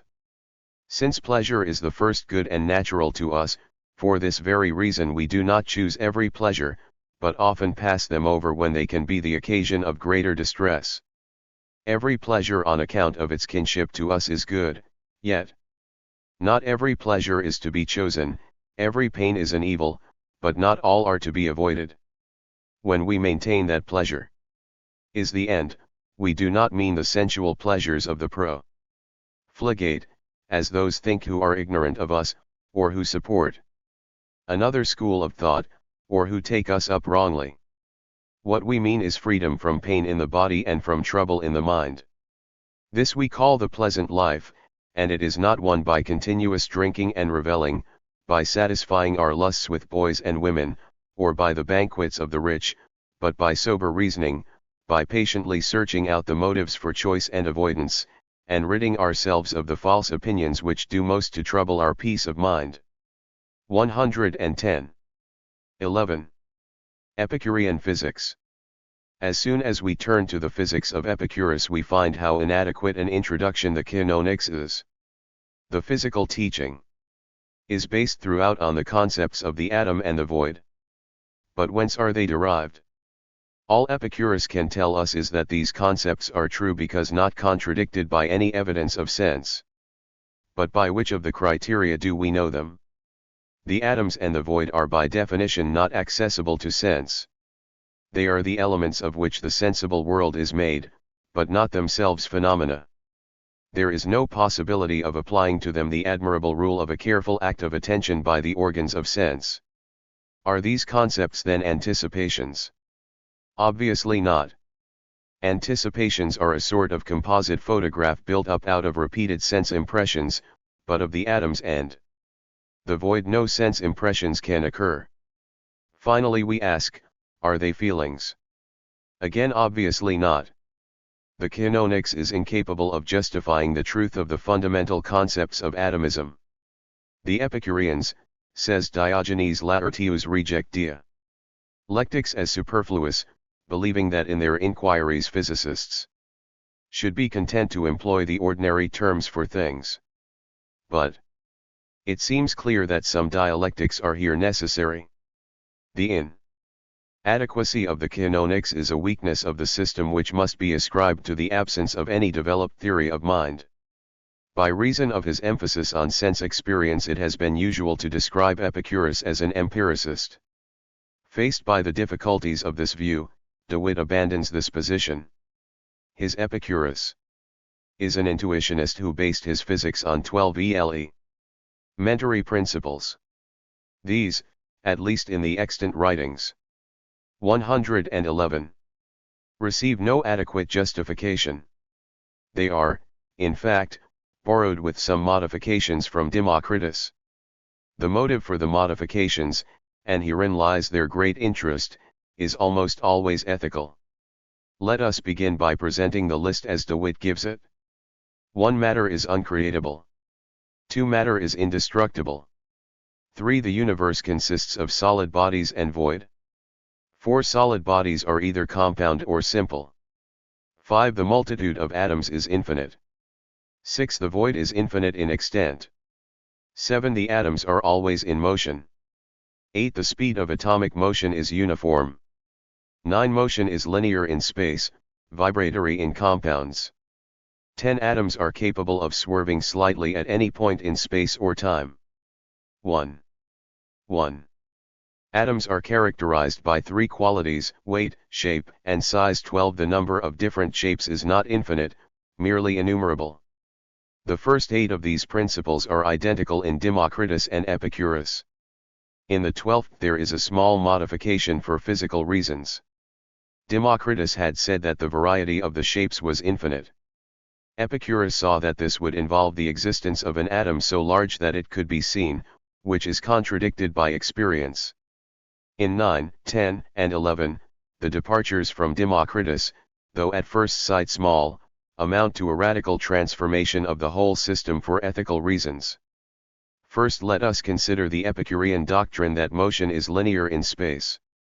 According to Democritus, the atoms before they unite to form a cosmos do not fall in straight lines through space, they are engaged in a sort of precosmic dance, described by Cicero as a violent jostling. At this stage, the atoms, contrary to what Epicurus says, are without weight. Only when a multitude of atoms seize 112 on a free space and begin the vortical movement from which a cosmos is born, do they acquire weight. The formation of a cosmos takes place according to Epicurus in a completely different way. Atoms by their own essential nature are endowed with weight. The effect of this weight is to make them fall down through infinite space in straight lines.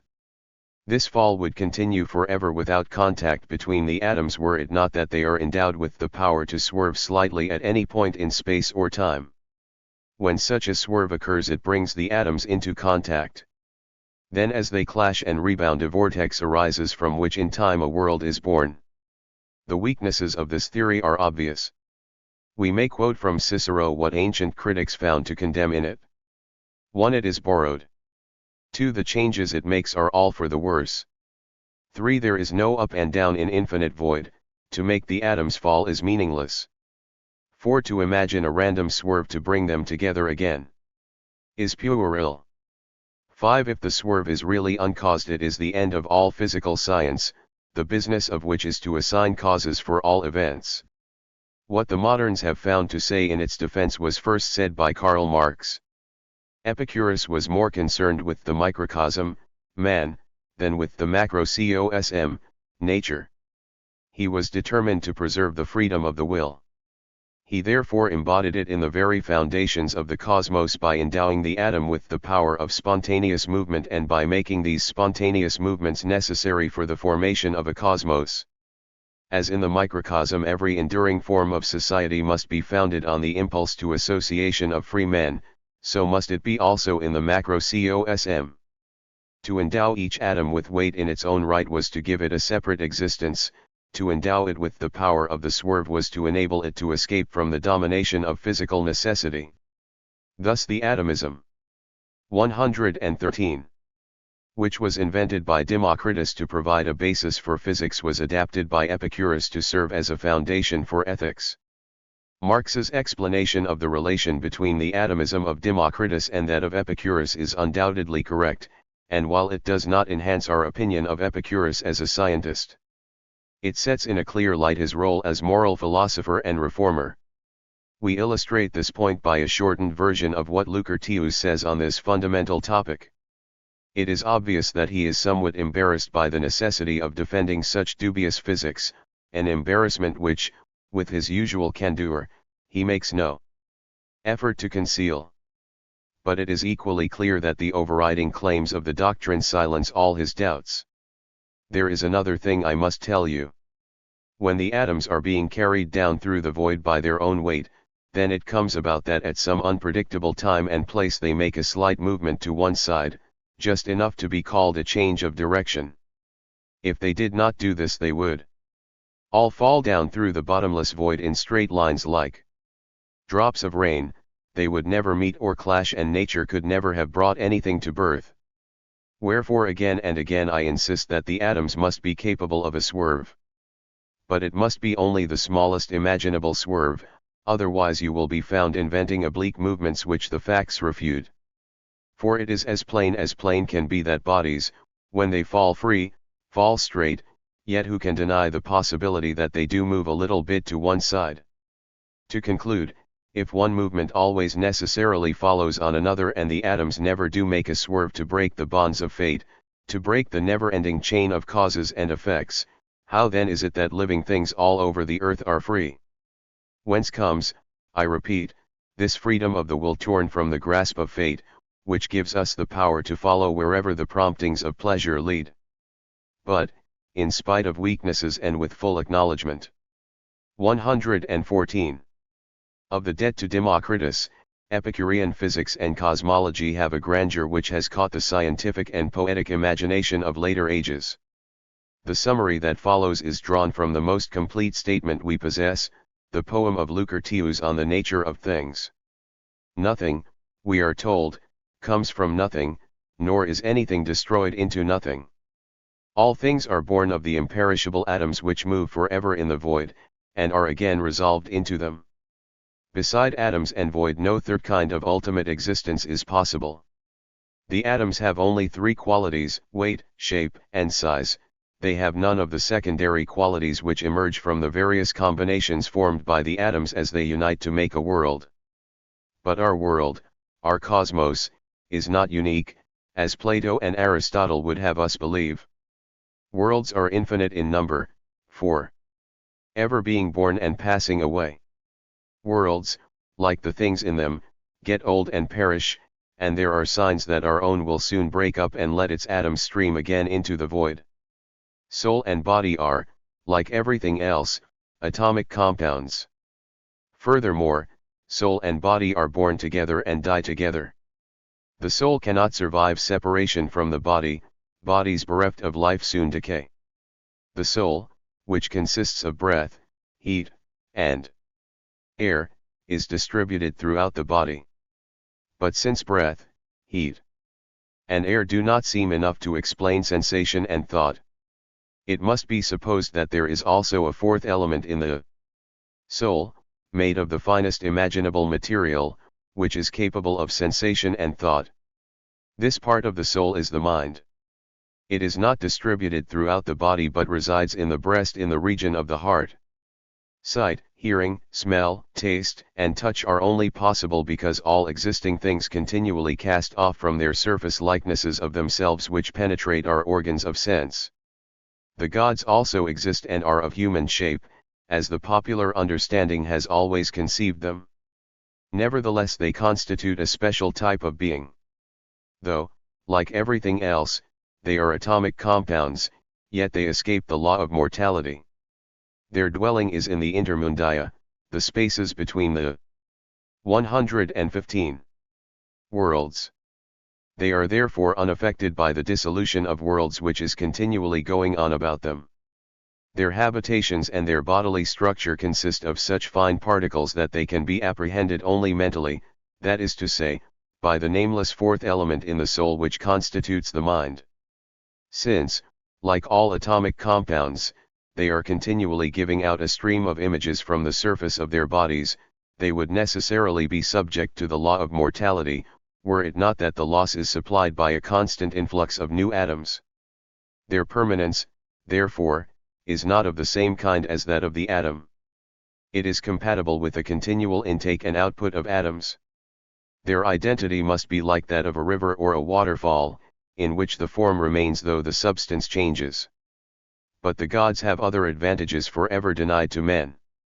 These are best described by Lucretius, and since the theology of Epicurus is essentially part of his physics, we shall include his account in this chapter. You must not believe that the holy dwellings of the gods are anywhere in our world. The substance of the gods is fine, utterly inaccessible to our senses and scarcely to be apprehended by our minds, and, since it eludes the touch of our hands, it could not touch anything that could be touched by us.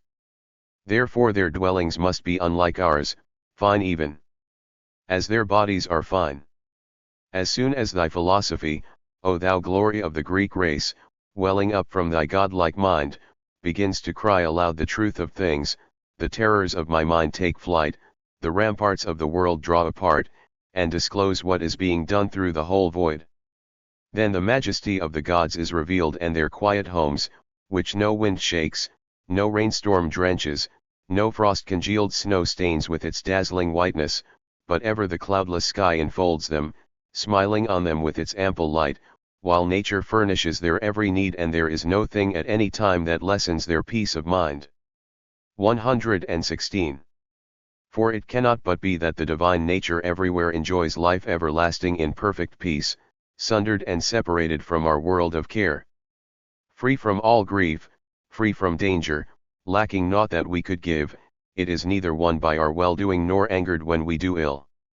Cast therefore from your mind and banish far away all thoughts unworthy of the gods and estranged from their peace. Otherwise their holy power, degraded by your thought, will be found a stone of stumbling in your path. Not that it is in your power to outrage the majesty of the gods, nor that they could conceive anger against you and seek to do you ill. But you yourself will imagine that great waves of wrath are heaving in those quiet breasts, and when you approach their shrines you will be unable with tranquil peace of heart to take to yourself the images which flow from their holy bodies to bring their divine image into the minds of men. Such is the theology that forms an essential part of the Epicurean doctrine on the nature of things. And here again it is necessary to stress the same influence we have already found so potent with Epicurus, namely, that of Aristotle. It is true that the careless reader, setting the two philosophers down side by side, might suppose that the theology of Epicurus, like his physics, was only a slightly altered transcript of that of Democritus. Alfieri warns us against this error. The religion of Epicurus, he explains, derives from that of Democritus, but only after being transformed by Aristotelian thought. In a fine passage Mondolfo rubs the lesson home. In the strange theology of the Epicurean school the infiltration of Aristotelian elements deserves full emphasis. Typically Aristotelian is the Epicurean proof of the existence of the gods, because it is necessary that there should exist some absolutely outstanding nature. Aristotelian is the requirement that the divinity should be absolutely free from all care of the world, rejoicing only in the contemplation of its own wisdom and perfection. 117. Aristotelian is the requirement that for this reason the divinity should be separated from the world and outside of it. Aristotelian is the conversion of this divinity from a causal agent into a pure final cause, which for Epicurus, however, is not the object of aspiration of the whole of nature and therefore an unconscious mechanism, but the object of aspiration of conscious beings capable of setting before themselves an ideal of perfection, that is to say, of men whose religion must be nothing else than disinterested veneration of the gods. L. Infinite, pp. 465-6. Truly Epicurean scholarship has been transformed since Cyril Bailey ventured the opinion that in Epicurus there are traces of the influence of Aristotle. 118. 12. Epicurean ethics. In earlier chapters we have stressed the failure of Epicurus to provide an adequate philosophy of mind, and it is certainly true that one of his weak points is his inability to handle the epistemological problem of the transition from sensation to concept. But now as we approach the end of our study it is only fair to insist on the rigorous logic which binds the various parts of the system together. The keystone of the system is the ethics, and the force of the ethical doctrine will be seriously diminished if it is allowed to appear as connected with the physics in a merely external way. This would be to fall back into the incomprehension which afflicted all historical studies of Epicureanism up to and including Hegel, for whom this philosophy was still no more than a loose eclecticism.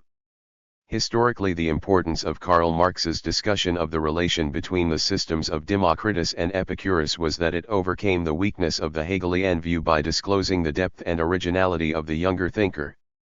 But Marx had no time to revise or publish his Epicurean studies. It was left to Bignon, as his life's work, to restore Epicureanism to the esteem it deserves. In our last chapter it seemed right to stress again the sketchiness of the rational part of the Epicurean system. In this connection we raised and dropped an argument of DeWitt's. He noted the general opinion that Epicurus was an empiricist, dismissed this view as incorrect, and took his own stand on the thesis that Epicurus was an intuitionist. This is the point that must now be more closely examined. Our conclusion is that of Mondolfo. It is that Epicurus recognized two types of explanation of natural 119 phenomena, one probable, resting on experience and analogy, the other logical, resting on purely rational grounds. This distinction we shall now explore. The first type of explanation, that resting on experience and analogy, has reference to the phenomenal world, the world of things as distinct from the atoms and the void. Here Epicurus concerns himself principally with meteorological and astronomical phenomena, and here the criterion of truth is sensation supplemented by analogical reasoning. The business of the scientist is to pay the closest possible attention to the phenomena. But, since they are out of reach and cannot be directly contacted, they must be explained by analogy with similar phenomena which are directly accessible to our investigation. If for instance we inquire why some of the heavenly bodies move in regular orbits and some irregularly, we try to explain them from our experience of earthly things. Some of them, we might suppose, were at the first constitution of the cosmos, started off with a regular circular motion, others with a motion involving irregularities, or we might suppose that the spaces through which they pass are filled with different atmospheres, so that in one atmosphere a fiery body speeds on an even course and burns with an even flame, while in another it varies in speed and brightness. Such mechanical and physical causes must be taken into consideration, and we must be content here with a variety of possible explanations. Those foolish astrologers who insist on one mathematical explanation, are to be condemned. Thus Epicurus defends the Ionian tradition against the innovations of the Academy. The second type of explanation, the purely logical and rational, is employed to justify the doctrine of the atoms and the void. The whole long endeavor from Thales to Democritus to achieve a conceptual understanding of the phenomenal world had established the conviction that its perceptible changes rest on happenings which take place below the threshold of our sensations. Its final outcome, the atomic theory, was a rational hypothesis designed to make intelligible the phenomenal world. The 120 test of its validity could not be a direct appeal to experience. The proof was logical and rested on the principle of contradiction. Either atomism was true or experience was unintelligible. These two types of explanation, covering two different fields of knowledge, constitute a magnificent defense, and rehabilitation, of the Ionian tradition. But there is a weakness in each type which should be noted before we pass on. Owing to his legitimate quarrel with the cosmology of Plato, who excluded mechanical and physical causes and arbitrarily insisted on a mathematical solution, Epicurus took no account of the genuine contribution mathematics makes to astronomy. The great advance of the mathematical astronomers consisted in a more correct idea of the sizes and distances of the heavenly bodies. This Epicurus and his followers continued to ignore, with the result that their astronomy is hardly distinguishable from meteorology. For them the sun and moon remain small bodies, much about the size they appear to our sight, moving about in the earth's atmosphere. It was right for Epicurus to insist that they were inanimate bodies made of earth and stone and utterly unfit to be the vehicles of an intelligence superior to our own. But that could not save his movement from the contempt of those who appreciated the contribution of mathematics to the first of the exact sciences. The weakness of the second, the rational, type of explanation is that the atomic theory, magnificent as it is not the only possible conceptual justification of the phenomenal world. It conceives of the fundamental stuff of the universe as discontinuous, discrete, particulate. Modern science has found this concept useful. But it has also been obliged to supplement it with the concept of a continuum. The particle theory of matter shares the field with the wave theory.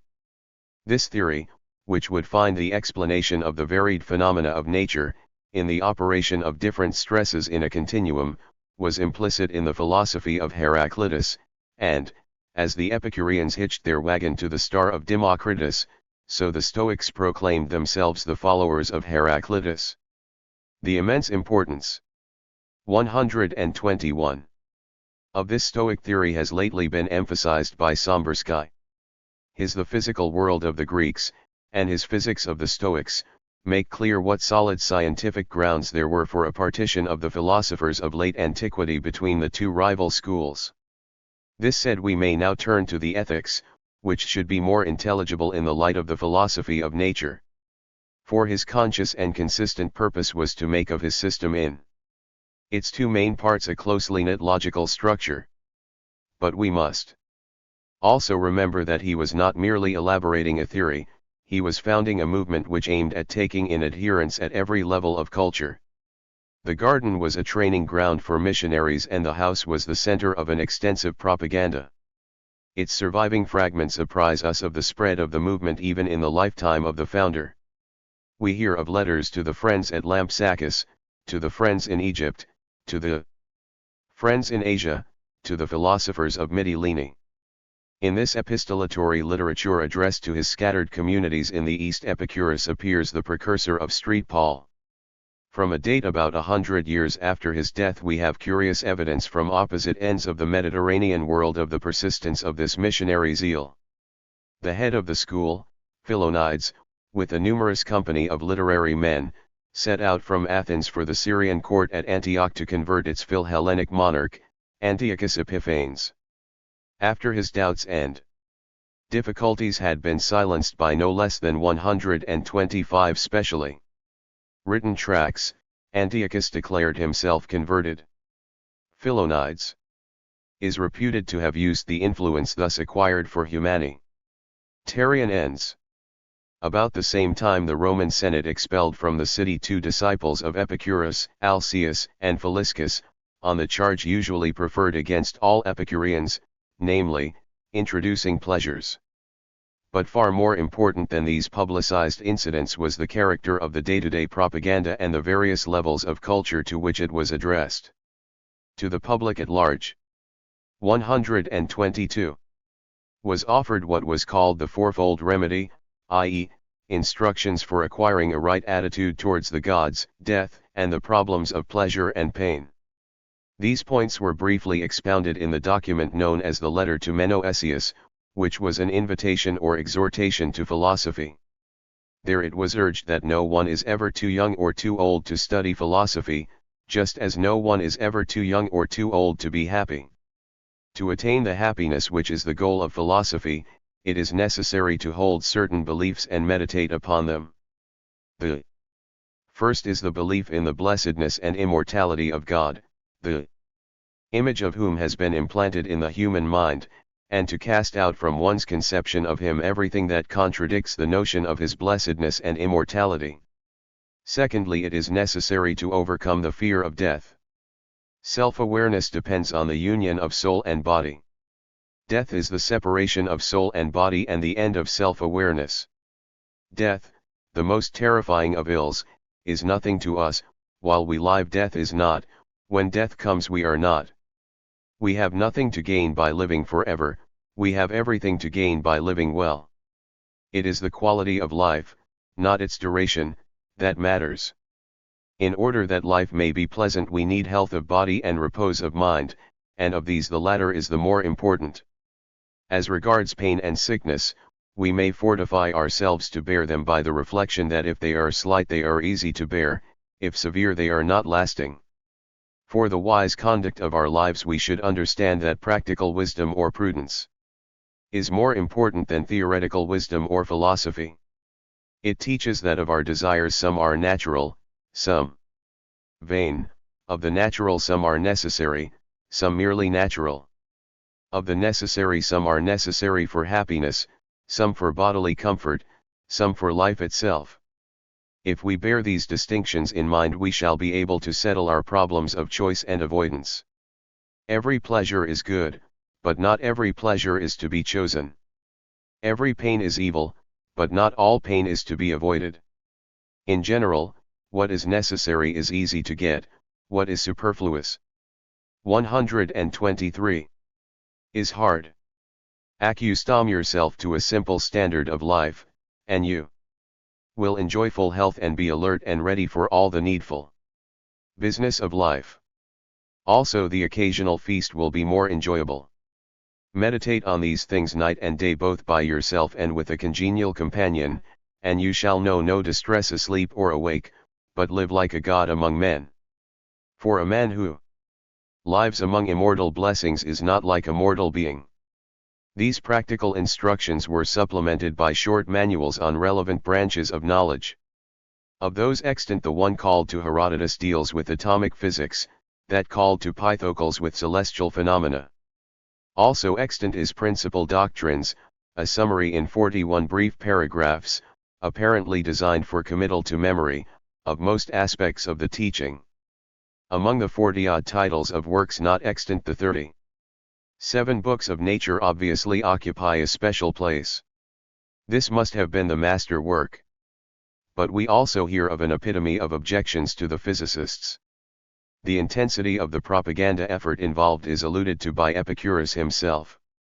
To Herodotus he explains that the epitome is for those who have been unable to work in detail through the larger books so that they may have a general grasp of the teaching and may be able, as need arises, to come to their own aid on the most important topics. In other words, the tracts are not simply scientific manuals but weapons in a war against superstition. To Pythocles he says, "You asked me to send you a brief dissertation on celestial phenomena. Having finished my other writings I am glad to comply with your request, hoping to help others as well as yourself.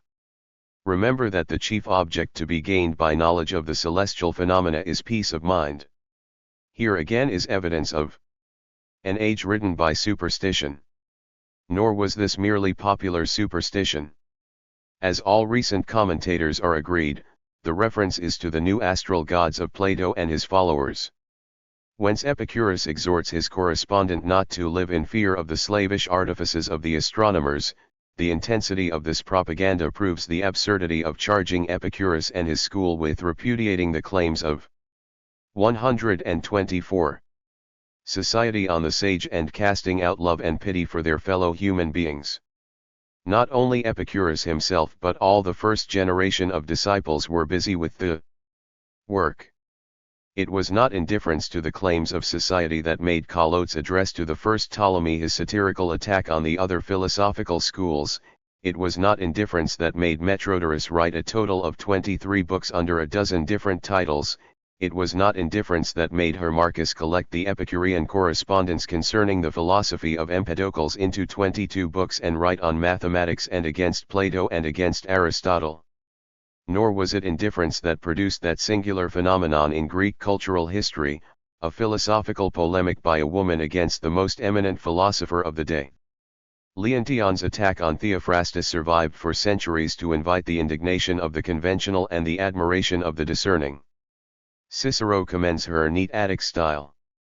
But all this literary activity, both theoretical and propagandist, is only one aspect of the movement as a whole. The letters that were written to the communities of friends in different countries and treasured and circulated there, imply, after all, the existence of these communities, which had to be founded and cared for. The books and pamphlets, as we said earlier, were written in the house, the missionaries were trained in the garden. What huge throngs of friends, exclaims Cicero, did not Epicurus manage to house under one roof, and that not a large one, and how closely knit together they were in a conspiracy of love. And this is the practice that still obtains in Epicurean circles.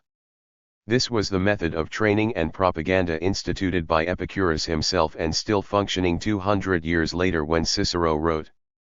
The training was not confined to book learning, the essence of it was learning to live together, and the method of propaganda was mainly by personal contact and word of mouth. The organization, functioning, and spirit of the school have been excellently described by DeWitt. Human. 125. Beings said Epicurus, are not to be coerced but persuaded, but persuasion, of course, does not exclude authority. Epicurus himself was the leader. Metrodorus, Hermarchus, and Polyaenus, who ranked next to him, were associate leaders. Epicurus alone was called wise. The three associate leaders were lovers of wisdom. Pupils could be male or female, old or young, even children were admitted, but not all were resident. Resident adults were called fellow students in philosophy. Elementary classes were taken all day long in any available corner of the garden.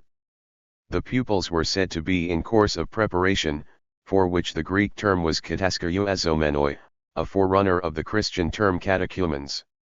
These classes were in charge of the associate leaders. All adherents of the movement took the pledge, I will be faithful to Epicurus in accordance with whom I have made it my choice to live. Thus, first in Athens, and then in an ever-increasing number of centers, were trained the missionaries who carried the word throughout the inhabited world. Adherents everywhere were known to one another as friends. His friends, wrote Diogenes Laertius, were so numerous as not to be counted by whole cities. There is evidence also for the use of a special term intimates for those personal devotees who remained attached to the master in the garden at Athens.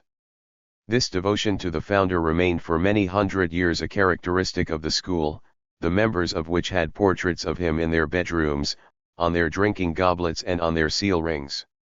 The economics of the school at Athens and at other centers cannot be described with any approach to fullness and precision. That it was a mutual aid society is certain, but that there was any provision for assistance for the poor, the old, the sick, or for widows or orphans does not appear. Epicurus was against the imposition of any fixed scale of contribution on the ground that it would destroy the voluntary principle. Members gave what they would or could, and the system, or lack of it, seems to have worked. The friends in Lampsacus were wealthy and devoted. A scrap. 126. From a letter to Idomeneus reads, Send us therefore offerings for the sustenance of our holy body on behalf of yourself and your children. This is how it occurs to me to express it. How much was not specified. Another note to Idomeneus suggests that his gifts went to others besides Epicurus. If you want to make Pythocles rich, do not give him more money, limit his desires. Idomeneus, of course, was a very special friend. He received the famous letter from his dying master. On this truly happy day of my life, as I am at the point of death, I write you these words. The disease in my bladder and stomach is pursuing its course, abating nothing of its natural severity. But against all this is the joy in my heart at the recollection of my conversations with you. Do then, as I might expect from your devotion from boyhood to me and to philosophy, take good care of the children of Metrodorus. A few fragments from letters to unidentified contributors to the upkeep of the school fill out the picture. Send me some preserved cheese, that when I feel inclined I may have a feast. You have been wonderfully generous in your gifts of food, and have piled up proofs heaven high of your goodwill to me. All I want is 220 drachmae a year from each of you. And no more. Humorous, considerate, aware of the different characters and circumstances of his friends, grateful, gay, grave, conscious of the sacred character of the mission on which he was embarked, such does Epicurus appear to us in all the writings that have survived. How can we make sense of this mission if we ignore what Lucretius tells us and what is supported by all the ancient testimony?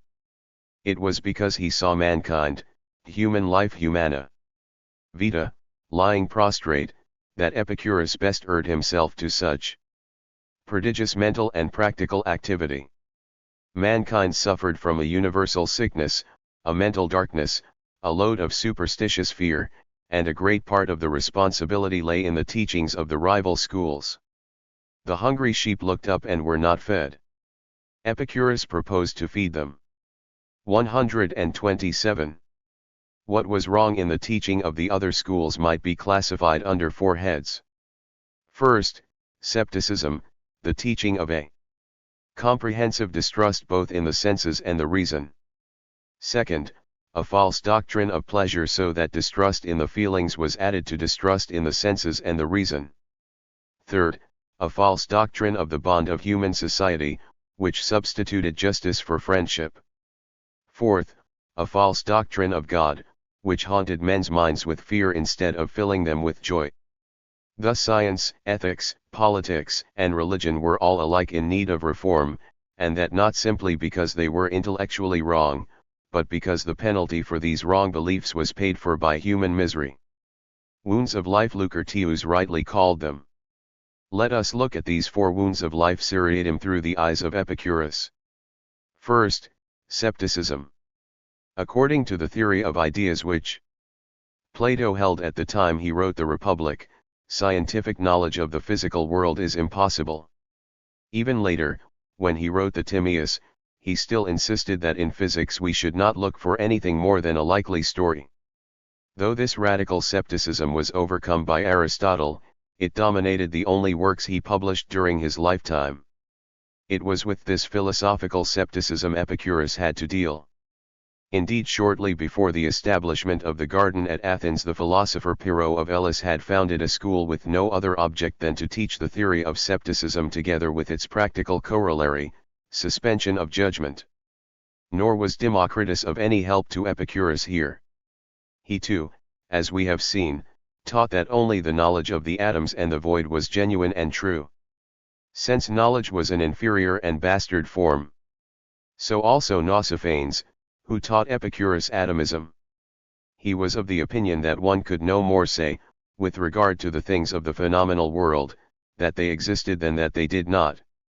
Such skepticism made a total barrier between philosophy and the average man. To tear it down was one of the first achievements of the Epicurean school. It involved a major reform of 128. Atomic theory. The teaching of Democritus was that the secondary qualities of things had no objective reality, they came into existence only in the act of being sensed. Epicurus for his part insisted that atomic compounds really did acquire, as a result of the process of combination by which they were formed, the qualities we sense in them. Fire really is hot, not only hot for us. Steel really is hard, not only hard for us. It will be wise to rely on the evidence of your senses enough to avoid walking into a deep river or over the edge of a cliff. Calotes wrote the book that established these opinions against the skeptics. It bore the challenging title, that it is not even possible to live according to the opinions of the other philosophers. Diogenes of Enoanda was still quoting from it in the 2nd century AD. It had remained for 5 centuries a bulwark of reason and common sense. Second, pleasure.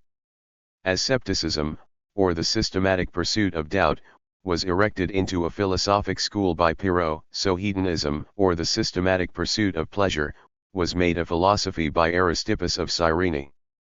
This wealthy and talented Greek from North Africa, a man of strongly marked independence of mind and character, had been attracted by the personality of Socrates, and particularly by his doctrine of self-sufficiency.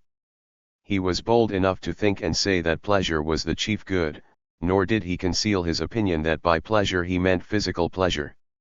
This he defined as a gentle motion, in contrast with pain, which he defined as a violent motion. His influence was sufficient to be disturbing. The claim of pleasure to be the highest good became a topic of discussion. In his Republic, Plato handled this theme in a manner strongly colored by his overriding political interest. As he had divided the state into three classes, the guardians, the soldiers, and the workers, so he made a tripartite division of the soul into reason, courage, and appetite. Reason, the characteristic virtue of the guardians, he placed in the head. Courage, the virtue of the soldiers, in the breast. Appetite, the characteristic of the workers, in the belly and the loins. The just state or the just man was the 129. One in which reason could rely on courage to keep appetite in subjection. This scheme provided the justification for political religion. It was the business of the rulers to provide the myths for the control of the producers who, according to this theory, lacked reason and could be governed only by force or fear. This oversimple discussion of pleasure could pass muster so long as the only voice raised in defense of hedonism was that of the scandalous Aristippus, whose bon mots were everywhere current. Taxed with choosing to live with a courtesan, he replied that when he booked a passage from Cyrene to Piraeus he did not expect the boat to himself. Such a champion could not make hedonism respectable. But the matter became more serious when the great mathematician Eudoxus, who was one of Plato's circle, defended the view that pleasure was the good on the ground that pleasure was the one end which all living things instinctively and spontaneously pursue. Plato then instituted in the Philebus, written about the same time as the Timaeus and the Laws, a full inquiry raising the question whether pleasure or thought is to be considered the chief good. Only after pleasure had been given a very good run for its money did he decide in favor of thought as the chief good, and put pleasure at the bottom of the list of lesser goods. Plato's justification of the low place he assigns to pleasure is the same as that for his relegation of sense knowledge to a level below that of scientific truth. Both our senses and our feelings give us only vague and transient impressions of reality and are not to be dignified with the status of truth. But here, as so often, Aristotle enters on the scene with an important distinction. Pleasure is not, as Aristippus said, a motion, or not exclusively so. It can also be a state. It is a pleasure to pass from hunger to satisfaction. But this is not the only kind of pleasure. Far more important is the unimpeded exercise of a trained natural faculty. The passage is worth quoting at some length. It is not necessary to call pleasures inferior on the ground. 130. That the end is better than the process. Not all pleasures involve process, rather are they activities and ends. They do not only arise when we are passing from one state to another, but also when we are exercising some faculty. There is pleasure in the process of perfecting our nature, but pleasure also in the exercise of the perfected faculty. Hence pleasure should be defined not as perceptible process but as unimpeded activity. This is the basis of Epicurus's concept of what he called motionless katastomatic pleasure. Here, as elsewhere, the function of Epicurus was to seize on the advances which had been made in the exclusive circles of the Lyceum, incorporate them into his own doctrine, and give them the widest possible circulation. His situation must be understood. The published works of Aristotle, written before the foundation of the Lyceum, were alone in general circulation and were very popular. These were of an unrelieved gloom. Aristotle then believed that the soul was a spark of heavenly fire cruelly imprisoned in a clay tomb waiting for the liberation of death to escape, if worthy, back to its heavenly home. The growth of Aristotle to maturity had gradually but utterly transformed this pessimistic view. He had ceased to believe in the immortality of the soul. He had ceased to teach that the best use of life was a meditation on death. He had come to place the end of life in happiness, which he defined as an activity of the soul according to virtue in a mature person. This, with some shift of emphasis arising from the more popular character of his movement, was also the opinion of Epicurus. And, while it is impossible in the loss of so much of the philosophical literature of this extraordinary age to substantiate the argument in detail, it seems most probable that what Epicurus did was to challenge the old pessimism of the Aristotle of the published writings with the optimism of the Aristotle who had renovated Greek philosophical and scientific studies in the Lyceum. The correctness of this interpretation is borne out by a close 131 analysis of the relevant texts in Aristotle and Epicurus recently made by Philip Merlan. In the first place, this analysis profoundly modifies our understanding of the word hedonism as applied to the philosophy of Epicurus. Epicurus uses the word hedon in 4 connections. It can mean either the pleasure of the body or of the mind, and this pleasure may first be either kinetic or katastomatic. Only in the first of these 4 uses does pleasure seem to be the appropriate translation for hedon. In the other 3 cases joy would be more appropriate, and Merlan suggests that Epicureanism should be understood as a philosophy of joy. Even this word, I would add from an analysis of the Latin terminology in Lucretius, is too weak.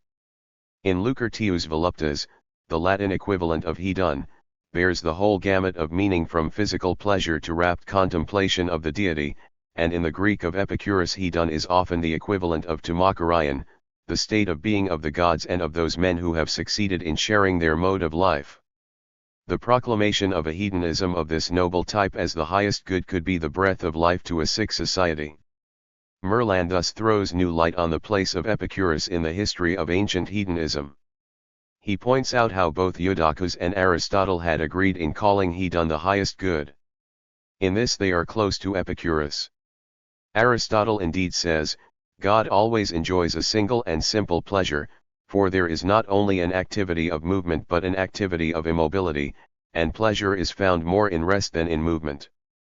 Plato, comments Merlan, never admitted that a god could experience hedon / and in this respect we may say that Aristotle in his most famous passages concerning the presence of hedon in the divine life was much closer to Epicurus than to Plato.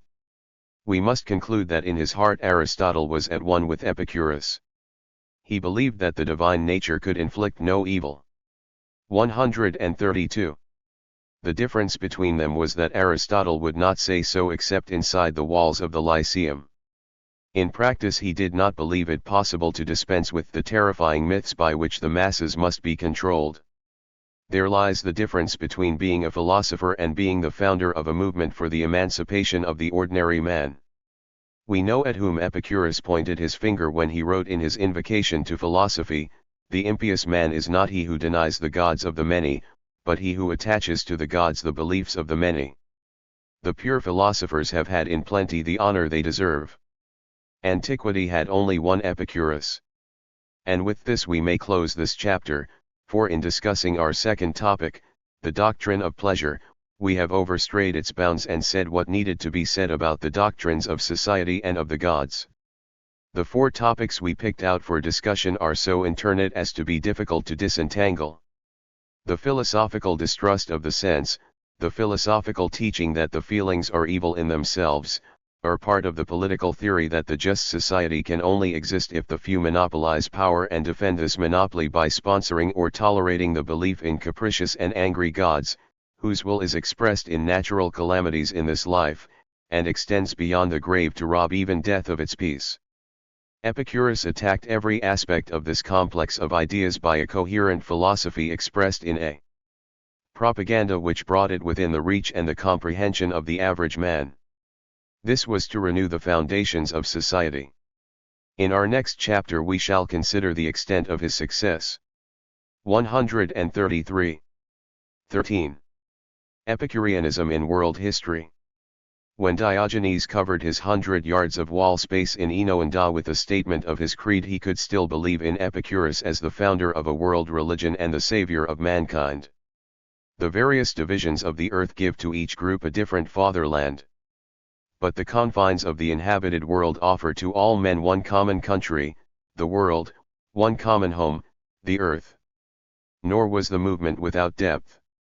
It had sunk into the life of the ordinary man and given him a new purpose and a new hope.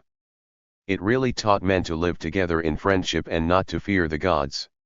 In a period of history which lacks statistics, we must be satisfied with impressionistic sketches. We are lucky to have one from the pen of the most graphic writer of late antiquity, the satirist Lucian of Samosata, who, like Diogenes, belongs to the 2nd century AD. In his time a racketeer called Alexander of Abonudicius, rich in wits and destitute of morals, worked out a plan to exploit superstition for his own gain. He had psychological insight enough to know that most men live poised between fear and hope. They desire nothing so much as to know the future. It was by exploiting this need that all the famous oracles, Delphi, Delos, Claros, Branchidae, had waxed fat. Alexander could do the same. He contrived to convince his fellow townsmen that the god Asclepius was about to visit Abonudicius and would, for a fee, answer any questions. He succeeded so well locally that he was soon making a large income. But this was only the first step. He had a host of dependents to maintain, accomplices, who were in on the ground floor, attendants, promoters, oracle. 134. Writers, oracle recorders, amanuenses, seal forgers, interpreters. The business had to spread in order to succeed. Besides, he had begun to encounter opposition. Pontus, where the town of Abonudicius lay, was becoming too hot to hold him. Sensible people, prominent among them the numerous Epicureans, began to combine against him. He retorted that Pontus was full of atheists and Christians, and urged his dupes to stone them.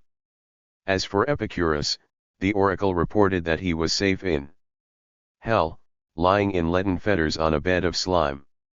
So it was war to the knife between Alexander and Epicurus, and what fitter enemy could a lying charlatan have, than the thinker who had alone grasped the nature of things and was in sole possession of the truth? As for the Platonists, Stoics, Pythagoreans, they were Alexander's good friends. He accordingly extended his operations to embrace Ionia, Galatia, Paphlagonia, and Galatia, and in the end invaded Italy itself. Alexander set up an intelligence bureau in Rome to plan the new operation. He would have not only an oracle but mysteries, complete with hierophants and torch-bearers. From the outset he took precautions against his expected enemies. The ceremonies were to last 3 days. On the first day proclamation was made, if there be any atheist, Christian, or Epicurean present, let him depart. Then he intoned Christians avaunt, and his followers responded, Epicureans avaunt. It was the Epicureans he feared most. One of them who knew of his tricks in Paphlagonia, got up and exposed him before his Italian audience. Alexander was forced to screen those who approached his oracle. He turned away blasphemers, atheists, and, basest category of all, Epicureans. At length Alexander thought fit to stage a burning of the books. The principal doctrines of Epicurus was committed to the flames. That most admirable of his books, Lucian calls it, with its terse presentment of his wise conclusio ns. The fellow, he adds, had no conception of the blessings conferred by that book upon its readers, of the peace, tranquility, and independence of mind that it produces. He concludes, I was fain to 135. Strike a blow for Epicurus, that great man whose holiness and divinity of nature were not shams, who alone had and imparted true insight into the good, and who brought deliverance to all that consorted with him. Lucian has shown us Christians and Epicureans throughout the empire united in a sort of fellowship of revolt against the oracles, mysteries, and mythologies of the pagan world. It is now the moment to ask, with regard to the heart of the empire, Rome and Italy, how the Epicureans had come to establish themselves there. Apart from the opening of the school in Athens by Epicurus himself, it is the most important chapter in the history of the movement. It is not too much to say that the impact of Epicureanism transformed the cultural life of Rome. It is equally true that Rome cut Epicureanism down to size in a way that Greece had failed to do. In the year 53 BC an obscure poet, Lucretius Carus, died in Rome, leaving behind him, in a state of near completion, a long poem in 6 books running to over 7,000 lines, expounding the philosophy of Epicurus. When it came to be published it proved a landmark. Nothing of world historical importance had been written in Latin before then. Moreover, by an odd circumstance the poem was prepared for publication by Cicero. Now Cicero, as his greatest English editor tells us, hated and despised Epicureanism most sincerely, and one of his chief aims in undertaking his philosophical works was to stem the tide of its popularity in Italy. The work of Lucretius remains, in common estimation, the greatest philosophical poem in the world, while that great instrument of culture, Latin philosophical prose, was created by Cicero in the heat of his polemic against Epicurus. Such was the transforming power exerted by the garden on the life and thought of Rome. At this date Epicureanism in Italy had two main centers. The first was at Naples, where the language of its propaganda was Greek. Over the garden at Naples presided Philodemus, from Gadara in Decapolis, in whose villa at Herculaneum the chart 136 remains of so many Epicurean writings have been found. His outspoken attack on the inherent corruption of political life has been quoted in our second chapter. We shall supplement it here with a caustic comment on the difference between life in the garden and life in the world. The philosophers of our school have the same notions of justice, goodness, and beauty as the common man. But we differ from the common man in that our ideals rest not only on an emotional but on a thought-out basis.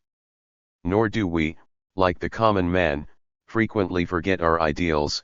We steadily apply the standard of the highest goods to the ordinary events of life. For this reason we do not share the common man's mistaken notion of what constitutes the highest goods, namely, magistracies, forms of civil government, and the overrunning of simple peoples who have not developed political forms of life, and things of this sort. Thus our philosophers accept the ideals of justice and right which the average man holds, but there are things the crowd finds compatible with these ideals which we are forced to reject. But the utterance in Greek in the seclusion of Naples of such lofty sentiments could give small cause for alarm. What was really frightening was the spread of similar sentiments in Latin. These touched Cicero nearly, for he lived in the closest association with Epicurean centers in Rome. As a youth he had studied under the Epicurean Phaedrus, first at Rome and later at Athens, when Phaedrus became head of the school. He began by strongly approving of the philosophy, but later, when he had rejected the doctrine, he continued to love the man, who was as sweet and obliging as an Epicurean should be. The same attitude of close personal liking combined with philosophical disapproval linked Cicero also with Pudro, the next head of the school. But what bound Cicero irrevocably to the Epicurean circle at Rome was the friendship contracted during his student days with Pomponius Atticus. We have of him a life by Cornelius Nepos. 137. Which has the interest of being the life of an Epicurean by an Epicurean. It represents Atticus as possessed of all the private virtues characteristic of the school, but with none of the zeal of a propagandist. He was the nephew and heir of the notorious money-lender Caecilius, a man so hated that on his death the populace dragged his corpse through the streets of Rome. The nephew avoided the misdeeds of his uncle but continued the trade of a money-lender. He was a cultivated businessman for whom Epicureanism meant parsimony, abstention from politics, simplicity, the cult of friendship, and rationalism. He abstained from public life himself, but was always willing to stand behind Cicero in his political career. His cult of simplicity demanded that his house on the Quirinal should be more noted for its trees than for its architecture, but he remained a landed proprietor on the grand scale. If he ventured to disapprove of political religion, Cicero could slyly remind him that were it not for the ability of the augurs to spike popular legislation, his huge estates would long ago have been confiscated under the operation of agrarian reforms. Atticus had literary tastes, and among the other uses he found for his money was the maintenance of a scriptorium where a number of librarii copied manuscripts for sale to the public. These were the circumstances under which the editing of the poem of Lucretius came into Cicero's hands. The lukewarm Epicurean circle of Atticus rescued and gave to the world the passionate attack of Lucretius on political religion, on the life of ambition, on the superfluity of riches. The poet died without knowing whether anyone would ever read his work, but, ironically, his book, the precious lifeblood of a master spirit, was embalmed and treasured up on purpose to a life beyond life, by men who knew very well that books are not absolutely dead things, and who entertained a wholesome dread of the risk they were taking. In all the many writings he devoted to attacking Epicurus, Cicero never mentions the name of the man whose poem he had edited and whose future influence on the world must have haunted his mind. 138. For at this time, quite apart from Lucretius, Epicurean propaganda in the Latin tongue had begun to trouble Italy. It was written in prose, in a popular style such as Epicurus himself had enjoined as suitable for his propaganda. 4 names of these writers are known: Ammophinius, Rubrius, Cottius, Sopheius. The last named was a rich landowner, a fellow student of Atticus in Athens, and like him an abstainer from politics. He too was a friend of Cicero.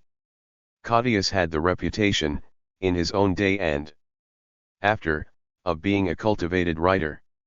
Rubrius was charged with the typical Epicurean weakness in the rational part of philosophy. But there is no doubt of the effectiveness of the propaganda.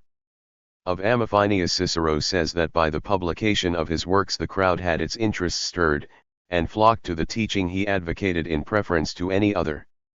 After him came a number of supporters of the same system, who by their writing took all Italy by storm. Elsewhere he indicates that the Epicureans had brought their characteristic organization with them. What followers of this school say and think is not unknown to anyone of even moderate learning.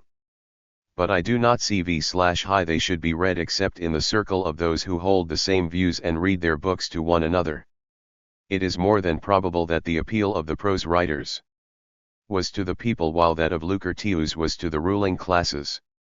However that may be, with the publication of Cicero's philosophical works, every one of which was part of a method propaganda against Epicureanism, a slowly maturing crisis came to a head. The question at issue was political religion, and the genius of the Romans for government made it the occasion of a more profound searching of conscience than had accompanied the original foundation of the garden in Athens. Rome was conscious of its world mission in a way that the Greeks, in spite of Alexander and his successors, had never been. Government was to the Romans what philosophy was to the Greeks. The problem of political religion had an urgency in the Roman Forum which was not present in the Athenian schools. 139. The dimensions of the problem in Rome had been defined by the Greek historian Polybius towards the middle of the 2nd century BC. I will venture the assertion that what the rest of mankind deride is the foundation of Roman greatness, namely superstition. This element has been introduced by the Romans into all aspects of their private and public life, with every artifice to awe the imagination, in a degree which could not be improved upon. Many may be at a loss to understand this. My view is that it has been done to impress the masses. If it were possible to have a state in which all citizens were philosophers, perhaps we might dispense with this sort of thing.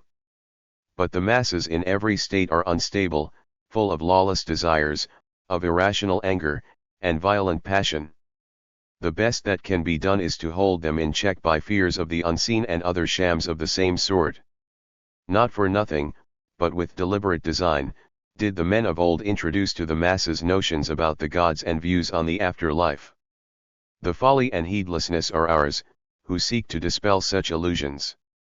Histories, 6, 56. This view continued to prevail and operate in Rome.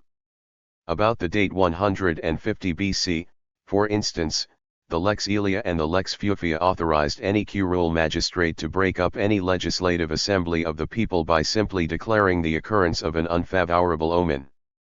The old Pontifex, Scaevola, who gave Cicero his first lessons in law, was responsible for the dictum, "It is expedient that the people should be deceived in the matter of religion." This became the regular teaching of the Stoics, whose philosophy was adapted to the requirements of the Roman ruling class. They recognized 3 types of doctrine about the gods: the mythical, the political, and the natural. The first was for the poets, the third was for philosophers. The second was for the mass of the people. This teaching was taken over by Varro, the most learned Roman of the Ciceronian age. His Antiquities, in which the theory of political 140 religion was expounded, was being composed simultaneously with the attack on it in the De Rerum Natura of Lucretius. That Cicero was not insensitive to the Epicurean indictment of political religion is certain. In his work on divination he not only admits that he does not believe in the art but ends with a passionate plea for its banishment from the public and the private life of Rome.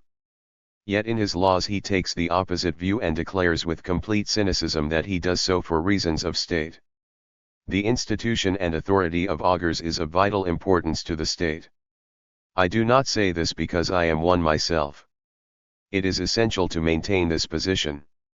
What weightier privilege is there than to be able to interrupt a piece of public business if the augur says, on another dale? What more wonderful than to be able to enforce the resignation of a consul?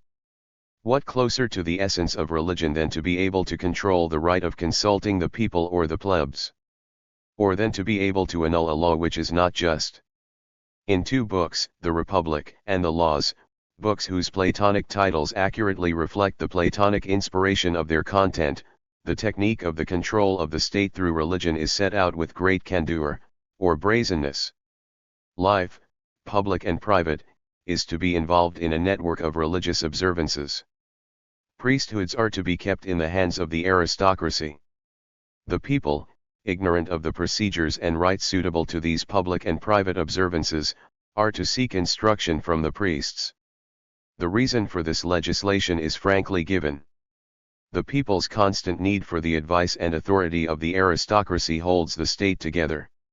It is obvious that such a program must forever impede the rise of an educated democracy, that distant prospect towards which the Epicurean movement pointed the way.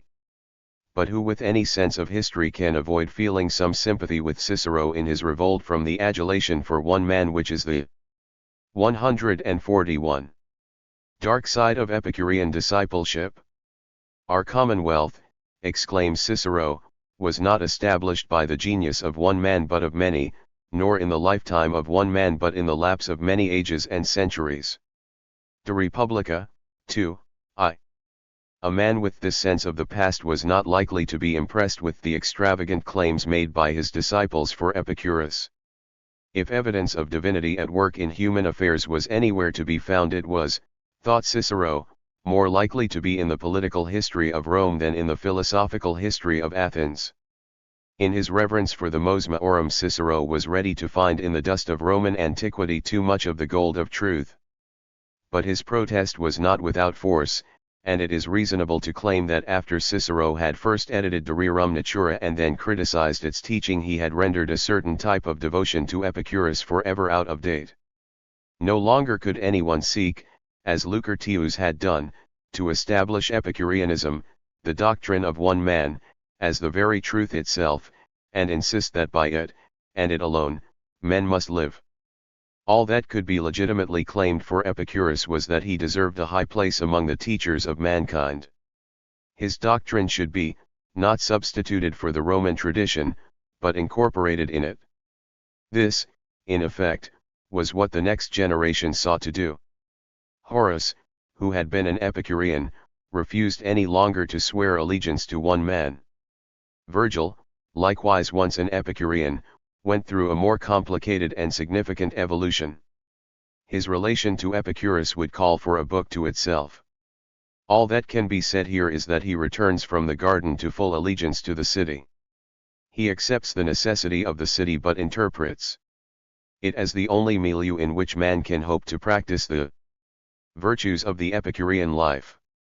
Coleridge says wittily in his Table Talk, compare Nestor, Ajax, Achilles, etc., in the Troilus and Cressida of Shakespeare with their namesakes in the Iliad. The old heroes seem all to have been at school ever since.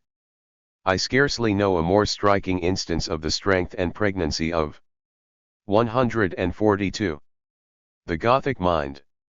We might adapt the same observation to the Aeneid. Virgil's hero has the most un-Epicurean ambition to be the founder of a city, but so humane is he that he seems to have prepared himself for the task by a prolonged period of study and meditation in the garden at Naples. If we move on another generation, what is implicit in Virgil becomes explicit in Seneca. Born about the beginning of the Christian era to a strange destiny, this man found himself tutor to Nero, a more exacting if not more exalted job than that which fell to the lot of Aristotle, for he had to bear a large part of the burden of administering the empire, and did it so efficiently that it would have been a blessing to mankind if Nero had been removed and Seneca promoted to the vacancy. The situation had its dangers, which Nero forestalled by ordering his tutor to commit suicide. This great man, though belonging to another school, had a deep reverence for Epicurus. "I hold," he writes, "though many of my fellow Stoics will disagree with me, that the teaching of Epicurus is chaste and moral, nay, if you look close at it, austere. Pleasure with him is reduced to a minimum, a mere shadow, and he prescribes the same conditions for it as we do for virtue, requiring it to obey nature." Vita Beata, 13.1, 2. Not unnater. Ally, then, in his last and probably greatest work, the Epistulae Moralis, Seneca made frequent use of quotations from Epicurus. He is not only imbued with the teaching of the master but sympathetically concerned to understand the life of the school and the secret of its success. It was from him we quoted earlier the pregnant saying, "It was not the teaching of Epicurus but the life together that produced those great men Metrodorus, Polyaenus, and Hermarchus." A quotation from Epicurus himself makes the subject of another of his meditations. "Some make their way to the truth without help, some need to be shown the way, some need not only a guide but a driver. The more." 143. Honor to such.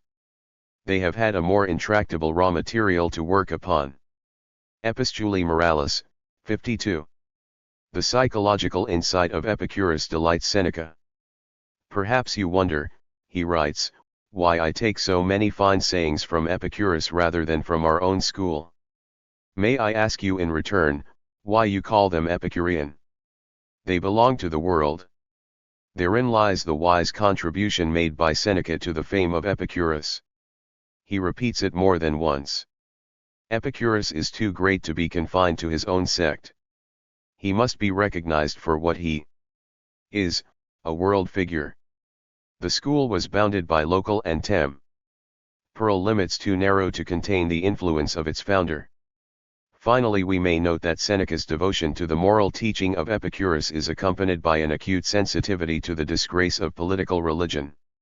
Saint Augustine, quoting from his lost work Against Superstition, notes that for Seneca the official temple services were more degrading than the mythological exhibitions in the theaters. But what Seneca felt free to write, he was not free to live. At such solemnities, taught Seneca, a philosopher must share in the state ritual but not let it touch the religion of his heart. These observances a philosopher will maintain because they are imposed by the law, not because they please the gods. The whole base throng of gods assembled by a superstition coeval with time we must worship, without forgetting that we do it as a public duty, not to please the gods. Saint Augustine comments, philosophy had made him free, but since he was a distinguished senator of the Roman people, he worshipped what he rejected, acted what he condemned, adored what he despised. City of God, 4, 27, 30, 32, 6, 5, 10. The world role of Epicurus had been defined. He was to be a perpetual challenge to the conscience of mankind. In the Christian era before the age of Constantine, Epicureans and Christians had much in common. Their method of propaganda, by word of mouth, and their method of holding their 144 scattered communities together, by an epistolary literature, were common to both, and since the Epicureans were the earlier in the field by 3 centuries, the pattern was probably of their making. Both communities faced the problem of the style to be employed in addressing themselves to a wide public. Epicurus tried to use words in their ordinary acceptation. Cicero complained that the Latin popularizers of Epicureanism wrote in an uncultivated style. The Christian fathers, in order to be understood by all, often avoided the politer forms of speech. In addition to these externals, they shared a rooted hostility to the mythology of the established cults. There is plenty of evidence of the debt the Christians owed the Epicureans in this field.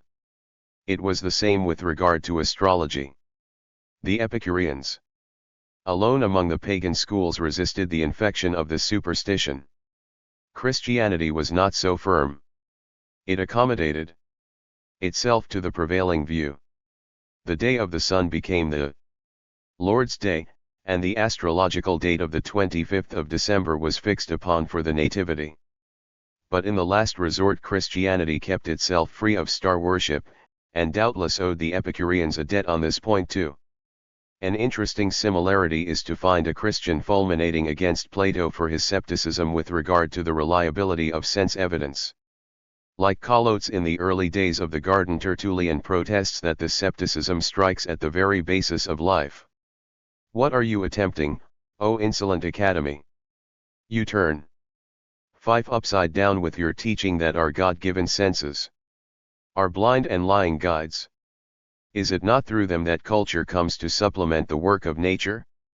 Is it not through them that all the arts and professions arise?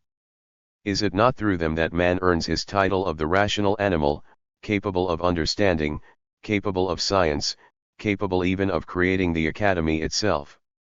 It is amusing, though not surprising, to find Tertullian attempting a reconciliation between atomism and creationism. God, he 145 explains, chose lo construct the universe out of opposites, such, for instance, as atom and void. The notion commended itself to Gassendi, was passed on to Newton, and is included by him in his Optics. But if the Church owed a debt to the garden, it had by the end of the 2nd century become a much stronger and more influential organism than Epicureanism had ever been. It had rooted itself in history by basing itself on the literature of the Old Testament, that extraordinary collection of writings which alone of the literatures of the ancient Mediterranean world can stand comparison with the Greek, and no amount of Christian misinterpretation availed to rob that literature of its vitality. It had created a literature of its own in the New Testament, which held out more authoritatively than any other book, the prospect of a real break with the dead world of the past. It had stiffened itself intellectually by its victory over the daydreams of the innumerable Gnostic sects, and it had curbed the liberty of prophesying by overcoming Montanism. Its cult had been organized in the appealing form of a Greek mystery of salvation, which differed from the pagan mysteries by having no incommunicable secrets and by throwing its doors open to all comers. From the first it had shown a degree of charity surpassing that of the garden by appealing directly to the poor as such and offering them real practical assistance. It had strengthened its character as a disciplinary body and as a mutual aid society by its creation of bishops and deacons. Finally, when it had shown its capacity to resist repeated attempts at repression, the emperor capitulated, acknowledged its superiority to paganism, and made it the state church. Simultaneously Epicureanism disappeared as an organized movement, dying apparently of inanition. But had it really died? The Christian Church, in power, proved itself a persecuting body, stamping out freedom of thought and imposing, by force if necessary, uniformity of belief. The Church, in power, while preaching a gospel of love, found it also possible to revive belief in eternal punishment after death. Fear of hell was called in to maintain the conformity which the image of the 146 Church was insufficient to evoke. What the Church preserved of Greek science was its technique of logic, and this was used to create a mass of dogma as empty of substance as it was subtle in definition. The test of a Christian was adherence to a creed, not a way of life. The tremendous issue of damnation or salvation for the soul in the life beyond the grave drained life in this world of any significance in its own right. I speak only of the faults, not of the virtues, but it was the faults which evoked certain deep cravings in the human spirit which the Church of the Middle Ages proved unable to satisfy. What the medieval Church knew of Greek philosophy in general and of Epicurus in particular may be understood from the writings of the immensely learned John of Salisbury, a 12th century product of the school of Chartres. He recognizes the four great schools, the academy, the lyceum, the garden, and the porch. But while the Platonists, the Aristotelians, and the Stoics are looked upon with a friendly eye, as having contributed something of value from the Christian point of view, as being, indeed, essential parts of the Preparatio Evangelica, Epicurus is left out in the cold. He is the atheist, the materialist, the teacher that pleasure is the highest good. John has read in Seneca a more favorable account of Epicurus and thinks it possible that his sect got its bad name from some of his degraded followers. But that is all. Epicurus does not count. 3 centuries later the scene has changed. Lorenzo Valla, c. 1406-57, one of the greatest figures of the early Italian Renaissance, ventures to write a work on pleasure in which he contrasts the Stoics with the Epicureans and declares his sympathy with the latter. That was in 1431. About 80 years later in 1519 Erasmus in his Colloquia Familiaria observes, even more startlingly, that the Epicureans lived like pious Christians sunt Epicurae Christiani Pi vivant. Soon after, Montaigne everywhere throughout his essays, and Bruno in his De Glierosi Furori, avow themselves champions of Epicurus's doctrine of pleasure. These great names denote a profound change of opinion, and what is at issue is, of course, not 147. What the Epicurean means by pleasure, but a revolt against the false religion which drains away all the significance of our life in this world in favor of a problematic future after death, what Wordsworth meant when he spoke of the very world, which is the world of all of us, the place where in the end we find our happiness or not at all. The Epicurean notion of immortality, not as an endless duration in time, but a subjective immortality, a quality of living, attainable in this life, and, if not here attained, then lost forever, had begun to meet with understanding again. Soon the rehabilitation of Epicurus was complete. Gassendi, Doctor of Theology of Avignon, Canon of Grenoble, Provost of the Cathedral Church at Digny, author of the 2 great works, On the Life, Character, and Teaching of Epicurus, and Compendium of the Philosophy of Epicurus, said the essential. We are wont to distinguish 2 causes for the worship of God. One is the excellent and supreme nature of God, by which in itself and without any regard to our own advantage, we find it most worthy to be worshipped and revered. The other is the benefits which God has conferred upon us or, what touches us more nearly, may confer by granting us his blessings or saving us from harm. If any man be drawn by the former cause to worship God, that man we say has put himself in a posture of purely filial love, if it is by the latter he is moved, his emotion is servile.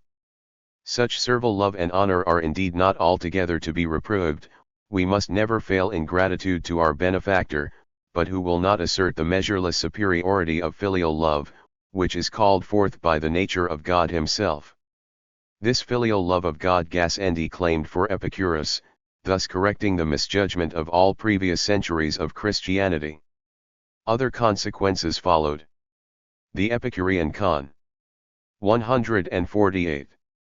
Ception of nature, which saw it as the theatre of law and removed it from miracle, from the arbitrary interference of the deity. Helped the 17th century to clear the path for the new birth of science.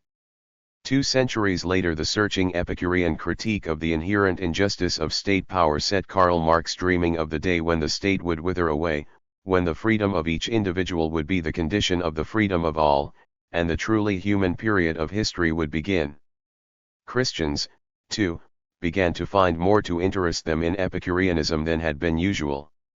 Keble, the Keble of the Christian year, wrote of Lucretius, he affords more lines than the whole circle of ancient poets capable of being applied to ends and offices truly divine.